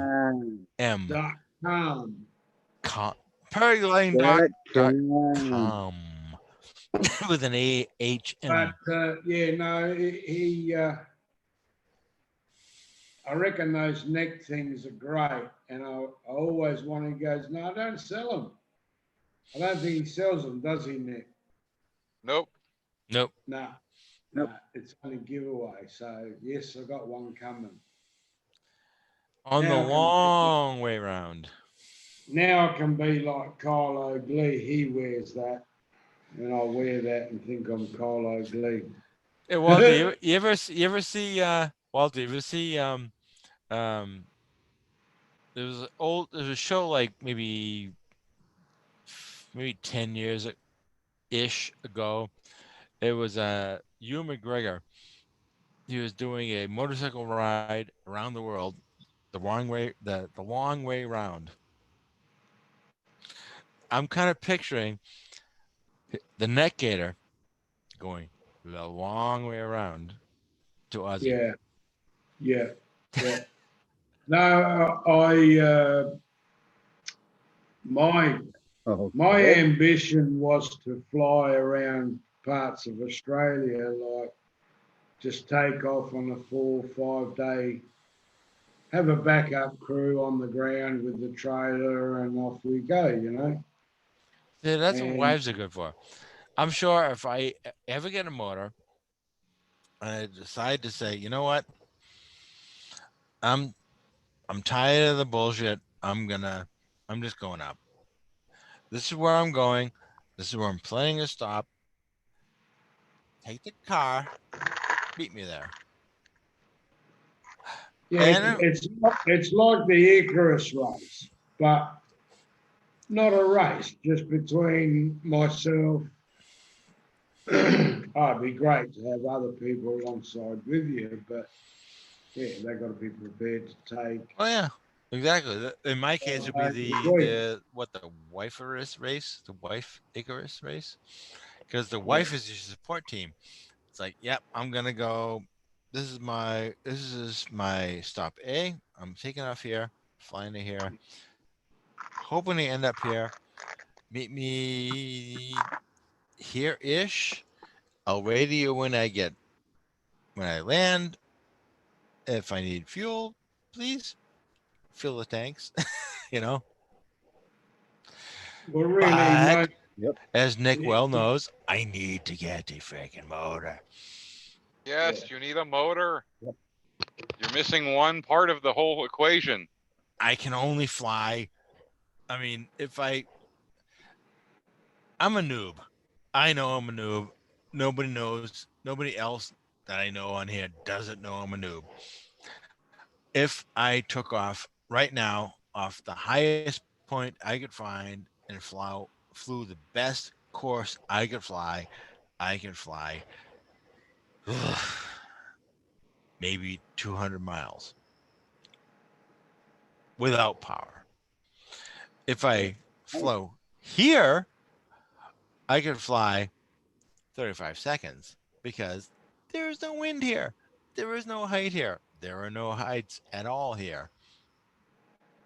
And to get anywhere that I can fly, I have to drive literally an hour, 45 minutes minimal to get to a point where I could actually be more than a sled run down a hill. And there's nothing I can do about it because that's the land I live in. I would love to be able to like go down 5 minutes from where I am and take off and power up and blah blah blah. But I'm kind of I'm You know, a see the problem I have is I'm a sole proprietor, small business, and I have very little options right now. So I take what I can get. My clients say, "Hey, we have to set up such and do this and this and oh, perfect." For the next 3 weeks, it's like I say, you know, You say this sucks, and yeah. So I'm kind of stuck between a rock and a really large, bigger rock. it sucks because you can't get to do anything funny. Like No, come to our events and well, not see, only Bob, that, if you had but Bob, if what? you had Bob, if you had a paramotor, you could go flying within minutes. I'm sure. You don't have to go looking for a hill.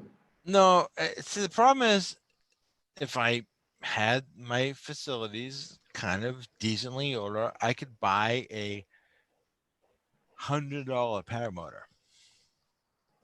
Yes, it's a piece of shit. I don't care. You know why I don't care?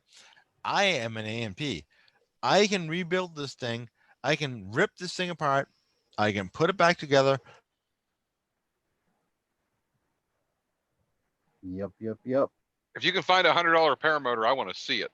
Well, yeah, that would take a stretch, but still, I can. I mean, I spent if the $2,000 on facilities were available, yes.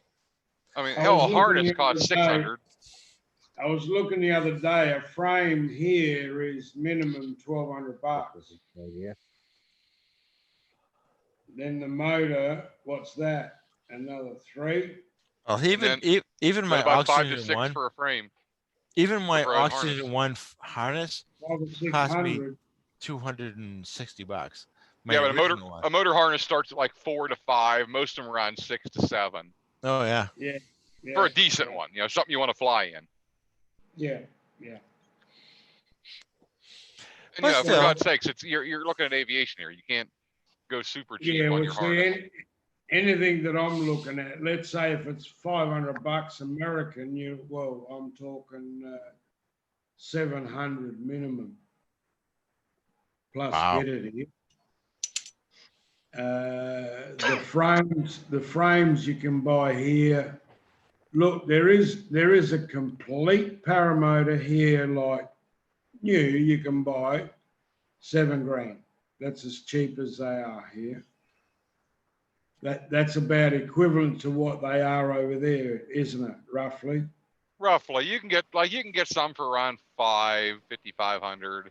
You can get New. used gear between new. You get used gear 3,000 to 4,000 with low hours Yeah. if you watch. Yeah. I mean, there's some good deals out there. Problem both you and Bob have, you have to go with a Moster or something bigger because you need a little bit more power. Yep. That's right. For those of us who are light enough, we can get into these old 80cc machines you can pick up fairly cheap. A little cheaper to operate Yeah. and a little cheaper to get, but Well, you wouldn't get off on an 80, would you? Can you get up on an 80? oh, you watch the videos that we released this week. I was flying a top 80 all weekend. Yeah, right. Yeah. But Oh, no I compensation. wait. I top in right now, unfortunately, because of I blame myself. I say it's a COVID diet, but I blame myself because I haven't been out. I'm probably coming in at 250. I could get up in the top 80. Oh, you'd be pushing it.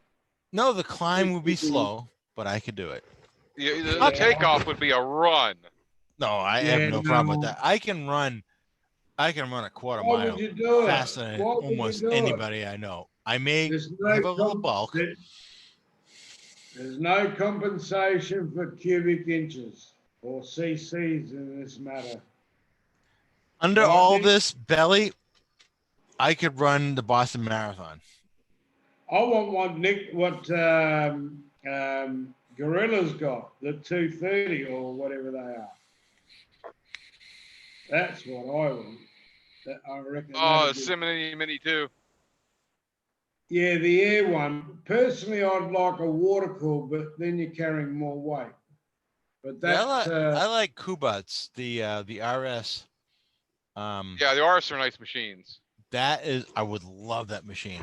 That is, I love a lot of the. I like the. is that the one that's part carbon, mostly Yes. carbon fiber? Yeah. Yes, that is a machine and a half. I like it because it's lightweight. It still has the motor. It has power. It seems to have balance between performance and just Have you seen operations. these? You've been watching these guys all fly these new fly power trikes? The powder flies, those are No nice. power to fly or whatever. No, what is it? What Gorilla? Butterfly. Not Gorilla. Wolf Sport and Tucker's Sport. Yeah, Those are power to par- fly, isn't it? Yeah, powder flies, right? I think Yeah. so. Those are nice machines. Those are They, really nice machines. I've been They're heavy watching machines. Tucker. I've been watching Tucker practice, and it seems to steer to the right on takeoff. And There's so much torque there that's what happens. They torque to the right. Like mine, I have a reverse rotation. I have a gearbox. Mine torques to the left on takeoff. yeah, so does mine. mine talks to the left as well, but I don't know that it's that bad. And he asked for suggestions on anything to do with the trike. And I There's suggest, setups you can do on your risers, and there's ways to do compensation for torque. yeah, well, I said to him, No. said, put a link, an extra link on the left-hand side. Now you can adjust your trims out a little bit. I suppose you can. I don't know how they adjust. You slide the trim out. Yes, yes, but by putting another link on the left-hand side, it's like torque compensation. It's like you offsetting. Yes, it might look like it's sitting a little bit to the left, but it won't torque right. Depends on what you got, though. You can do that, or you can do the anti-torque lamels, and you can do aerodynamic torque compensation. But Yeah, I don't The anti-torque reckon lamels, the lamels tear up your damn netting. I've seen that happen already. do they really? I don't like. Yeah, I don't like them, and I don't think they do enough anyway. they work. I've talked to guys that have them, but the first complaint they have is they tear the freaking netting up. Yeah, yeah. That will be bad. So if you want to replace your netting all the time, use those. I have seen some guys, they actually tie the lamels to the net though too. That's how, yeah, they clip on. That's the thing. They clip on your nets and they tear up your net. They sit there and vibrate and they make a Yeah, mess but of I've it. seen guys, they do clip on, but then there's a hole through those lamels somewhere, and they actually use a plastic tie, and tie them up so they Yeah, but don't move. well, they're tied onto the cage, but they're also laying against the net. And when they vibrate against the net, they cut the net. Yeah.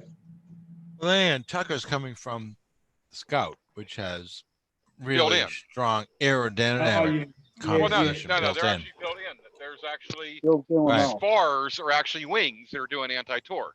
Lamel. Yeah, I've been actually thinking of making something on plastic, 3D printer, and it's just two halves, and then you just bolt it through my own spars to create that shape. But Or you could do that real easily. I mean, with a Oh, 3D yeah. printer, you can make all Yep. kinds of stuff. There will trial and error involved, but I'm sure you can do it. Yeah, it's just a matter of working out the shape. And you need a very large lamel for what you got. That's a pretty beefy motor. Yeah. Yeah, I want to change and His is go more. actually a little hooky. easier, though. His is easier, though. He could have aerodynamic spars that would do it. Yeah. I tell you what, all I need, right, if I wasn't on the overweight factor of the machine, if it was lighter, you could do it with just a weight and just shift the weight left and right with a bar. I'll be back here in 1 minute. I go check my laundry. Well, for that matter, Walter, Well, but with you your can- machine, you could easily, with your machine, since it's a non-ultralight, you're rated, you could take a weight and attach it to your landing gear, offset. Okay, he's gone. Which one of you has the packing peanuts? Hey? I said, which one of you two has the packing peanuts? That could be me eating chips.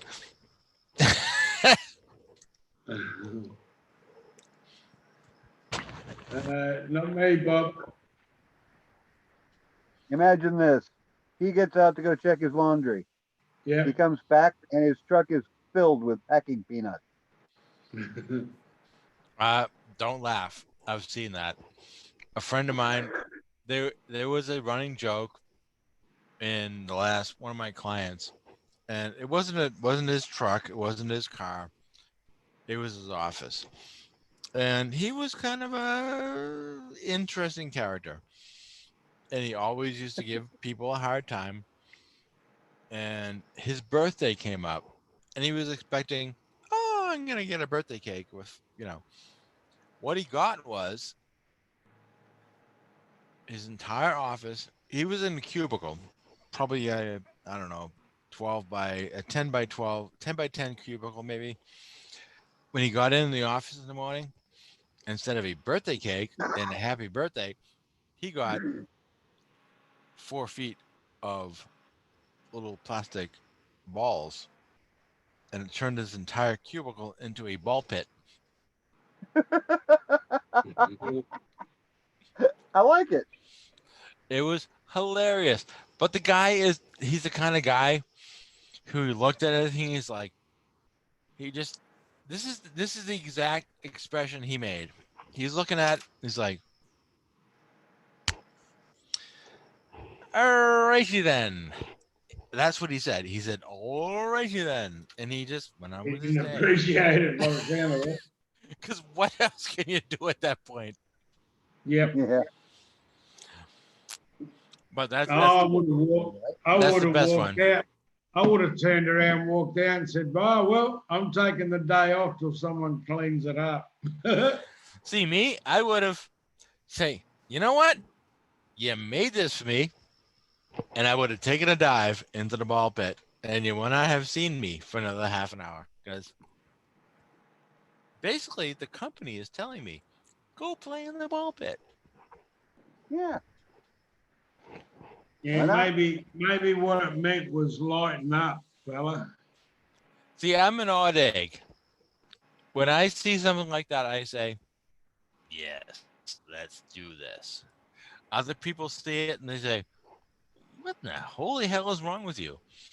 I say, look at this. What is this?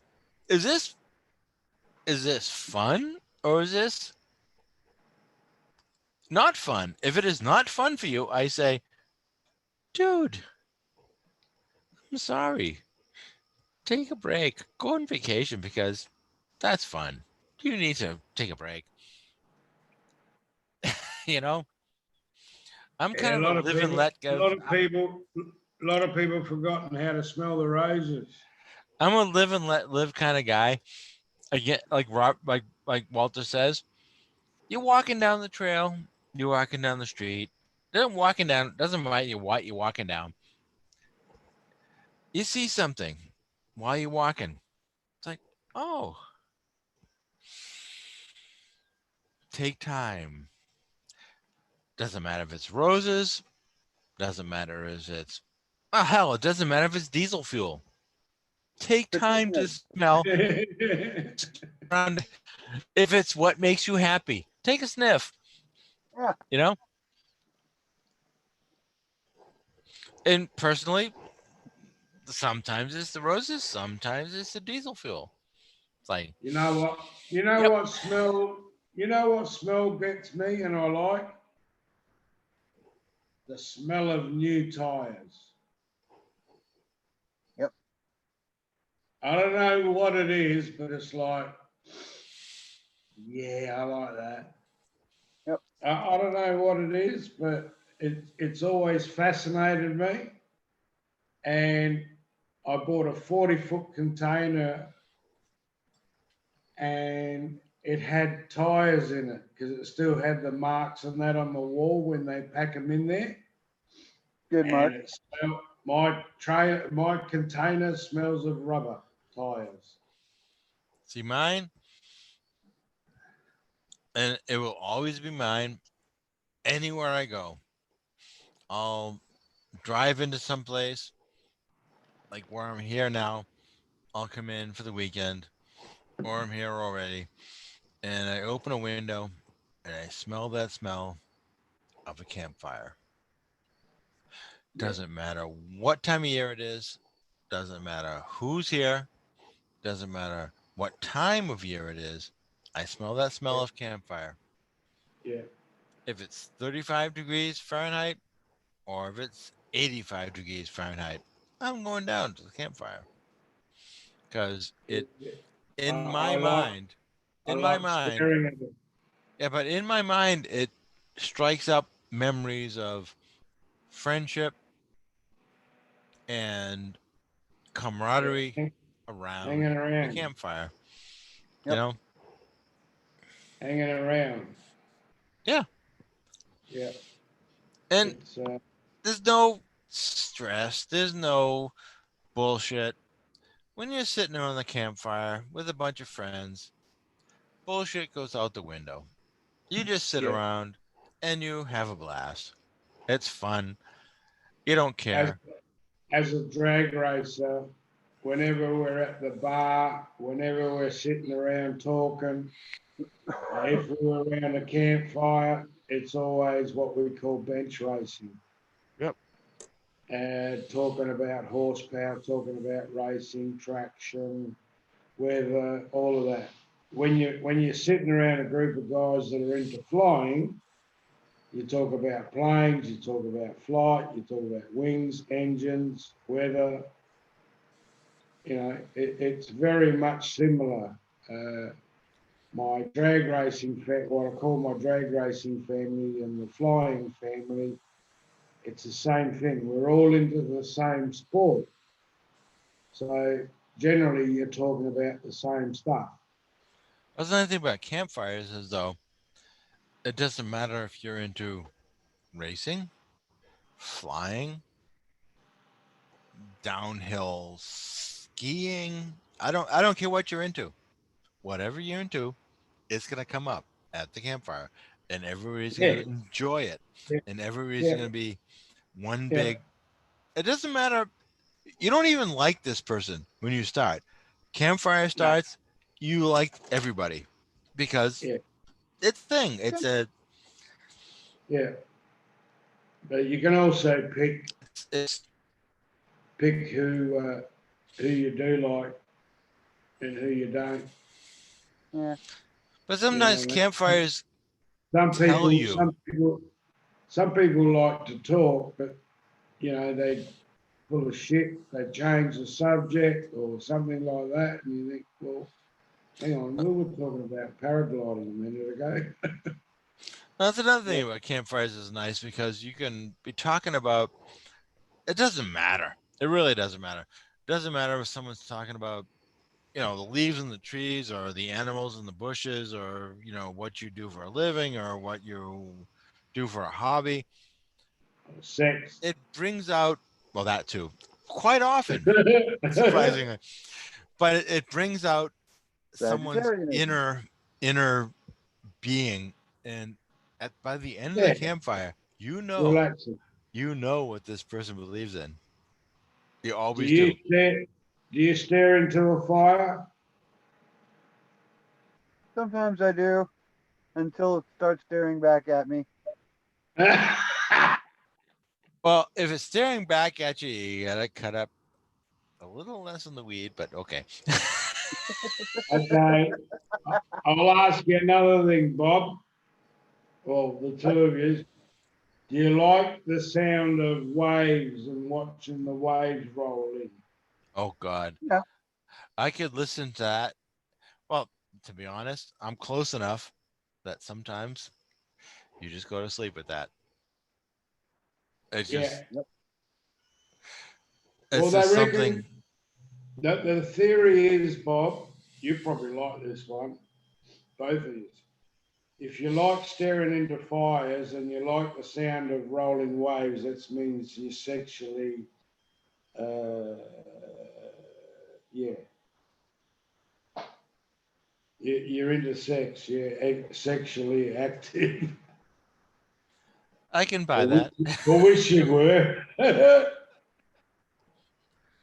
See, in my opinion, it's like if you like the sound of waves and you like the campfire, then you are a very open-minded individual and you just enjoy life and you'll take life Yeah, what it gives you when it gives you and you'll say, yes please, may I have some more. yeah, Yeah. whatever it brings, Stay and open-minded, but my brains kept falling out, so I stopped. I always try and be a little bit joyful or make people laugh or something like that.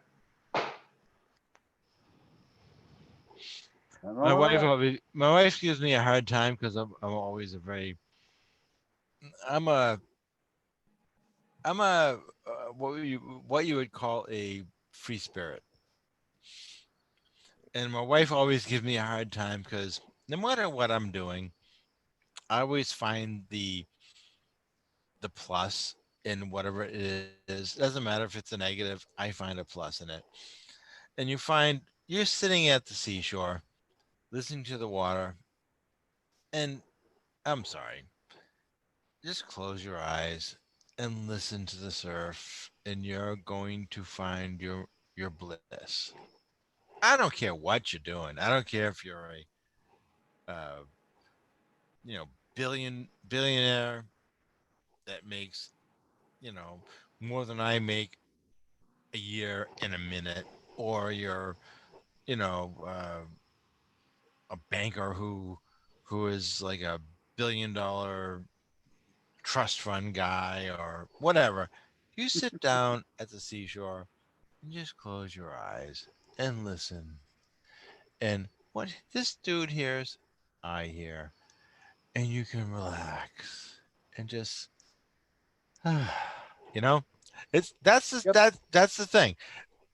This is the ultimate human experience when you can say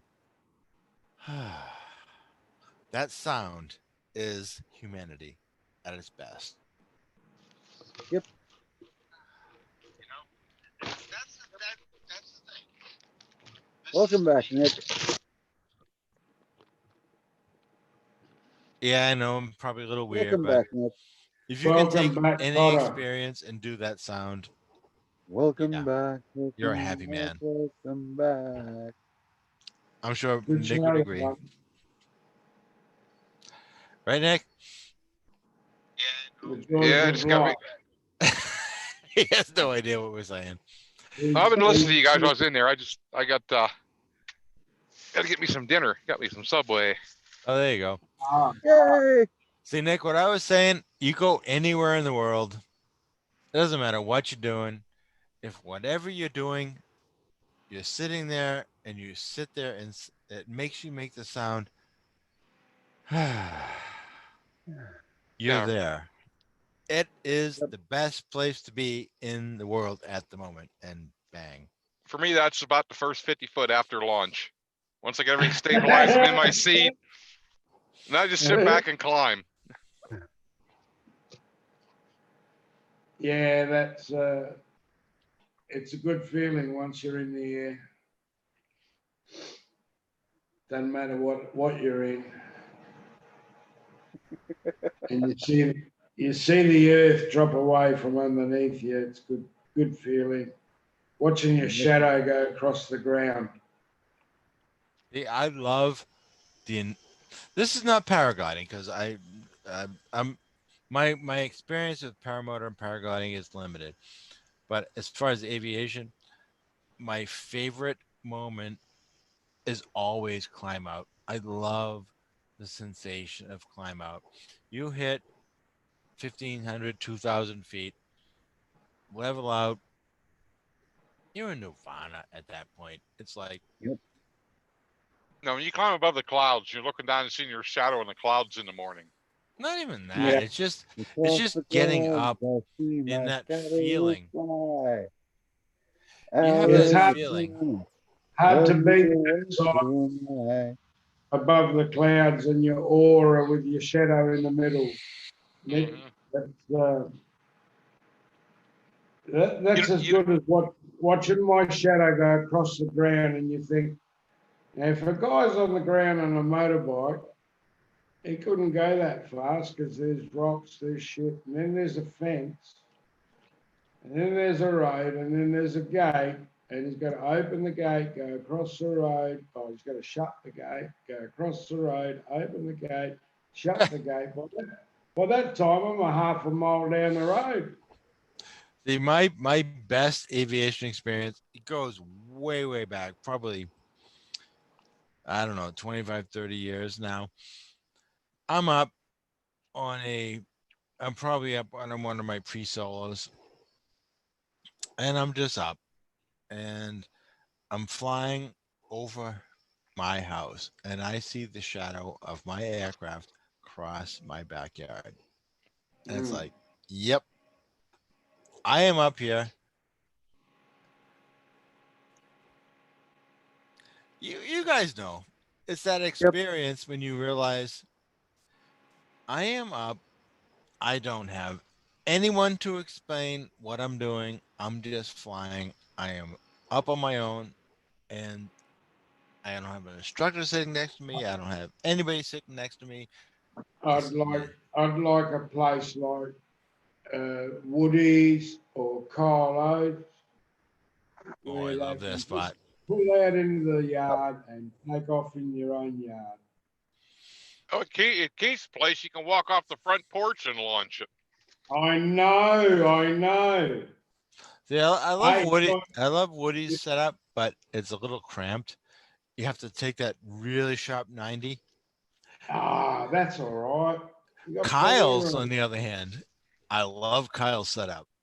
I think He Kyle's can is go either tighter. direction. Yeah, but Kyle's it's is tight. tighter. It's tight, but he can go either direction, Yeah. depending He on the can, wind. but he can, but could we? No, me no, but Kyle, yeah. If I had Yeah. his backyard and I could practice as much as he does, yeah, I'd like to think I could. Well, I know Dave Ruff takes off from there, but he always, it's always pretty tense for him. Now, to be honest, one of the best takeoff spots I've seen yet is one of the most mild takeoff spots I've seen ever, and it's Vela, Anthony Vela. He can take off in any direction he wants. Yep. He's got 30, 40 miles of nothing but desert. He can fly all day long, and who cares? Is Mitch G from down there too, El Paso way? I think he is, isn't he? Who was that? I like where those guys fly. They got that big ridge. Vela's used it. Mitch G's used it. Well, a couple of people. When he there's was a few still doing guys his fly. blog, Hey? when Anthony Vela was still doing his blog back maybe a year and a half ago, he was doing a blog once a week. Yeah, the ridge has got like a road. Yeah.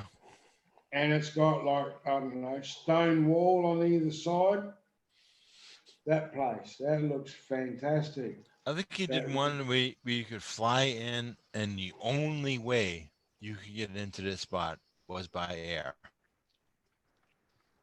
And it's like, oh, that's perfect. You cannot possibly go wrong.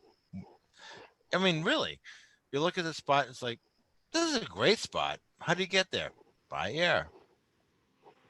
So you can't take back off again. No. Well, on that spot, I think you could, but it was tough. That'd be my worry. Get in there and not be able to get back out. If you're talented, I mean, old Mr. Del Stronzi, I've seen him take off from a little area and he just had to circle to climb out. I've seen some stuff that he did that, I'm sorry, I could do 2 years ago, and I would not be proud of it. I'm just saying. And again, you guys know me. I'm new at this. As far as actual flying, I could do what he did 2 years ago. What, kicking an owl? Climbing up a freaking side of a trailer, or I think the side of the trailer wouldn't be that hard. no, he's doing it in a wind, in a surf wind. I could fly. I could outfly anybody in that wind. Landing on a pole. But you're doing it You're doing it on the ground, yes. Spot landing. You can spot land on your, on your red flag, on whatever. But on a pole, man, it's only 6 inches. He's doing it in laminar wind. I could do that, and I suck. Oh, yes, yes, yes. I suck. I I've seen suck. that. I could do it. I've seen Matt Minyard do it in Laminar Win at the beach too. Yeah, you do it in I'm- laminar wind, it's easy. Anybody can do that. Beach is yes, so easy. Yes. I go. Yeah. I kite at the beach a lot, and Yeah. I can kite at the beach all day long. I go off onto randy wind that's like twitchy, and I mean I can do it, but on the beach, Jesus, my dog could do it. You know what I mean? Exactly. Yeah, Uncle Bob could even do that stuff. And he can barely kite. Uncle Bob could do it while driving at the beach. The beach is so easy. Yeah, at the beach, I could kite up his trailer, walk across it, and then land on the roof. On the beach, you could probably kite his trailer if you Oh, had a yeah. big enough wing. Easily. You have like an 80-foot wing, you could kite his trailer up. Sure, why But not? Now, an 80-foot wing, you pick the truck and trailer up. that's what I'm saying. But I kite at the beach all the time. I love beach flying, and yes, most of my beach flying is kiting, and I love the kiting. Most of my kiting I do at the beach. I don't do paragliding. I don't do paramotor. I don't do anything related to it. I do kiting, actual 4-line stunt racing kites, and I love it. Don't love ever it. take a paramotor on the beach because it'll ruin you for life. You don't want to launch on inland anywhere after you've done on the beach. Why? I will It's stay so easy. 6-8 hours on the beach. Laminar flow. Now my cutting field at home, it's maybe it must be a 600 yard by 200 spot that I used to be able to kite at, and it got taken over by a development, but whatever. I used to love going there. I'd play around with it all day, and my kite flying at the beach, easy as pie.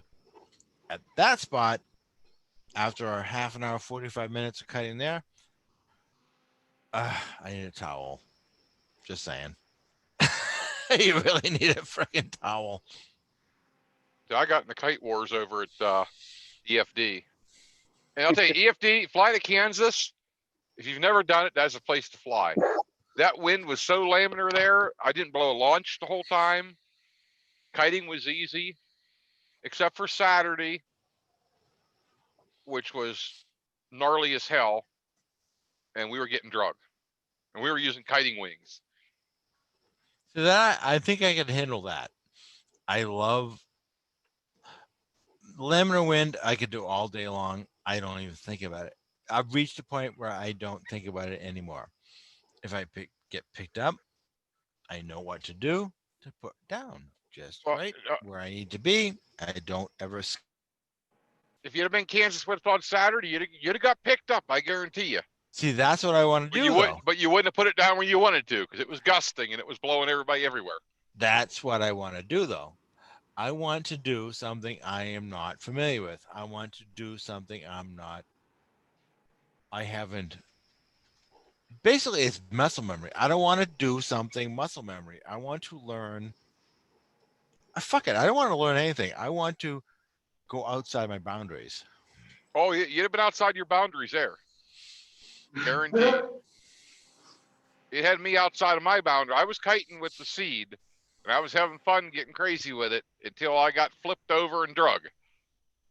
And then a bunch of other guys got drug, and they decided not to have the kiting contest after that because when those of us on little kiting wings were getting ripped around, first thing whoever said we should get helmets on. Yeah. And then they decided to start gusting a little bit more, and you're like, we're just going to call it off for today. Yeah, with mine, I do my kiting helmet is my old motorcycle helmet. It's like a half face helmet, and that's what I kite in because I don't want to get yanked up and dropped in my head. But I would have loved to do that because I I love being challenged. That's kind of my gig. I Yes, I'm a pilot. Yes, I love to fly. Yes, I love the all the little tidbits that we get. I love being challenged. I hate being stagnant. Well, they had a little meeting there. It was actually a presentation. At the end of it, they asked you if anyone wanted to do a kiting war at even. It was blowing like hell, and there was like 6 of us put our hands up, and it ended up being like 10 or 12 out there that went to do it. But almost everybody got drug and flipped over, and I probably would have tried it. Just I wouldn't have cared if I got drug and flipped over because I would have enjoyed the challenge. Yeah. Because well, it was a challenge just keeping it overhead and not getting ripped up. well, And not even that. to make it even worse, they had you in a small box field, Yeah. like 80 by 80, and you weren't allowed to cross out of that. And it was high grass when you did. I enjoy the personal challenge. I don't care who else is in the field. I don't care if I'm challenging Joe Schmo or Nick or anybody. That's not what I'm there for. I'm there for to challenge myself because I want to. It's not. It's kind of a testing my limits. It's kind of a something else, but it's kind of like this is what I know I can do, but I want to challenge my piloting skills You got to against what I. challenge yourself and don't treat it as a competition. Yeah, exactly. Yep. Well, the thing is, when you're doing a kiting war, at least the way they did it here, it's war. You try to steal each other's wind, knock each other's gliders out of the air. Yeah, no, that's fair enough. Yeah, it's one thing to keep the wing in the air. It's another when the guy's in front of you flapping his wing and knocking your air everywhere, or smacking the corner of your wing and trying to knock you over. Uh-huh. Yeah, Same it's as you do. I don't know. I am not the best paraglider pilot. I am not the best kiter as far as paragliders, but I have been flying gnarly ass kites for 30 years. you'd have an advantage over most of them. I may have an advantage and I would have a blast. But not, Sean would still kick your butt. He probably would. I've seen Sean kite. Most people see Sean out there kiting, they lay their kite down and just like walk away. See, I would have a blast. I would challenge him head to head. It's like, let's go, buddy. I've seen you kite. Let's go. Yeah, he'll drag you into the rotor. It would be like sailing. Teach me. It'd be like sailing, Nick, where you'd have to try and take the wind out of their fucking sail with yours. Yep. Yeah, that's what they do. They get behind you, upwind of you, and they flap their wing and knock your wing over. or they run their wing into yours. You smack each other's wings, catch lines with the tip of your wing. See, all I know was if I was in a kiting competition with him, it'd be like, yeah, I probably can't beat you. Actually, I definitely can't beat you. Let's go. Can you dance? And what I can't do, show me what you did. Bob, give me a little hint. Can you dance with your kite? A little bit. Yeah, I think I can. Bob, I'm talking about Bob. Pretty much, yeah. Yeah. And then, what's the other one he does? He high fives his wing while it's flying. Yeah. I'm not sure I've ever seen that, but I don't know. I've seen it. He will actually run towards the wing, let it fall down flat, high five it, and then back up without it ever touching the ground. Yeah. All I know is I can bring my wing down I to forgot 2 how he feet off did the it, ground yeah. and pull it back up and keep it flying all day long. But I'm treating it as a beach kite, not as a paraglider. I know when you get right down to it, it amounts to the same thing because you're still controlling it the same way. But in my mind, I'm treating it as I'm beach kiting. I don't know if I mean you are an experienced pilot. I am a experienced kiter. I can out kite almost anybody. Maybe Sean, maybe me. I'm Yeah, probably sure he I would. have an idea Sean would whip your butt. I'm sure he would. But Put it this way, Jeff Goyne and Eric DeFore did not want to kite with Sean. Yeah. Really? Yeah, when you get the Godfathers, don't want to kite with him. Yeah.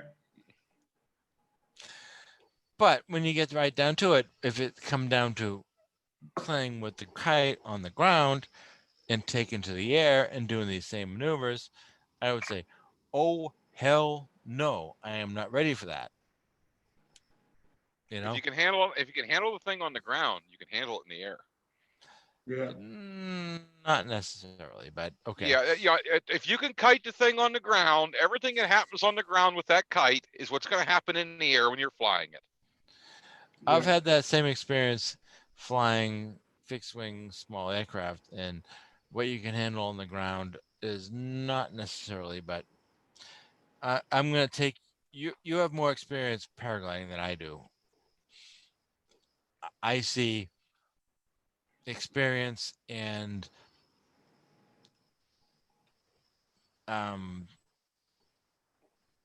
It's two different things, Bob. yeah, it's different. But I can't see any different that you can do on the ground kiting the wing that you couldn't do in the air. The only difference is in the air, if you collapse the damn thing, you're falling to the ground. That may be the difference. There may be the collapse possibility. When I'm doing anything with a fixed wing, there is no collapse. There's no possibility of collapse. There is a possibility of stall. No. Yeah, there's always a stall and a spin. You Stall's can easy. feel the stall coming way before. Oh yeah, but as far as a collapse, I don't have to worry about collapses because they don't exist. So there is differences, and yes, I would have to see. That's where I'm coming at from a different angle than you guys, because I'm coming from a GA background. Well, so am I. I spent more time in GA and jets and stuff than I ever did on a paraglider. So you probably get more than some people will, and I see. I may be seeing a difference that doesn't exist, but I'm seeing that what I see in a GA experience, let's say just a general exercise. Let's say we're doing stalls. I'm doing a stall in a GA aircraft. You pull up, you wait till you hear that, you feel the stutter, you release, you come out of the stall, you pull back up, you're flying.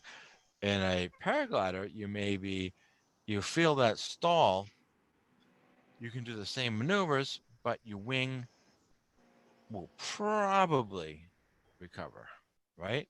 Well, the wing's going to fall behind you. It's going to stall. And then as you fall, you're going to get weightless. Then you're going to load the wing. It's going to inflate. And it's going to shoot forward. At that point, you got to worry about a frontal. So you got to get the brake on. Don't let the wing overfly you. Yeah. So I'm still coming at it as a. I've heard before from several people that GA people make terrible student pilots for paragliding in paramotor because they have a preset notion of how we you wouldn't, Bob, because number one, you know the kite. And the basics of flight is power to climb, power to fly level, power to descend. Okay? Height's your friend. Speed is your friend. Eh? Yeah, airspeed is your friend. Airspeed and height. Airspeed and altitude are your friend. That's what I've learned. It's the same thing in a freaking paraglider. Airspeed and altitude. Yeah. Gets you out of everything. But there's not so much airspeed to worry about. Well, above stall speed. Well, Yeah, but the stall speed on a paraglider is what, 6 mile an hour? Yeah. yeah, but what is a stall? It's just a drop and then it recovers. Really, unless you get tangles or something like that. Yeah, theoretically, every time we're coming into land, we're putting the thing into a stall Hey, as you're Nick, flaring it. what do you do to pull big ears? You're pulling your outermost A's. You're pulling the tips in. Outermost A's. Yeah, outermost A's, outermost B's. You're just pulling. You're folding the wingtips in. So your A's, sorry, your inner A's is your inner part of the chute, is it? And then the outer Basically A's are stalling your outer. outer wingtips. Yeah, you're pulling the outer wingtips down and in. Okay, but it's the front. Yeah. Yeah. Okay. Yeah. I've heard you could do it with A's or B's. But you're basically I don't pulling know. it. I've tried that, and I always think of it as just stalling your outer wingtips. Yeah, that's all you're doing. You're stalling the outer wingtips. You're deflating part of the wing, and it gives you a descent rate. Well, when Sean was doing his SIV, if you remember, they were telling him to pull his B's, and he couldn't pull them down. He didn't have the strength. Well, they had him And I pulling. thought, Yeah, cool. he was trying to do a beeline stall, pulling all the B's down, and it Yeah, folds you. It yeah. folds your glider like a hot dog. When you got so Yeah, much well, he's weight on not there, a- you could bench press on those things. He's not a little bloke, and he couldn't pull them. I thought, fuck, I'd have trouble pulling them too, probably. I'll tell you, on my wing, to do a partial deflation, just grabbing an A riser on the right side and pulling it down. Yeah. It's all I could do. You have to yank it hard, and when it comes down, it'll go slack on you. But it takes quite a bit to pull it down. And obviously, the heavier we are, the more Loading you got on those lines. The harder it would be, wouldn't it? Yep. So the only time I've had to a lighter person would do it easier. The only time I had to force a stall was on a heavy beach wind, and this is like last year. I had to pull a C stall. I pulled my C's all the way down to collapse my wing because otherwise it would have gone bananas. I just grabbed my C's and yanked the shit out of them. That's the only time I've actually had to do a stall. Yeah, pull the C's or D's. It'll collapse it. I don't have D's. I'm a Mojo. I don't have a D's.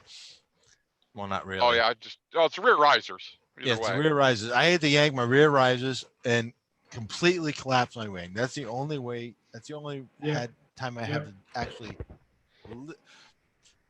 do a real stall. What I would like to do, and this is probably way outside the envelope of a lot of paraglider pilots, way back in the day. One of the first maneuvers I was taught, we got up, we did basic maneuvers, level flight, stall the aircraft.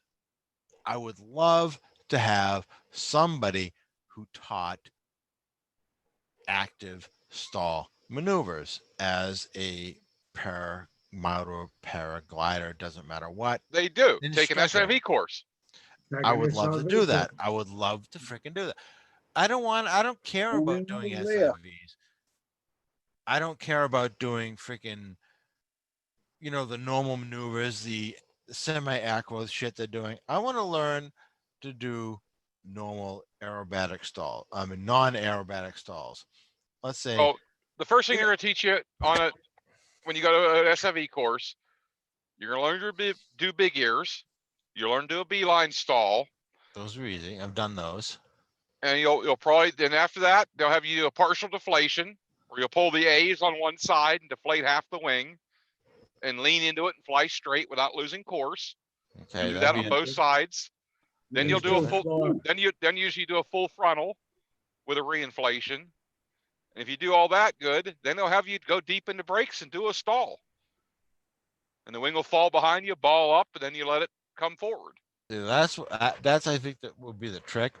I've done the equivalent of an A-line stall just because I'm trying to replicate what I do as a GI pilot. I want to learn how my aircraft I don't know why they quote that. That's an aircraft. But It is. It's an airfoil. It really Nick, is. Nick, you said you pull your brakes hard. The chute goes behind you. And then it goes into a stall. It And goes then it parachute, it stalls. goes into a stall, and it'll fold up kind of like a stall, what they call a stall ball. At that Right, point, you got to which- shake the brakes and let it pop back out, but you got to catch the Right. surge because it's going to surge Which forward. which is worse, a forward or a backward? Forward. Forward would be worse because you could come Yeah. ahead of you and gift wrap you. Yes. Right. How do you get out of that? If you gift wrap you throw your reserve. You ain't getting out of it. No. Not gift wrap, but from a frontal stall, how do you fix that one? Brakes. Again, brakes. Yep. Same thing when you a rear stall. When you let Yeah. out of that thing, it's going to want to inflate and shoot forward. You got to catch it with the brakes before it goes into a frontal. Yes. Yeah, I get that bit. Yeah. But I was thinking of frontal, just pull the brakes and pull the back down. Yep. Well, frontal, you gotta pull, you gotta catch this, you gotta catch the surge before it pulls pulls ahead Yeah. of you. Yeah. Look, I understand from what Kyle says, and it's always fly. It's the same with an aircraft. Always fly the aircraft. Always fly the chute. And pretty much brakes prevent a lot of things. Brakes prevent collapses. Anytime the wing's acting goofy, add a little brake pressure to it. It makes it solid up the wing. Yeah. Well, you got to keep it under pressure. Okay. You got to keep it under pressure. You got to keep it taut. Yep. I don't know. All I know is I have a long way to go before I get to this point. I know what I don't know. I probably Watch the SIV videos. That'll help you a lot. Yeah. some of these. Exactly. I know that. See, I know from what I've done how to catch certain things. Oh God, I would love to do an SIV. And personally, I think I've been through GA like 30 years ago. You did it, didn't you? I Nick? think I haven't done it yet. I'm getting ready to do it. I don't think the SIV as a course, not as the SIV is taught, should be like general knowledge type of. I think basic stall recovery, collapse recovery should be part of every single basic paragliding paramotor course. Well, the problem is you need to do that in an SIV situation. I know where you're that's the towed up trouble. over water with a reserve, with an instructor Yeah. watching you. You Yeah. can't do it with a motor very often. You're not. You really are not ready for all of that. It's like when you're going for your GA. You learn to fly, then you learn everything else, your instruments, your navigation, all of that. But the first thing you learn to fly. Now, Well, recovery. the very first thing I learned was recovering from engine stall, stalls though. and stuff like that. I realized that, but with a wing, I don't really, know. I know it's different. If you're on an A wing, even a B wing, really you ain't gonna get yourself into trouble, are you, Nick? Really? Yeah. Not really. Unless You you're could going get up- yourself in trouble if you did unless- something really stupid. But the thing Yeah, is, but unless you're going up in the wrong weather. Yeah. you still need to go up. Really? You need to get 8 or 10 flights in, 5-10 hours, get comfortable Yeah. flying, and then go to an Yeah. SIV course. Once Yeah, you know how but to what fly I'm the saying aircraft, is then you, take the you course. could go flying first thing in the morning and first thing in the evening, get your butter air, get your, I know how to fly this thing now. Then you start to get your bum tolerance. And then I'll say by that time, you're ready to go and do an SIV. Yeah, once you're comfortable flying the aircraft, it's Yep. not like a holy terror for you every time you go up. Then No. that's when they suggest go take an No. SIV. Yeah, it's the same with doing engine failures in a rule aircraft. I already know how to handle the aircraft, so it's nothing to fly the patterns you need to do to land on that Yeah, but you don't want to take a first-time you- student up their second flight solo and then give them an engine failure because they're going to screw that up. Oh, we did Oh, that. yes. Well, yes, not second, but yeah. You do that, but yeah, it's not your first lesson, but by your second or third lesson, you're probably starting to get Oh yeah. Yeah, you to get the know theory of it in, but you don't put a guy up solo first time and, No, and no, give him an engine no, out. no. That's just a Minimum of recipe for disaster. It's minimum 15, 20 hours before they go solo anyway. Well, even we're not talking solo, but we did when I was doing GA. Within the first, I would say, 4 hours of training, we were already doing power on stalls, power off stalls, Yes. accelerated yeah, stalls, Yeah. stalls in turns, and that was like standard stuff. But I'm just the difference wondering. is though, you have an instructor sitting beside you, and you have an aircraft that when they go into something like that, he can take control of it. Yeah. Okay, when you're a paramotor or paraglider, there ain't no one up there with you grabbing controls. No. A way to teach that though somehow. That's like when you It's go really hard to solo. teach that. That's why they When do you the go SIVs. When you go solo in the GA and the trainer jumps out of the passenger seat and he shuts the door and you go, I've never seen that seat empty before. Yeah. Or it's when it's like, yeah. And you go and take off, and man, you can feel that he's not in that side. And my first solo, I went 45 degrees when I landed to the runway and ended up off the runway and straightened up and fixed myself up, and no one even fucking saw it, bar the tower. And then they changed jurisdicted ends right at that moment. And the thing that I kicked myself is I didn't see the windsock down that end just before I landed, because it would have been a tailwind. The best time, I mean, all time best, is you're out on a normal training flight and you know you're getting close. You know you're getting close. And you make that last you're saying you're preparing for touch and goes. You're doing touch and goes. It's like, okay, well, let's sit down here, bring it to full stop. You bring it to full stop. It's like he steps out. It's like, yep, off you go. Off you go. Yep. And then you that's like, what happened to me. and then your heart goes into your stomach. And it's like, oh, I've done this 100 times. I know I can do this, but your heart still goes into your stomach, you know? I did. I think it was an hour and 10 flying, and I think I did 12 circuits. That's all I did. And man, my left arm was killing me after that. See, my best memory, it's my worst memory and my best memory because it's the worst, but it's the funniest. I had a steady instructor that I used to go up with all the time, and he was great. My instructor and I meshed perfectly, and I learned so much from this guy. He was probably about, I don't know, 10 years younger than me. And then I go up for one day, I come to the airport, and it's like my normal instructor is not available.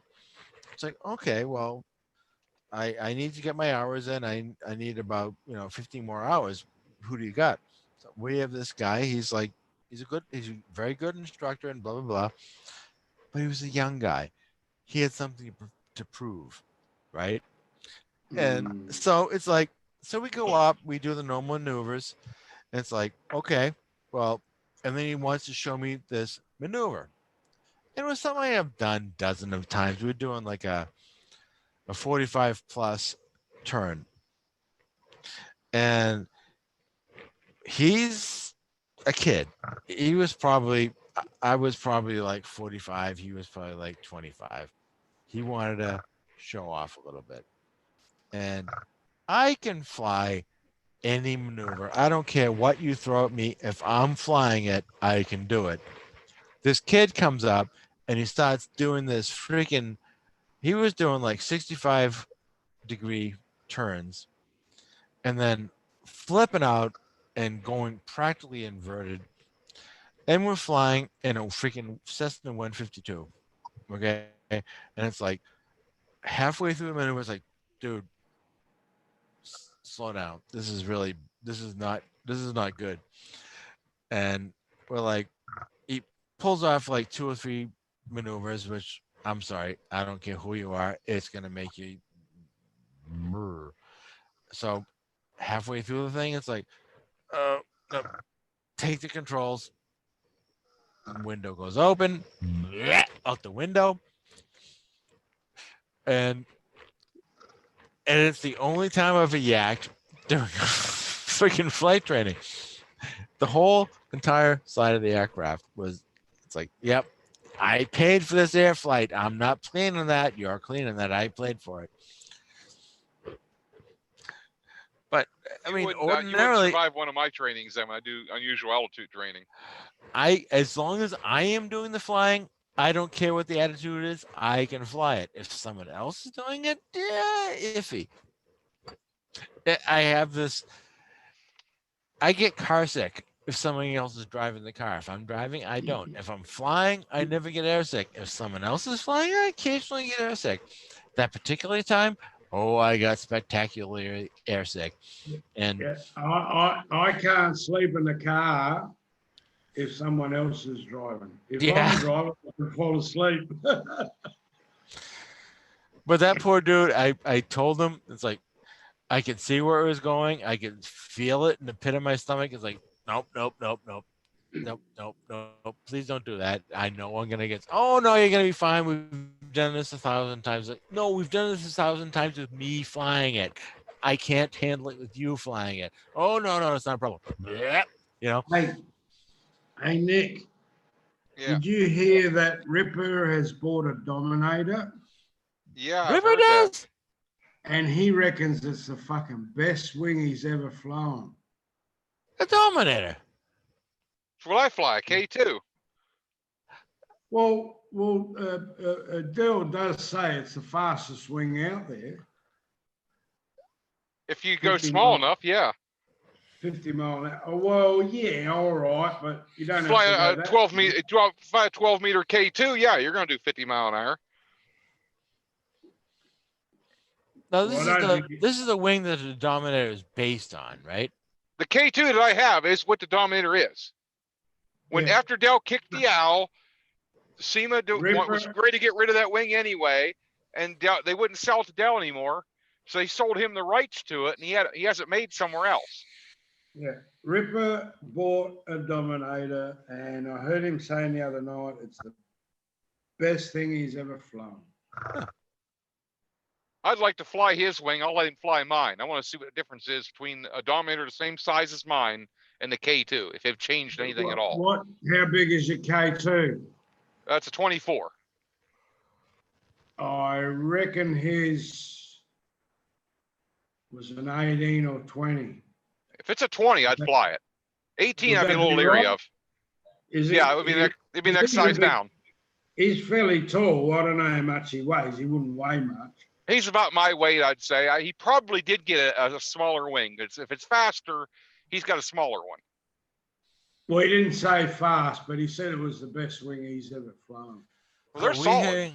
Are we That's hearing? a pretty big statement. He's got a lot of wings. He's flown a lot. Are we hearing confirmation that Dell's wings may be decent? Yeah. Well, it's a K2. All he's done, I don't think he's changed anything on it that I know of. Well, you reckon your I like- K2's pretty good? Yeah, I love it. I like Yeah. Dell's some of his training methods. I hate Dell as a human being. Yeah, he's a good pilot, but he's an asshole. Yeah, I like his training methods. I hate him as a human being. But to hear someone say his wing that he's used is because it's hard to say because he puts so much bullshit to Yeah, but- everything he does. Yeah, but he's always said it's a great wing, this, that, the other. and no one believes him because he thinks he's God. But Yeah, if literally. someone else, I mean, really, from what I've heard, is the flat tops, they're a little bit uncomfortable and slightly heavy, but otherwise they're a good unit. But see, Yeah, there was same. problems with that. There was problems with the flat top, and Andrew Fuller took that and made the round top. Yeah. You know, which is he's improved a lot of stuff. He got rid of the kidney crushers. He improved the cage design a little bit. He made it a little bit lighter, and he put a damn harness on it you can remove. The flat top, you can't take the harness off. It's sewn in. Huh. What Andrew did was make it where you can actually remove it, put different harnesses in it now. But So he's now still you got those, has he still got those solid arms? Yeah, they're still solid. It's identical to the flat top. He's just changed some of Yeah. the device, some of the things on it, like the kidney crusher bars. He reversed those and moved them to the outside. Well, how do those bars work in relation to a swinging bar? Like, I'm not sure. They say you have weight shift with it. I think you have a little bit less weight shift than you do with the swinging bar. I haven't flown would one yet. think I so. want to fly one. I would think it'd be a little bit less weight shift, but yeah, till you fly, it, you don't know.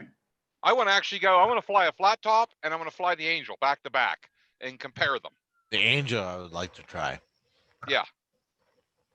Flat top, I've heard so much bullshit from Dell and all the crap he's always spouting. I have a little bit of a hesitance to say, I'd like to try that. Granted, in my situation, I would try anything. If someone offered me a flat top, I'd say, frick yeah, I'll take it. I And could have if- bought one. I almost did buy one.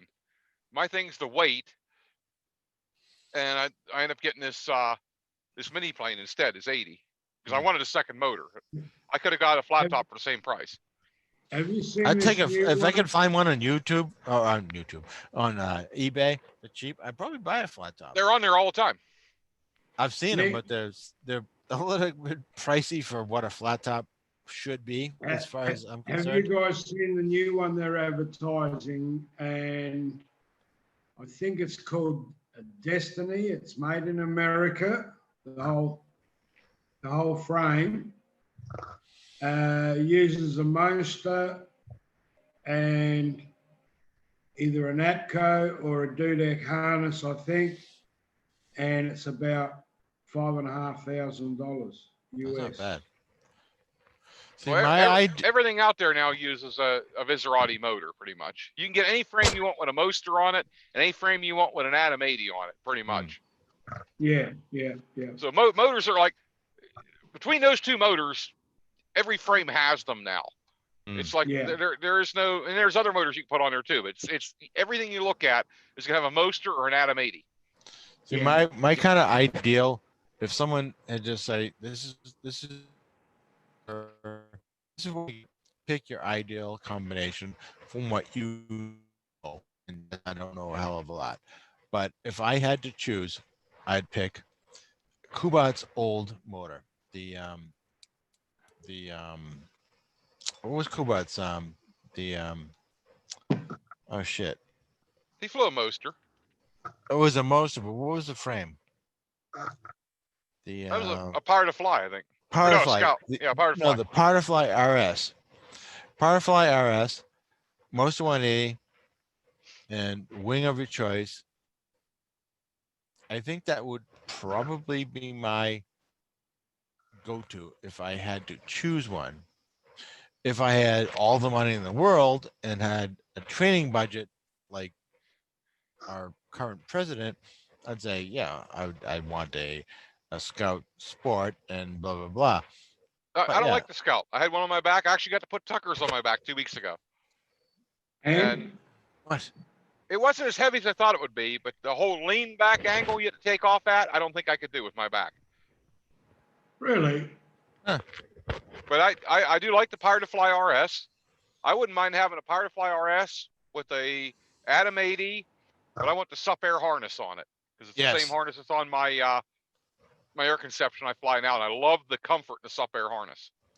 I like the Sup Air from what I've heard. I've not flown one yet, but it sounds Dude, like once you fly one, perfect combination between what I have tried and what I want to fly. I've tried a have few you other been in harnesses, a, and I always go back to the Sup Air, and that's what's on my air conception. have, They just have it branded with their name, but the way they have hit you on you, they feel good. See what have you I seen, have had my my shit. I'm having a total brain fart. The shit. have you sat in a dudek? I've set to do that. The power seat, I really didn't. It wasn't bad, but I still like the Sup Air better. Yeah, right. The padding on them, I think, is a lot better. Oh, there we go. My Ozone 2 harness. I've What I've got heard, an the Acto. Sup Air is better than the Ozone 2. Their kiting, their actual free flight harness. I love the 2. Whatever, I forget what the actual branding is on it. I had a Ozone, the version 1 kiting harness, which is actually a free. I love that thing, and The Ozone Oxygen 1, which is what the I oxygen have. one. That's what I have. I love it.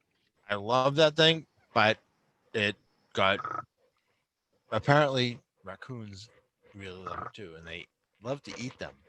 Just saying. I will say though, I did play with the APCO First harness for a kiting harness, which is a flat bottom. It's not the twin leg deal, and I found it's better to not grab me in the balls. That's the only thing I didn't like about the oxygen one is this split leg. It tends to grab the boys in certain ways you don't particularly like. If you're not in the high winds, it's not bad. But when I was playing in the high winds Saturday, I had a couple times where it flipped over and got me, and I didn't like that. Yeah, from what I hear, the Super, the training harness, even the training harness is like really outstanding. I'd love to get one, and I may end up getting one. I love Ozone. I've been doing Ozone since, well, even almost every kiting owner is an Ozone. Well, when I was up there at Alabama, he had the APCO First harness, which is what he uses, and they have the square flat bottom seat. And I had it on for a little bit and tried it, and I actually liked it. It wasn't adjusted right for me because someone else was using it. I just threw it on to try it. Now, But I think if that was adjusted outright, I could get used to it. You've done the oxygen one, right? That's what I usually use. Compare. What's the split leg ones like? You ever tried them? That's what the oxygen one is. Yeah, it's a split leg. are, It'll whack you in the balls if you don't have it set right, or if it shifts on you when you get yanked, it'll nail you.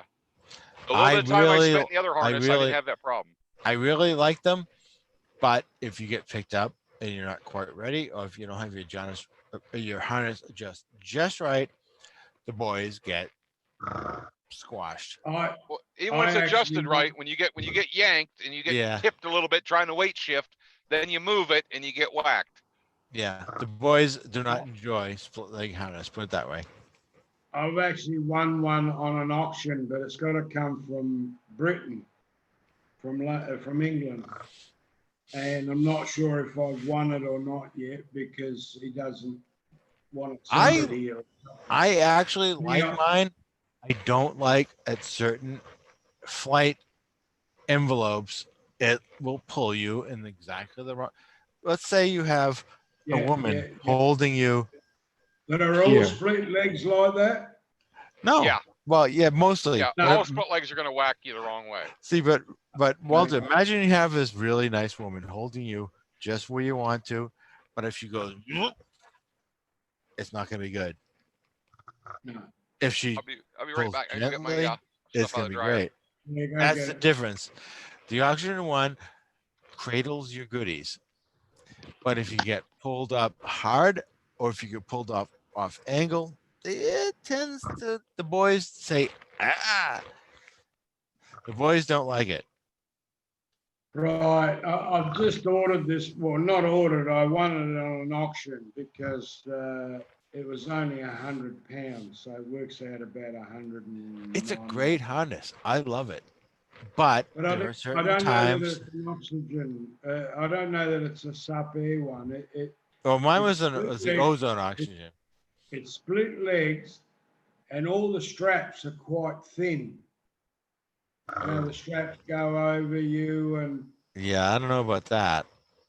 See, mine was the And, oxygen, the and it's ozone not just a oxygen. kiting harness, you can fly with it too. Well, yeah, the oxygen you can fly with it, it's a full free flight harness. Yeah, yeah, But the way it comes across, it just at certain flight envelopes, it will, yeah. you know, it'll you'll find it less than comfortable. Let's just say that. Oh, well, what can you do? You may find your the boys are in your belly button. Yeah. I've got three harnesses. One's a little small, one's not too bad, and the other one, the APCO, it's quite big and heavy because it's a paragliding harness. Yeah, I want to try the APCO.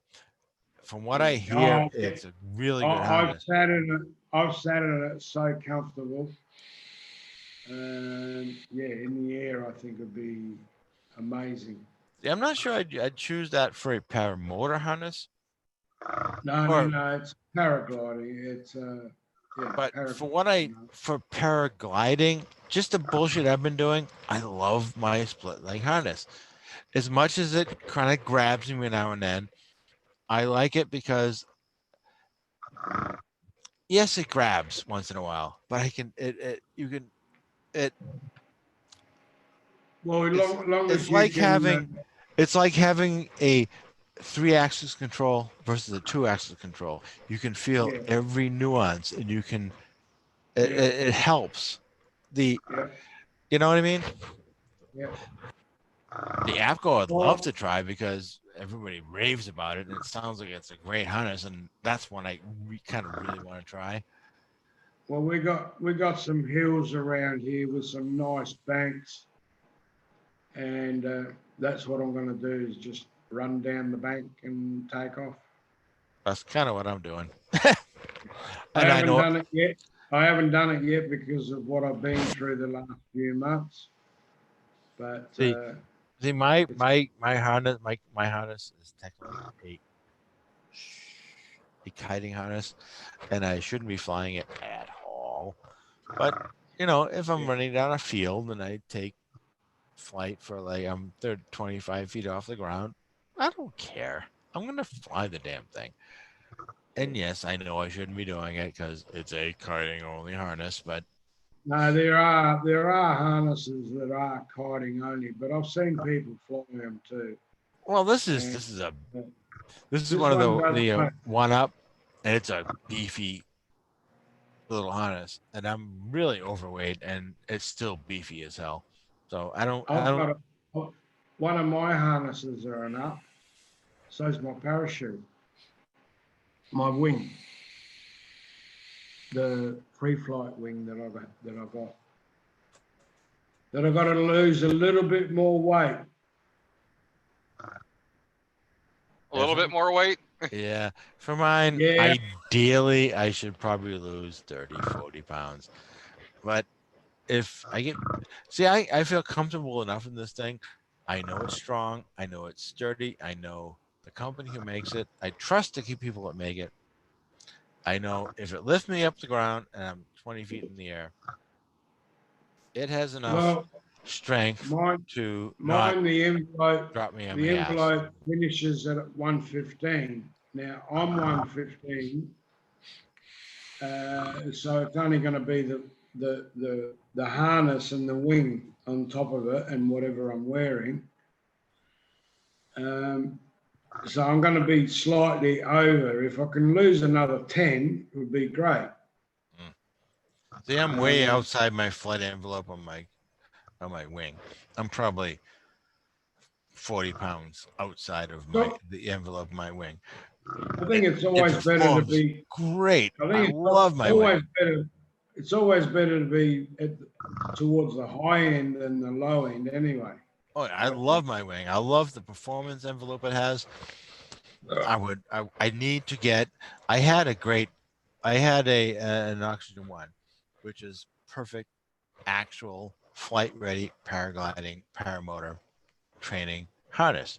If you're doing Yeah. paragliding, it's an actual paragliding harness. You can go Yeah. flying anywhere you want. As far as paramotoring, it's a great training harness. I loved it. Is it heavy? Mine got no, it's actually super lightweight, but mine got Yeah, right. soaking wet one night. I'm out playing around, and mine got soaking wet. I left it out my deck, right out here.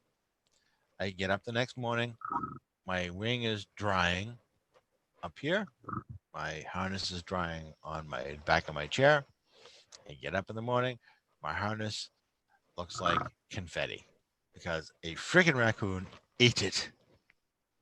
It tore it to shreds.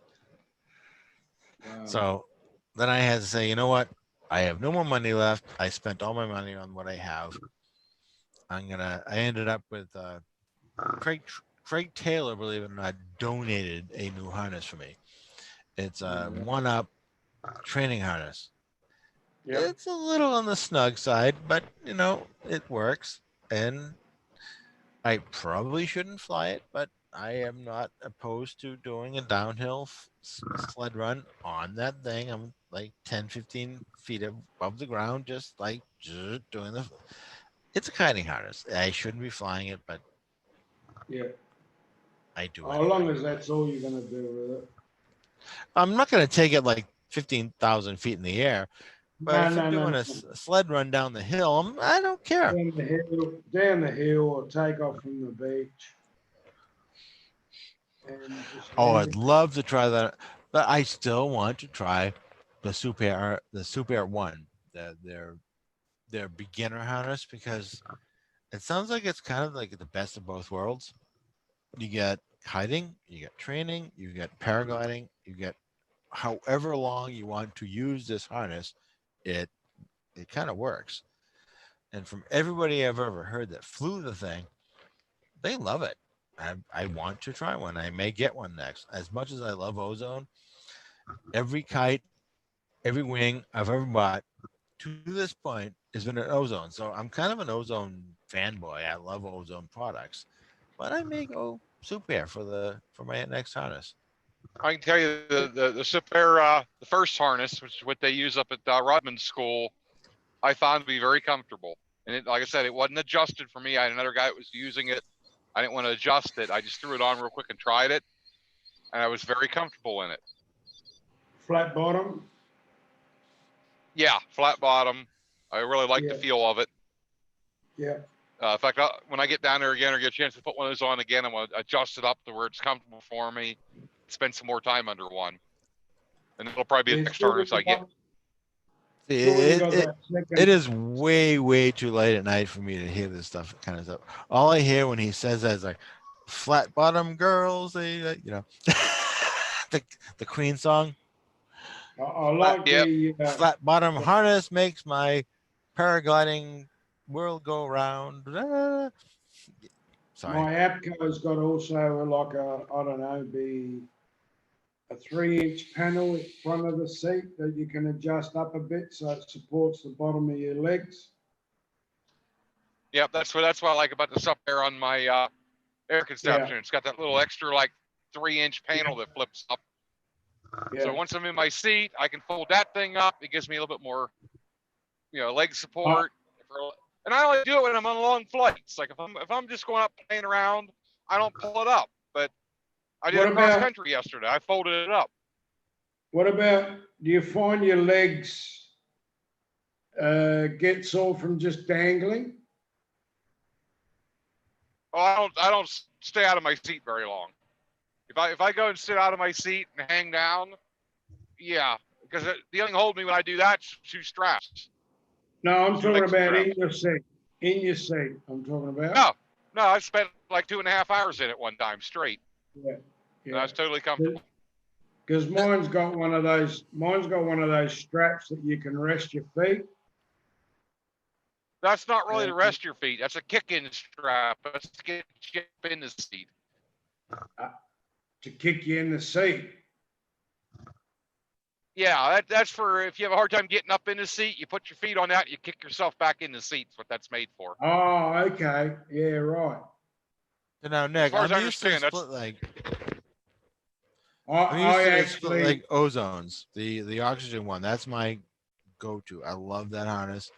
It Well, that's what I have grabs for the a kiting harness. it grabs I the tell you, boys once in a while, but how would you compare that? Let's say you were gonna paraglider off a hill. No motor, no nothing. Would you choose the Ozone 1 split leg over the Super uh the first? I think I'd take the first. I mean, I like a flat bottom. That's what I fly when I'm flying. It's a regular flat Yeah. seat. And I'm Yeah. more comfortable in that. The split leg after a while tends to start rub me and it doesn't feel as good. I've done one downhill run on mine and I didn't like the way it hit me. I think if I was sitting in a regular seat like I do in a paramotor, I'd be more comfortable to go up and free fly. I'm dying to try one. I may have to pick one up because I love the Ozone 1, but again, occasionally it grabs in exactly the wrong spot. And yeah. Nick, have you started playing with your speed bar? With what? Speed bar? No, I have one that I got off of John. I haven't even put it together yet. I need to do that. Yeah. And get it hooked up. And if I do it, it'll be on the K2. I'll put a speed bar in it and just play around a little bit.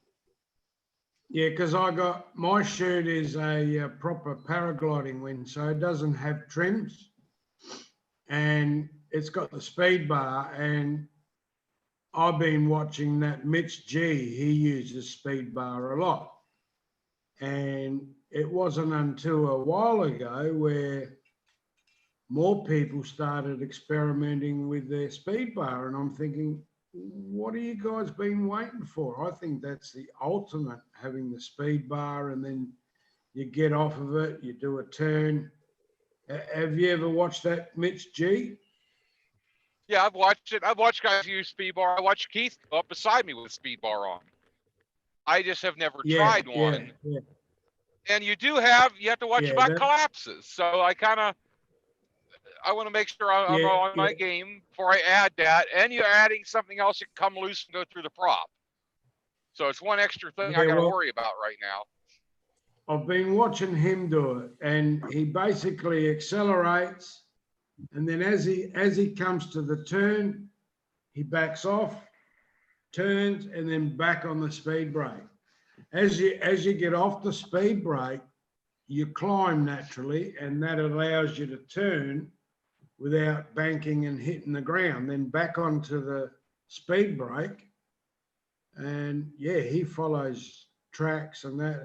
He's brilliant to watch. I gotta get it hooked up, but I understand. I was talking to a guy about it last week up at EFD. Yeah. And I need to get on a hang station and have my wing tied to the unit and have to do some adjustments for the speed bar.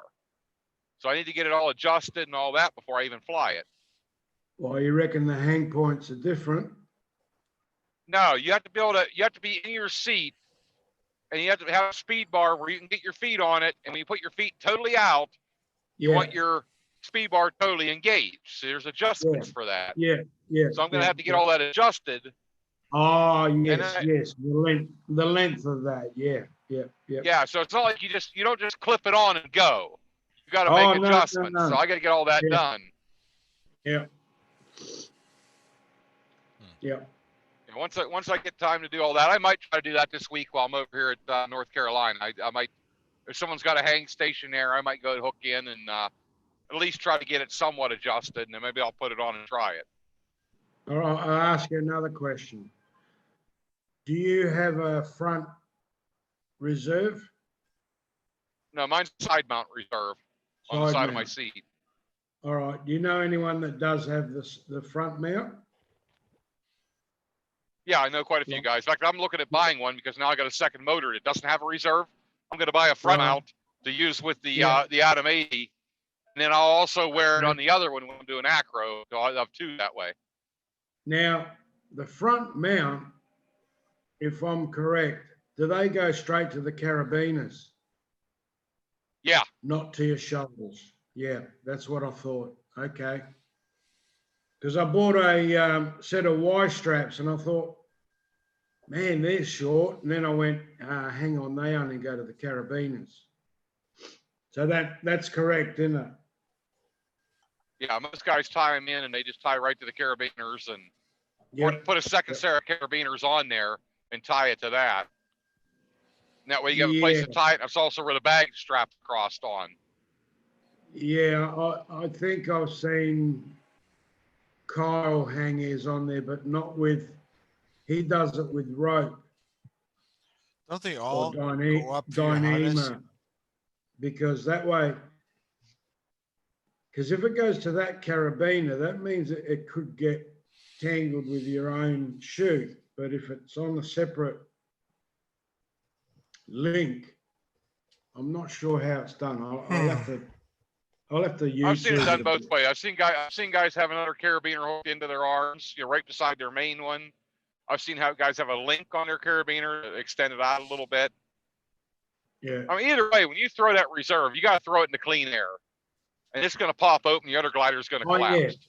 Yeah. You wouldn't want to throw it the side that your chute's collapsed or whatever, if that's the. Yeah, you want to get it away. You want to get it out in clean air. I always thought they went up your harness, over, and then your down to side- a common hang point.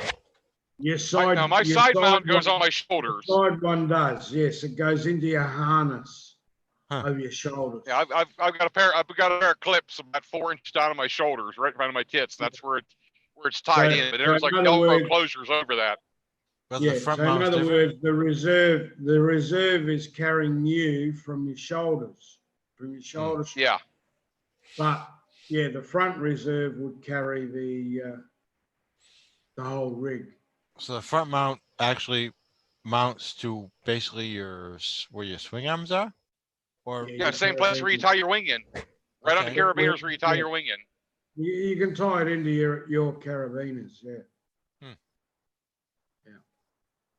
Yeah, you have 2 straps on each side of your reserve. Both of them go to the carabiners. One's your actual reserve itself, and then there's the bag the reserves in hooks on there too.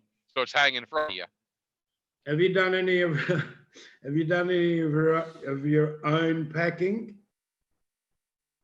Not on the reserve I wear right now. It does need to be repacked though. Now I repacked my own parachute for base jump and regular jump. I know how to do that. I just don't know how to pack these reserves yet. I need to learn. I can see most of these reserves pack up, even though there's more of it, is just like a parachute that goes on the back of the race cars. Yeah, they're very small package. Very similar. Your lines, you fold them one over one, you know what I mean? And it's sort of very similar. But you need a big area, a nice area to be able to do it. That's the problem. Like, a nice big, huge warehouse or a garage that you can lay it out and fold it up neatly without the breeze coming along or anything else. I want to attempt to try it, but I haven't got a big enough, nice area. Mine needs to be done, and I'm probably here when I'm done with the flying season. I'll probably do a practice throw with it, in my harness, get up on hang station, throw it. You're supposed to leave it hang out for so many hours and, let it straighten out. So it's been compressed all the time. And then there's a way to fold it. I'd like to go somewhere and have it done. I'll throw it, let them hang it, and watch them do it, and have them show me how to actually pack it. I want to pick up one of the Power Orange simulated. Yeah, I've played with those. I They're would actually love nice. to get one of those. What do they call those? The Reserve simulator. Reserve simulator, yeah. It's attached to, like the one I play with was attached to the side of the motor, just like mine is, and it's the same weight and everything. You pull it, and he's got the cord on it, so when you throw it, it's just seamless throwing with the cords. Now that one doesn't matter where you mount it. What you his should is do, made as a side mount. Nick, what you should do is just on a good flight, just toss it. No, because you don't come down in the most optimal position with that. You could do damage to your equipment. Come down in a suboptimal position. Yeah, I don't want to come in, you're coming in kind of hard at, I don't know what size mine is, tell you the truth. I don't know how it's going to land. I could come in hard and crush my cage. I don't want to throw it unless I have to. No, okay. All I know is I But I want know to I have I know experience it's 2 with years this old, stuff. has been repacked. How big is it? You know? I don't know. I've never had it out of the case to even know. Don't they have them written on the chute? Yeah, you have to take it out of the case it's in. I've never pulled the pins and unlocked my Okay, chute, the yeah, carrier. yeah. No, same here. I've got 2 chutes and they're packed already. So to find out what they are, I've got to unpack it. I don't now, know what Nick, color the damn thing is. It'll be a surprise when I throw it. Nick, I've never done it, never want to do it, never have any ambition to do it, but you said you've done base jump. Yes. How is it really? I mean, really? Dude, you got to try it, man. It's a rush. Yeah, I've always wanted to do it, Nick, but never have. There's not, you don't get much of a canopy ride, okay? You jump with the drone in your hand, you pull the son of a bitch the minute you're off the tower or off the bridge. Nah, bugger that. I want to jump out of a perfectly good plane. I do that too, but the base jump was, you know, I go to Bridge Day every year down in West Virginia. I jump the bridge down there, so Yeah, I enjoy that. Now that's a very technical base jump because your landing zone, they tell you if you've never done it before, land in the water. They got boats to get you. Because the landing area down there is a postage stamp and there's rocks all around and there's trees. And if you're not really good at laying one in, you'll get hurt. Yeah, same where Tucker used to jump. There's not much of a landing spot, but yeah. No, where he jumps, that's a big landing spot. I could hit that with my eyes closed. Yeah. The one over New River Gorge, that is a holy shit. You got to hit it right or you're coming in hard. Yeah, well, he jumped somewhere else, you remember, and he had to fly down through and in between 2 big rocks and. Oh yeah, I remember that one. Yeah, that would be a fun one to do. That was tight. Yeah. He enjoyed that. I like the one the guy did here a while back where he jumped off a mountain, landed on this plateaued rock. He repacked his chute and then jumped again. Oh wow. Wow. And that was a badass jump. My thing is kind of like, why would you jump out of a perfectly functional aircraft? You know what I mean? No, I want to do what Robert Michaels does from wherever he takes off, whatever that place is called, and he flies over. Why do you think I fly paramotors now? I like being under the chute. After you jump in an airplane, you get to control a chute. That this is the next best thing because now I can take off from the ground and get the canopy ride all day. Yeah, and also you don't get the visibility like you do on a powered parachute in anything else, apart from maybe a chopper. Even a chopper, you get stuff around you. It's being on a paramotor, paraglider, or parachute. That's the real view. Thing with a parachute, you're moving a lot faster. When you base jump or you jump on an aircraft, you're coming in pretty hot. Your landings are 45 mile an hour. You know, where paraglider you come in and almost hover. Yeah, no, too fast for my legs. You bleed off the speed right before you land. You can land pretty slow, but you got to bleed the speed off as you're coming across the ground. Yeah. But with a paraglider, where you bleed off, it's set down. With a parachute, you come in and you slide it in and you bleed it off. Yeah, I like the way Tucker lands. He comes in fast and just bleeds it off and boom, lands where he wants it to. Well, Tucker's like, he's out for what? 3-4 seconds, pulls it, and then pops open and then glides down to wherever he's going. And yeah, it's still in my box. It's a little bit outside my box. It's a little hairy. It's very dangerous. It's very hairy, but that's the excitement in it. Yeah. Once you've jumped out of aircraft, when you get to jump off a tower, a building, bridges, it's a totally different experience. You see what he's got now? Oh, the trike? Yeah, and he loves it. He loves doing touch and goes. He said, it brings a whole new meaning to doing touch. Funny thing is, Tucker is the last person I've ever expected to ride a trike. I love the idea of trike, But No, I didn't. He bought it for one reason and one reason only. Fly Yeah, tandem take pic- without having to have the person in front of you. Oh Yeah. yeah. Now Yeah, you can take people on tandems that have no freaking clue how to fly, and it's 100 times safer. Isn't Now that you you ain't have gonna to give them run a along run and with these Yep. idiots in front of him? yeah. yeah, less chance It's of him getting far- hurt given a tandem. It's far safer and far more enjoyment for the person doing it that way rather than running. I mean, running's okay, but if it goes wrong, the two of you are going to go down in a heap. Oh, seeing so many people do tandems, what I see, it's like, oh my God, if my wife did that, she'd be flat on her ass. You know what I mean? You know. Well, probably me too, for that matter. But yeah. I just seen diesel fuel $1.79 a gallon, Wow. and I missed the exit. But I think I'm gonna go down and spin around and get the next exit because 179 a gallon looks like I need to fill my tank up. So did you find We're Bob's cheap. site? We're cheap over here at the moment at 99 cents a litre, which is about $4 a gallon. And there you go, Nick. You got Yeah. all you have to drive is like 6,000 miles and travel 2,000 miles across the water. You're all set. Yeah, they get $4 a gallon diesel. That's Yeah. not worth it. Yeah. I like $1.79 a gallon better. Yeah. I'm gonna chuck. I got an 80 gallon tank on the bed of my truck, and I can carry 22 in the truck itself. So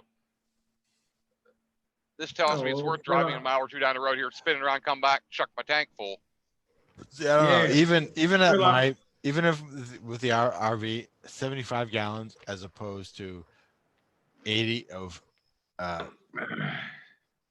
diesel, 75 gallons of freaking gasoline, the price is cheaper, the mileage is stupid less. Yeah, If I could trade the whole thing and start from scratch, is like no, diesel, please, diesel all the way. yeah. I won't. I don't buy gas vehicles anymore. Almost everything I own is diesel. If I make a diesel paramotor, you can bet your ass I'll have one. Oh, that'd be interesting. All you have to do is throw a little colored diesel oil, and you'll be doing your reveals. It doesn't work that way. No, probably not. No, No, that'd I've have to tried. be a trike.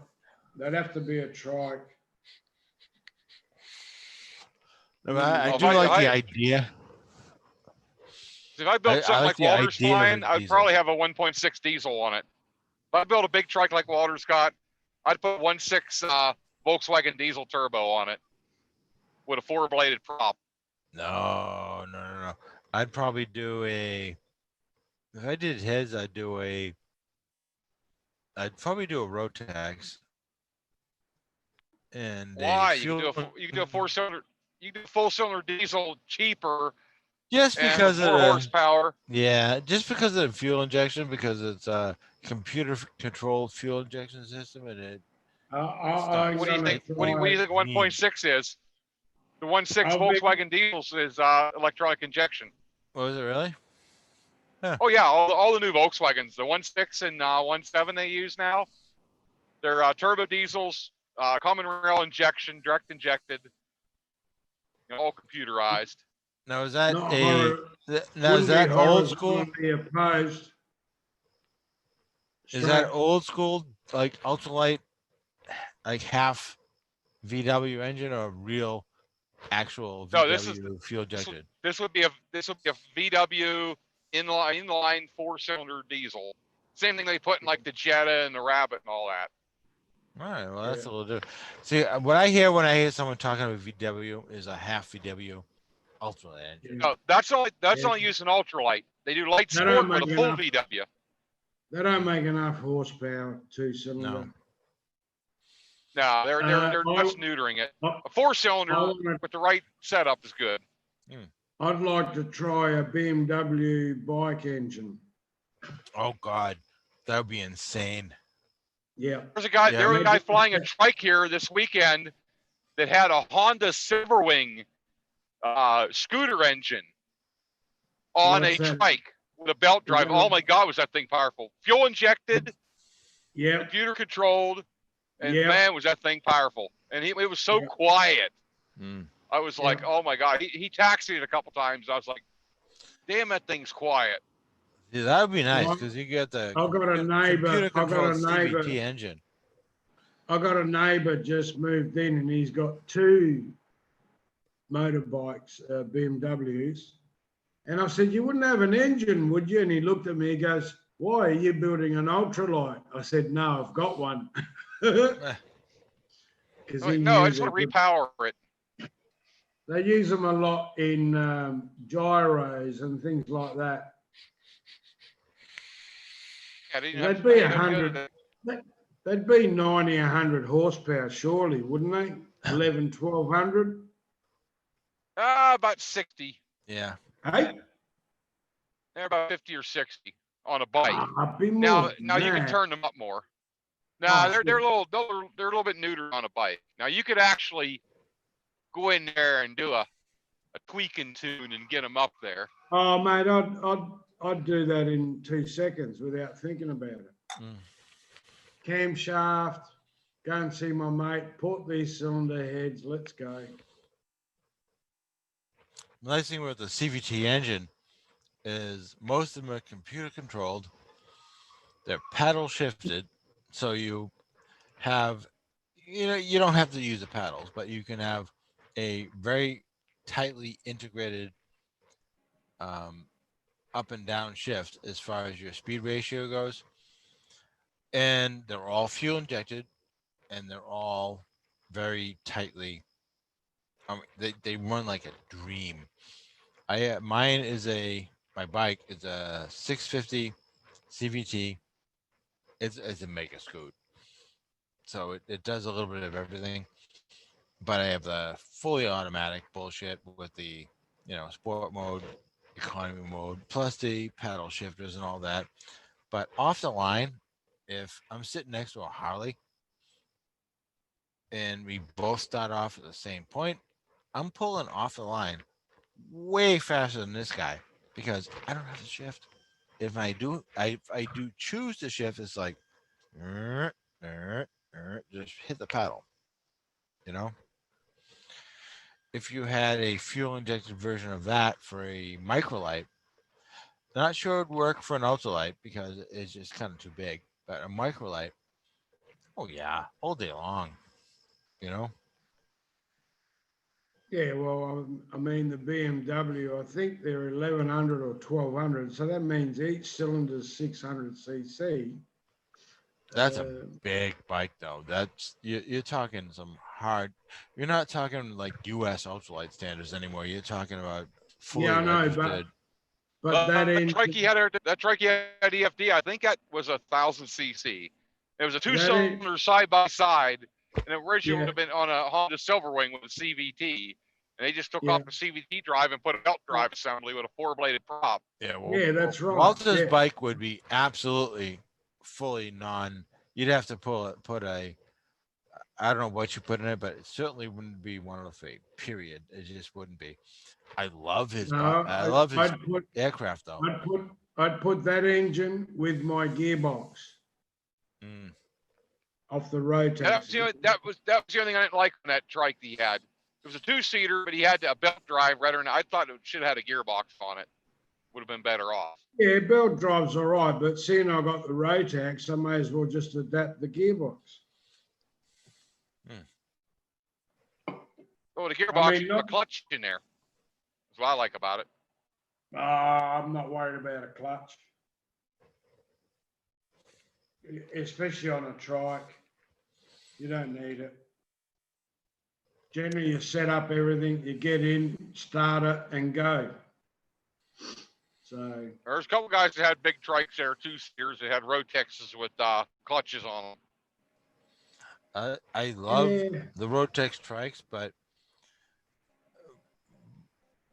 Walter could probably tell better. But what you're looking for in a trike is a good takeoff speed, a good landing speed, and a good stable maneuvering speed.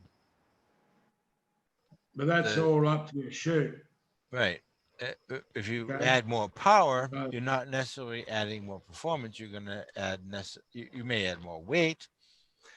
You definitely No, add more fuel consumption. But no. See, because I got a 503, big mistake. I should have bought a 582. At the time, it was only about $800 more. if you were going to put a 982, all you're going to do is add weight, not performance. No, but 582 is only maybe 2 to 4 kilos heavier than the 503. Well, a 582 is a great engine. That is Well, outstanding engine. It makes 50 horsepower. Sorry, it makes 65 horsepower. I thought it was 58, but okay. 65. And over mine, which is 52, it's virtually 15 horsepower. So to me, that's 30% more power. But plus for the 582, you can also have the option, if you are mechanically inclined, to do a fuel injected. Yeah. Possibly. Well, you could do But fuel injection on most- anything if you want to. But the 582s, the nice thing about the 582s, you have a dual cylinder, dual plug, dual spark, right? Yeah, that's the advantage. Dual spark is a big advantage. And Yeah, but these days with electronic ignition, it's not as bad. I still rather have dual plugs. Oh yeah, I'd You rather could- dual. Even Because with you could have two ignition systems. One fails, you just switch the other one over. I still like the idea of duals because that's kind of what I was brought up with. I was always Yeah. first thing we did in a when we're doing pre-flight is you go mag 1, mag 2, drop. It's what I trained with. So I like the idea of dual ignition just as the A lot of idea. engines though today, aftermarket, you can buy a lot of cylinder heads that even have 2 spark plugs. Huh. Right? Yeah, Like you have to have freaking ignition systems on the motor to do it. Right. Yeah, but it's only these days. It's only a coil pack, and that's it, Nick. You know, all it is a coil pack. It's told when to fire, and away you go. 1 cylinder, 8 cylinder. Yeah. You don't have a distributor anymore. Lot less things that can go wrong, and the ignition systems are just getting better and better. That I would personally think, apart from having 2 spark plugs, you just have 2 ignition systems. So if one was to fail, you just switch it over and use the other one. Most race cars do that these days. They have 2 ignition systems. They have 2 different fuel pump systems. One packs up while you're racing, you just turn the other system on. Yeah, I remember back in the day, from back in the having to tune let's say 2 Mikuni carbs. I'll be back here in 1 minute. I gotta get some fuel. And then you have your ignition systems tuned, and okay, well let's say, okay, well your carburetors are tuned just right, and your carbs are tuned kind of. You have to tune your carbs just right, and your ignition system, they're just tuned, and all in all, you just end up like, okay, well we have a good idle, we have a good high speed.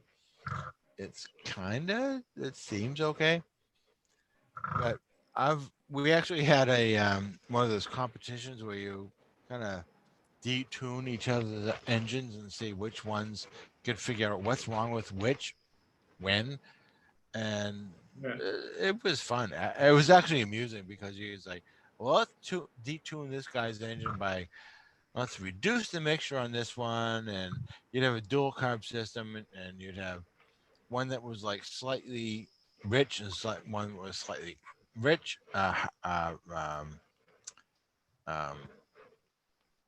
one rich and Yeah, one yeah, not, one lean. yeah, you might have to tune one different. And then you try to let's see who can figure out which one tune this engine the way it should be. And you'd have like 8 guys trying to figure out, okay, well, this one, why is this one tuned rich? Okay, well, it's running rich. The fuel mix is bad. Why is this one running lean? Okay, well, we would adjust that. You have 2 Mikuni carbs, and those were always a pain in the ass because they just were. And you'd have to basically do the, you adjust the carbs the same way, but you adjust the timing. Okay, well, the timing is like, oh, what's like a half a degree off. It's like, okay, well, yeah. And you'd end up half a degree off, and it would throw the performance numbers off like 180 degrees off kilter. And it's like, yeah, but the tuning was only off by this much. How can the numbers be off by this much if the tuning is because your timing is you're firing here, but your combustion cycle is here, and you're just not doing it right. Oh, okay. Well, that and most of the guys would say, well, yeah, okay, but how does it work again? It's like, okay, air charge, compression, combustion charge, boom, power. If you have your combustion charge, your detonation charge, but here it's here and here it's here, it doesn't work. So you have to tweak it just a little bit. And a lot of the guys didn't quite get it. And it was stupid tweaking. It was fun though. It was fun. It's like, okay, well, you take, just add a little more air, add a little more fuel, just kind of tweak just a little bit. I've played with mine. Mine's got Walbros with a needle, and I've played around with mine, and I just can't get my exhaust temperatures hot enough. And yeah, I've played around, leaned it off, reaching it. Well, usually if your exhaust temperature isn't up, you lean it out a little bit. On all the engines I've ever done, what we usually do, and you've probably done the same, you give it full throttle, lean it out to maximum RPM, then you lean it back about 2,000. And that's kind of the sweet spot, give or take. And that Yeah, I'd like to have something more adjustable in flight. Well, that's the thing I always I always wished that a paramotor engine was a variable mixture control. Because when I'm flying, every time I'm flying, what we do, as you do, you're flying a certified aircraft. If you're in a climb out or a descent, you're not adjusting your throttle so much as sometimes you're adjusting your mixture. In an ultralight or a paramotor, you can't adjust your mixture at all. So let's say we're in a climb out and you're at, let's say, 3,000 feet. You bring it in, you lean it out, you bring it back just to like, let's say your normal climb out RPM is like, let's say With 3,000. fuel injection, you could do it. Well, yeah, but even without, let's say your normal climb out is 32. The starter's fuel injection will compensate itself. But with a manual, you have to do it by ear. So you're gonna bring it out to 3,000 RPM. You bring it up just a tad. This is where it's Yeah, peaking but out at you, about you can't, 3,500. you You bring can't it really down to go by ear. 32. You can't really go by ear. You got to go by exhaust and cylinder head temperatures. Well, yeah, but Really. a lot of times you don't have that option though, because what we used to do is you'd bring it back to let's say we're doing a climb out, doing a climb out at let's say 3,500, and you climb out and you're doing you're pretty much at a cruise, and you bring it back to 32, and 32 seems to be a little rich. You bring it up to let's say 35, 36. It's okay. Well, it's running very rich. This is my max RPM, but it maxes out here. We drop it down to like 34. That would be our peak. So we'd run the engine. This is our, if you've never flown the engine before. So you'd like bring it up to max RPM, drop it down like 2,000. Let's say you're now at 30, let's say 35, 36. It's kind of your cruise. And you kind of go there. And you kind of watch your temperature and your RPM together. Right? Ordinarily. Yeah, we see my dash. I got RPM and then the two with the yellow marks, that's cylinder head, dual cylinder head and dual exhaust. And one of my cylinder heads runs a little bit cooler than the back one. And yeah, one exhaust is, well, both exhausts are way too cold. They're in like the 1,900. They should be 11, 1,200. And I can't seem to get them up there. Yeah, I've got to talk to someone about it because I think if I'm not getting the exhaust temperature, I'm not getting all the power either. I have a You know, sneaky trick for you. When I was doing my A&P training, we used to they used to have this blue chalk, just plain old blue chalk. I'm not sure where we got it. I forget where we got it. But if you take the blue chalk and just scrape it down a cylinder head, and then you scrape it down all of your cylinder heads, what happens is as your cylinder head temperature rises, the blue chalk, as it increases in temperature, will turn white. And if yeah, you can get little strips right, but you'll of watch whatever temperature you want. Like if you want to put it on your exhaust, you want to put it on the cylinder head, you want to put it on your radiator. You can have three different temperature settings, and then it'll tell you if it went over. It'll change color. Well, that's Yeah. it's a Same really sort of nice, thing. it's a really nice, quick, easy, off the cuff way to tell which cylinder is running hotter. You watch it. This one's turning white. Oh yeah, This yeah, one's yeah. still blue.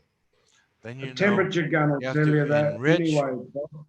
Right, you have A to temp enrich. gun, Yeah, you just put it on one cylinder head, tell you that one, tell you that one. well, that's more modern tech than we Yeah. had back in the day. Back in the day, if you did it that way, you'd be able to tell right after that while it's running. Okay, well, this is light blue. This is a darker blue. This one's running richer than this one because of the lighter blue, which means it's running hotter. Yeah. Nowadays, you just hit it with with the infrared laser, and you can do the same thing. But Yeah, we've been old school. using old school we've been works. using we've been using temp guns for many years in drag racing, everything from checking the track temperature to the tire temperature to But if you ever cylinder at a head. point where you don't have a temperature gun, take a pair, just take a stick of blue chalk, just blue chalk you can buy from your local home. We call them Home Depot here, but whatever home service or whatever Yeah. site you have, just scrape. We got more technical stuff in drag racing, Bob. I know. But if you See, don't have the option, there's also another thing that I think we as parachute pilots should really have a weather station with you to give you your correct altitude, right? Especially someone like Nick or Tucker that flies around in different altitudes, right? If you're at sea level, it's a lot different at 5,000 feet. oh yeah. So those guys really should compensate for the conditions. Now, in drag racing, we have a weather station that's handheld. You press a button, it'll record what it is right now as the car's going down the track, right? It records the atmospheric pressure.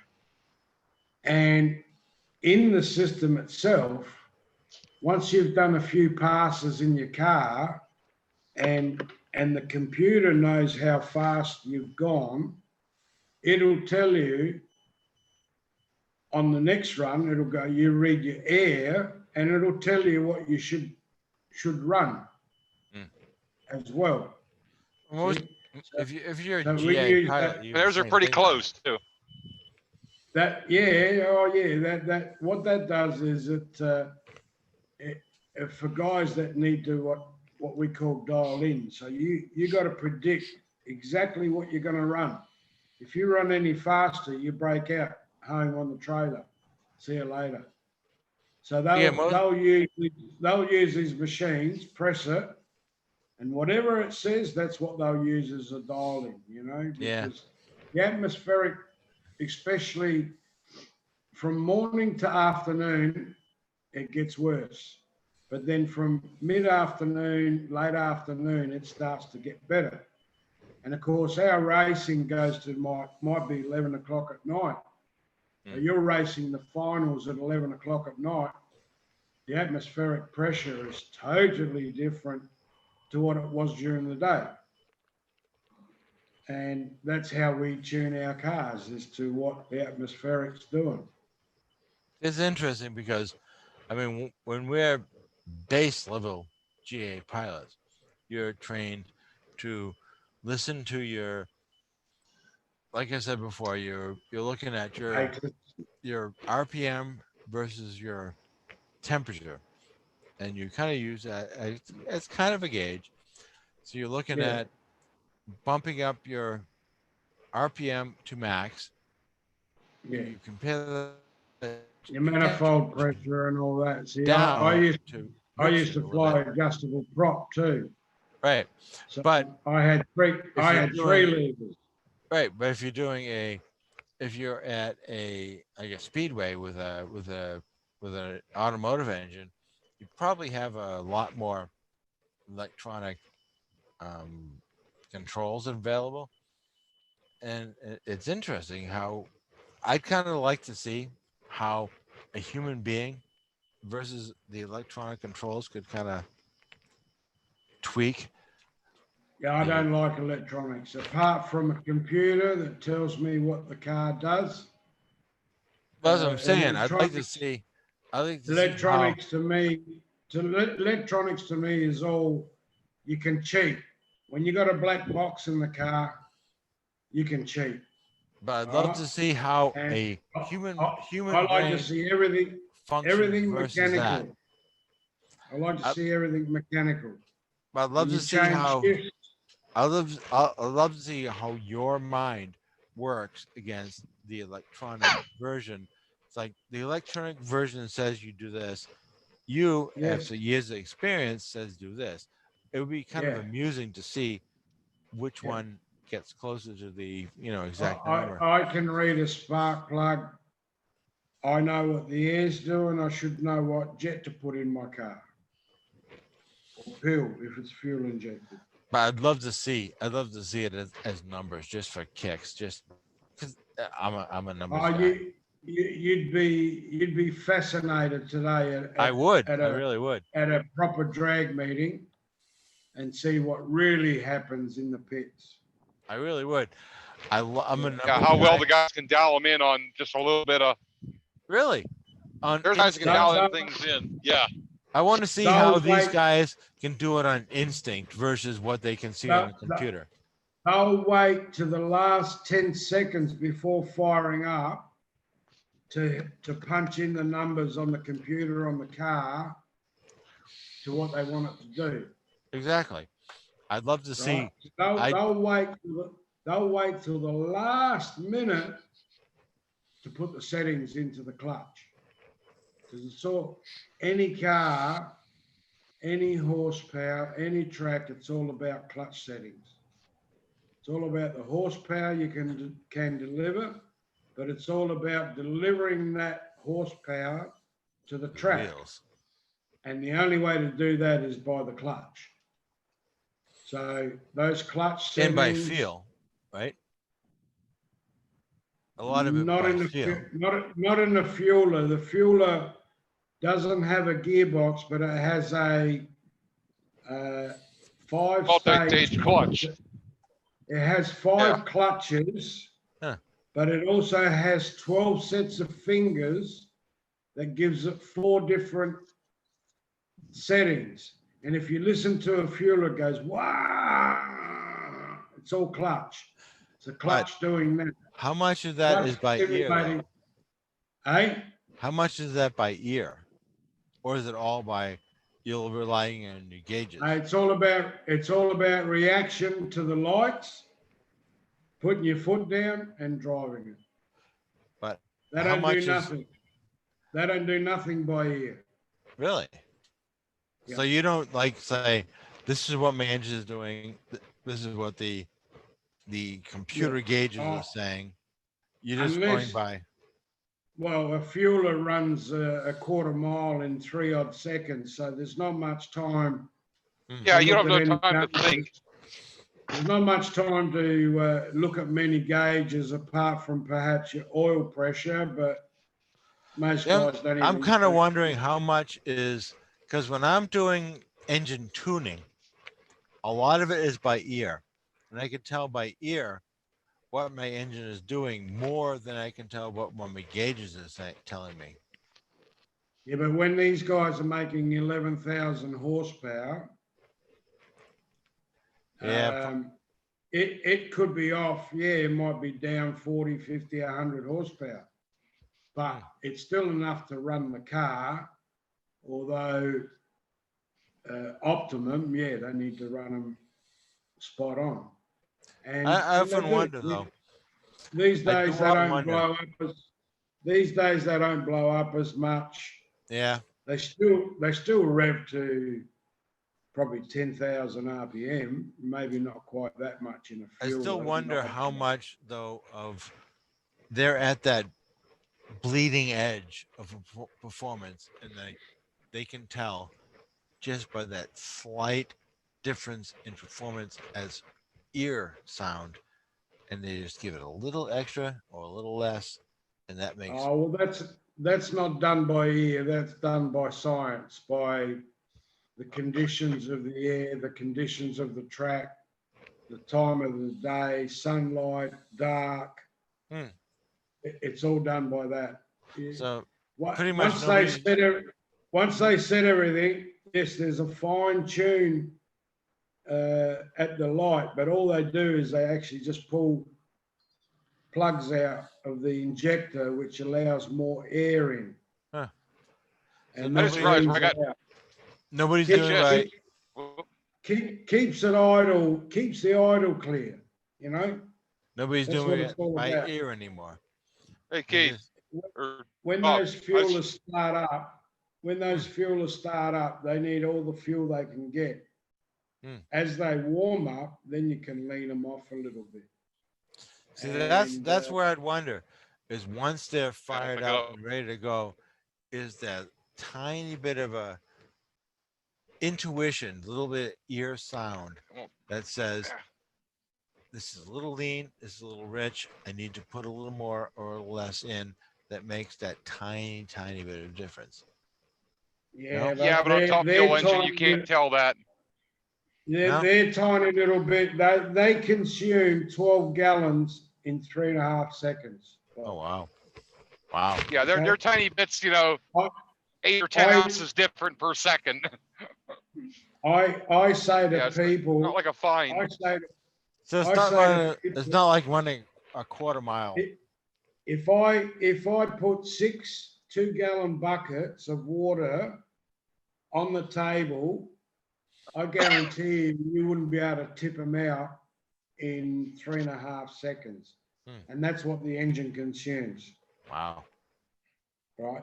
11,000 horsepower over 8 cylinders. What's that? 1,200, 1,500 horsepower per cylinder. Wow. Yeah, Hey, it's Bob, phenomenal. get this. I picked up fuel for $1.79 a gallon for diesel. What the hell do Regular you find unleaded gas. $1.79? Yeah, regular unleaded gas. Bob's gone to sleep. And I got the proof. Yeah, I saw it. Let it focus here. See, ordinarily I'll find it's 220 something. 188 for gas. 188. 179 for diesel. Wow. Yeah, for regular. Holy shit, that's good 219 for prices. high test. It was cheaper for diesel. Yeah. What's That's, 219? Is that's that your high octane? Well, the 188 or 217? Yeah, that's high octane. 100% gasoline. No, it's marked 100% gasoline, no ethanol. Wow. Oh, okay. See, around I here, should watch some of that. my best price I can get around here for like, let's say 89 octane is like 212. For diesel, we're talking, let's say, I don't know, $4. So, god damn it, you got a good I've been price. seeing diesel for like 270, 250 most of the Damn, trip. that's good. A chance I see it for, I got it for $1.88 or $1.89 a gallon last time I filled everything up. Wow. That's why I spun around. I had to go back at it because I missed it. I have to see it. I'm like, oh shit, I better get fuel. Yeah, I'm on the wrong See it coast. cheap, I turn around, I fill it. Way on the wrong coast for those That prices. means your running cost is about a third of ours. Yeah, I've burned 142 gallons so far in this trip. But I've been driving, like halfway across the U.S. Yeah, well, that's not bad. That's only 100 and something bucks, $200 of fuel.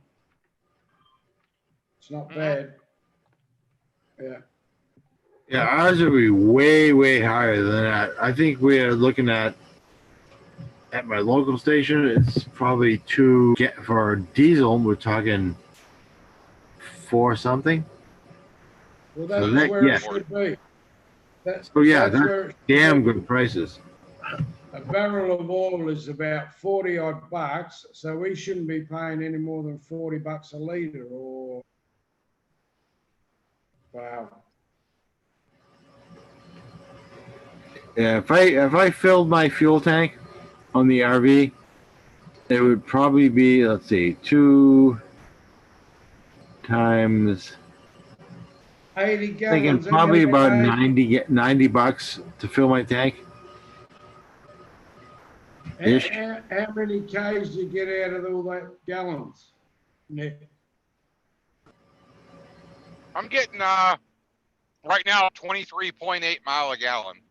So almost 24 mile a gallon. Yeah, well, that's nice.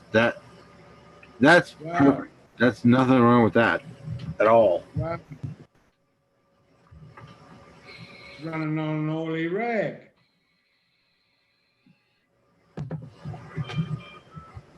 Now you got to remember, I'm running a high performance engine too. Yeah. Yeah, but that's very good for diesel though, isn't it?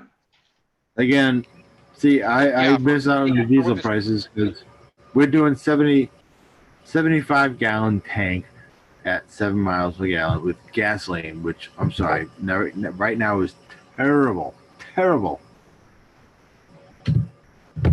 yeah, I'm getting 20 plus mile a gallon, and longevity of my engine's 10 times what yours will ever get, So what's Good that? idea. and probably about 6 times the horsepower you have. Probably.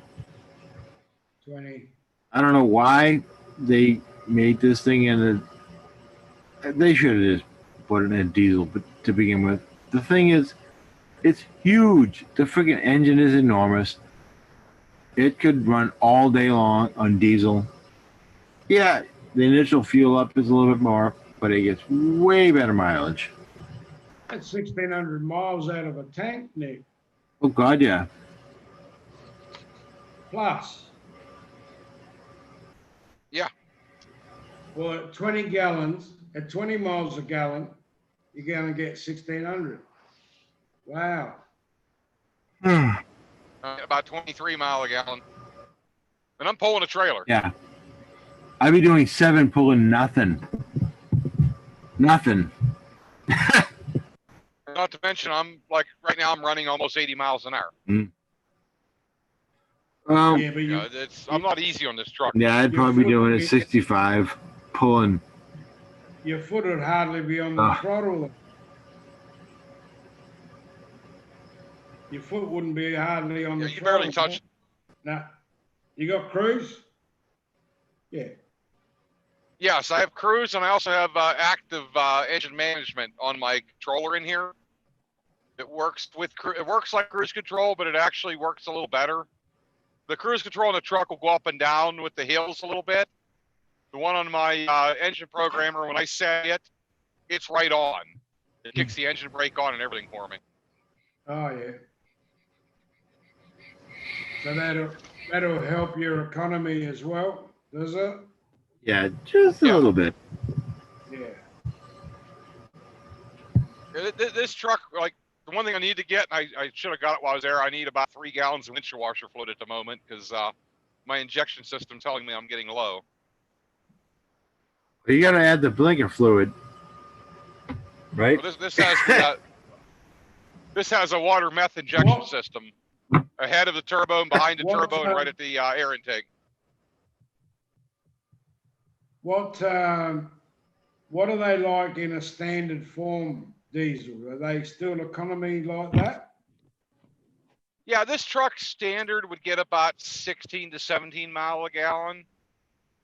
Okay. I'm getting more because I've got the pump. I've got everything turned up on this truck. I've got the water met system, and I've got a propane augmentation on here. Yeah, but yours But I'm is like right now I'm not turbo running too. much propane at all. Yeah, twin turbo. Yeah. Oh, you can run propane on yours as well. Yeah, I have it right now. It's not active. I have it. It's turned on, but it's not activating. Yeah. I Yeah, activated yeah. it at about 11-pound boost is when it turns on. I'm running about 7-pound boost right now. Yeah. About Doing it show me easy. about 54 to 60% on the turbo. This is a variable vane turbo, so it jumps back and forth. Like when I'm starting to pull this hill, I'm hitting 80% on the vane. And now the propane just kicked on. 2 liters an hour is all it's flowing on propane. It gives me this little display gives me everything about what it's doing. And I'm shooting about 6 ounces a minute in water at the moment. But I'm pulling a hill. I'm doing 80 doing it. Yeah. That's kind of hardcore with that machine. I like it. What? It's kind of hardcore with that machine. I like it. Mine was this thing. Yeah. What have you got? A Chevy or a Dodge? Or Ford? It's a Chevy. It's a Duramax. No, it's a Duramax. Right. What's the Fords have? Good. What's what? Mine's a Ford. It has crap. Apparently. Are they? Yeah, fix and repair daily. Yeah. First on race I only day. drive Chevys, man. First on race day. Yeah, the RV we have is a Ford, and it gets terrible mileage. Apparently, it gets terrible power, and apparently, we went the wrong route as far as fuel. Petrol. You know, back to Dude, the best thing you could do is go find your wrecked F-250 with the 7.3 or 7.5 international diesel in it, and drop it in that RV, and you'll have a good runner. I bet I would. That's all. I mean, honest to Turn God, the pump this up about thing. 4 turns on the screw. But honest to God, this thing, if I wanted to take, let's say I wanted to go from my house to Florida, it's cheaper right now to go by air because the damn fuel economy is absolutely horrendous. Whether or not we're towing anything does not matter. If I have a fifth wheel behind me, does not matter. The fuel economy blows. It's terrible. I'd almost bet I could put your RV on a trailer behind my truck and still get 18 miles a gallon. I would not go against that bet. Take on the electric fuel injection, it's far better and more economy, less compression. Oh. All right, guys, I'm running late. I think I'm gonna be off. It's getting to be stupid late at night. I don't even know what time it is. Oh God, It is 2:43. looks like. Yeah, it's kind of late. I think I'm off. So I'll see you guys in the next one. I'm out of here. So I got another 2 hours and 16 minutes to drive, and then I'll wait for first light and launch the paramotor. ooh, boy. I think I'll catch you in the morning then. So, night, guys. I'll see you tomorrow. Yep.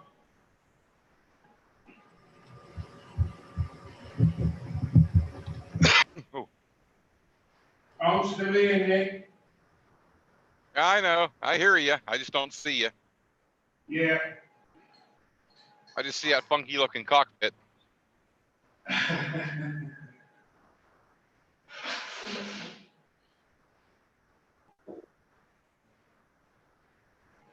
And then there were 3. Ah, you're still there, Bob. Oh, Looking in his sleep. I was sleeping. I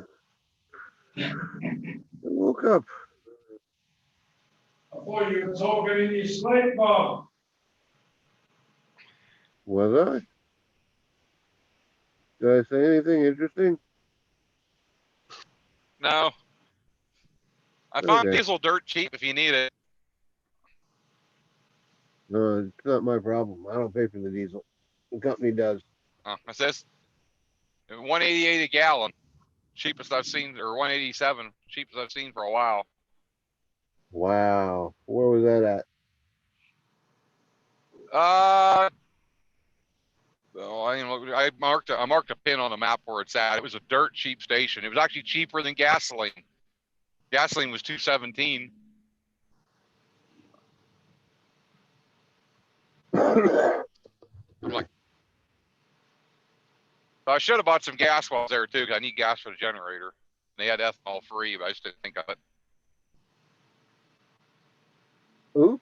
Pretty bad. I actually filled one of my gas jugs with diesel fuel because I had I couldn't fit it all in the truck and the external tank what I bought. But by the time I get to my stop, I should be able to put 6 gallons in the truck. That'll work. I mean, if I run it hard enough, I only got another 2 hours to drive. It's 5 or 6 gallon right there. Cool. Got 130 miles to go. My new time to get there is 5 a.m. So I'll get there in time to have an hour to stretch out, move some stuff around the trailer, get the motor out, and I think at like 6 o'clock it's time for motor run up. Mm-hmm. If the weather feels right, I'll try to be first up. Yeah. Morning flight, that'll Then I'll wake come you down up. and land. Oh yeah, a nice morning flight will wake me up. Then I'll come down and land and sleep for about 4 or 5 hours and get ready Yeah, I for was the going evening to flight. say, you'll sleep like a log then. There you go. I'll sleep while the cameras are downloading. How much is propane over there, Nick? Propane and propane accessories. $1.96 a gallon when I buy it at Tractor Supply. Wow. 20 Yep. pound tank holds like 4 gallon or 5 gallon. Yeah, they were charging I've got a 90 something cents a litre, so that's about $4 again. Over here. That's the problem. See, you see, I've got got a vehicle like yours over here that costs a fortune to run. That's the only- Taxes. it costs a fortune to build over here too, though. This ain't a very Build? cheap vehicle to build, but once you got it built, oh yeah, to build the motor up the way I did. Oh yeah. You could But build a it's- race car engine for what I got in this motor here. Oh yeah, I'd say so. Yeah. But you build it for Basically, this thing is a durability. race truck. I mean, You build it for durability. well, I built it. I do tractor pulling with this thing. I drag race with it. Plus, I pull the trailer around the country with it. Yeah. But your trailer wouldn't be You that built heavy, it would to do it? everything. Your trailer packed wouldn't be that This heavy. trailer, yeah, it's not light. It's more like a parachute behind you because it's a big square box. It doesn't have the V front on it or nothing. Yeah, right. Yeah. And I'm guessing with the air conditioner, I have a mini split mounted on it, which is a couple 100 pounds. My motors are a refrigerator, all the computer gear I have in here. Yeah, I just crossed into North Carolina. Hello, There Carolina. you go. Don't you just I don't love know what to that try. thing? I should weigh the trailer, see what it actually weighs. Yeah, it's always good to You know, know I'm what carrying you're a. towing. 27. Just go over a weigh bridge and just weigh it, how much it is on your tow ball. Don't worry about anything else. Don't take it off. So you know exactly what's on your tow ball. No, how does it work? No, you know exactly what you're towing. You're towing weight. All I gotta do is when I get home, actually I have them on here in the truck. I can throw the scales under it real quick, jack it off the truck real quick, a scale on each wheel and one under the front tongue. I can weigh the damn thing. Oh yeah, you can. I carry portable scales I use for work that are in here. I can put 4 of them underneath it and find out what it weighs. Yeah. Actually, I only need 3, one under each tire in the back and one under the jack, and I might do that later and see. Just drive over a bridge and put the trailer on and you soon know what it is. I should know what it weighs. I mean, I know the truck weighs 10.5 with nothing on it, just the batteries and the truck itself. Now I've got a bunch of gear in the truck here. I've got 80 gallon of fuel in the bed in a tank. Plus I got my mini bike on the back, some scooters on the back, extra fuel jugs for the paramotor. You're talking 10 ton. Yeah? No, 10,000 pounds. 10,500 is what the truck weighs. About 5 tons. Pounds. Yeah. Okay. Yeah. About 4,000 kilos. 4,000. 10,500 is what my truck is with nothing in it. Yeah. Just the batteries and the radio equipment. I've probably got 200 pound of gear on the back seat. I've got my scooter in the back and my mini bike that weighs up 120 pounds. I got the scooters in there. I've got 4 or 5 gallon jugs of fuel in the bed. That 80 gallon steel tank in the bed has all the weight back there, I think. Oh yeah, well that's right. Yeah. Yep. Now it's full. lot of liters. That's about 0.75 every liter. Would you say 80 gallons? 80, 160, 240. 200 plus pounds in fuel alone.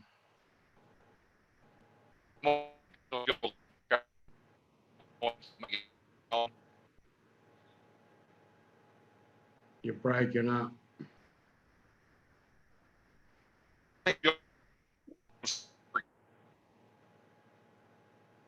Yeah, he's in a rather deep gorge. Yeah, you must be in a deep gorge, mate. Can't hear. Yep, we just lost him. Yeah. I might make tracks anyway, Bob. Got a You have a bail, huh? good week. Have a good week, mate.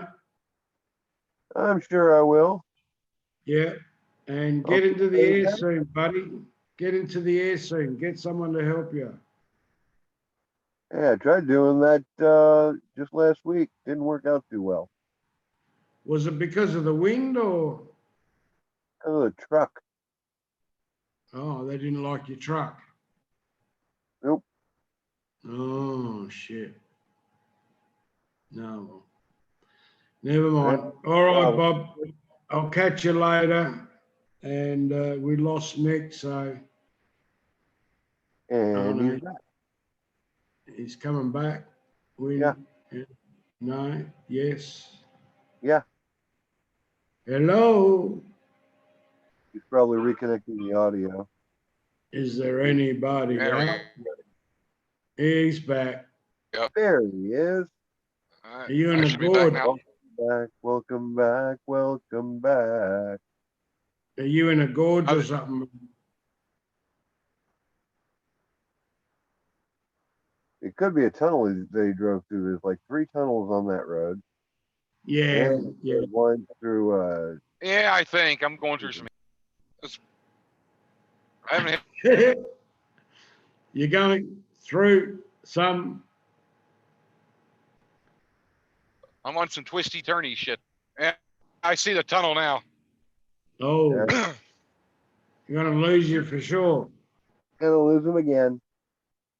Anyway, Nick, if you can hear me, I'm out. I'll leave you to drive the last hour on your own, mate. Don't fall asleep.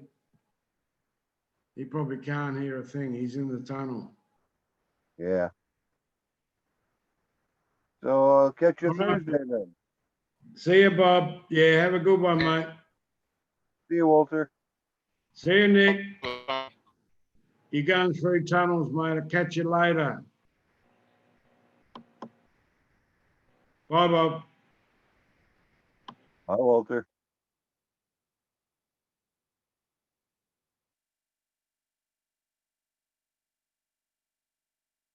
Wow.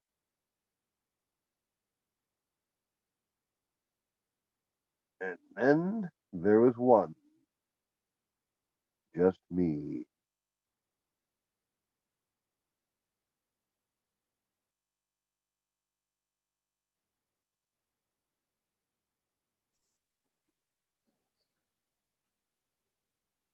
And Nick is back.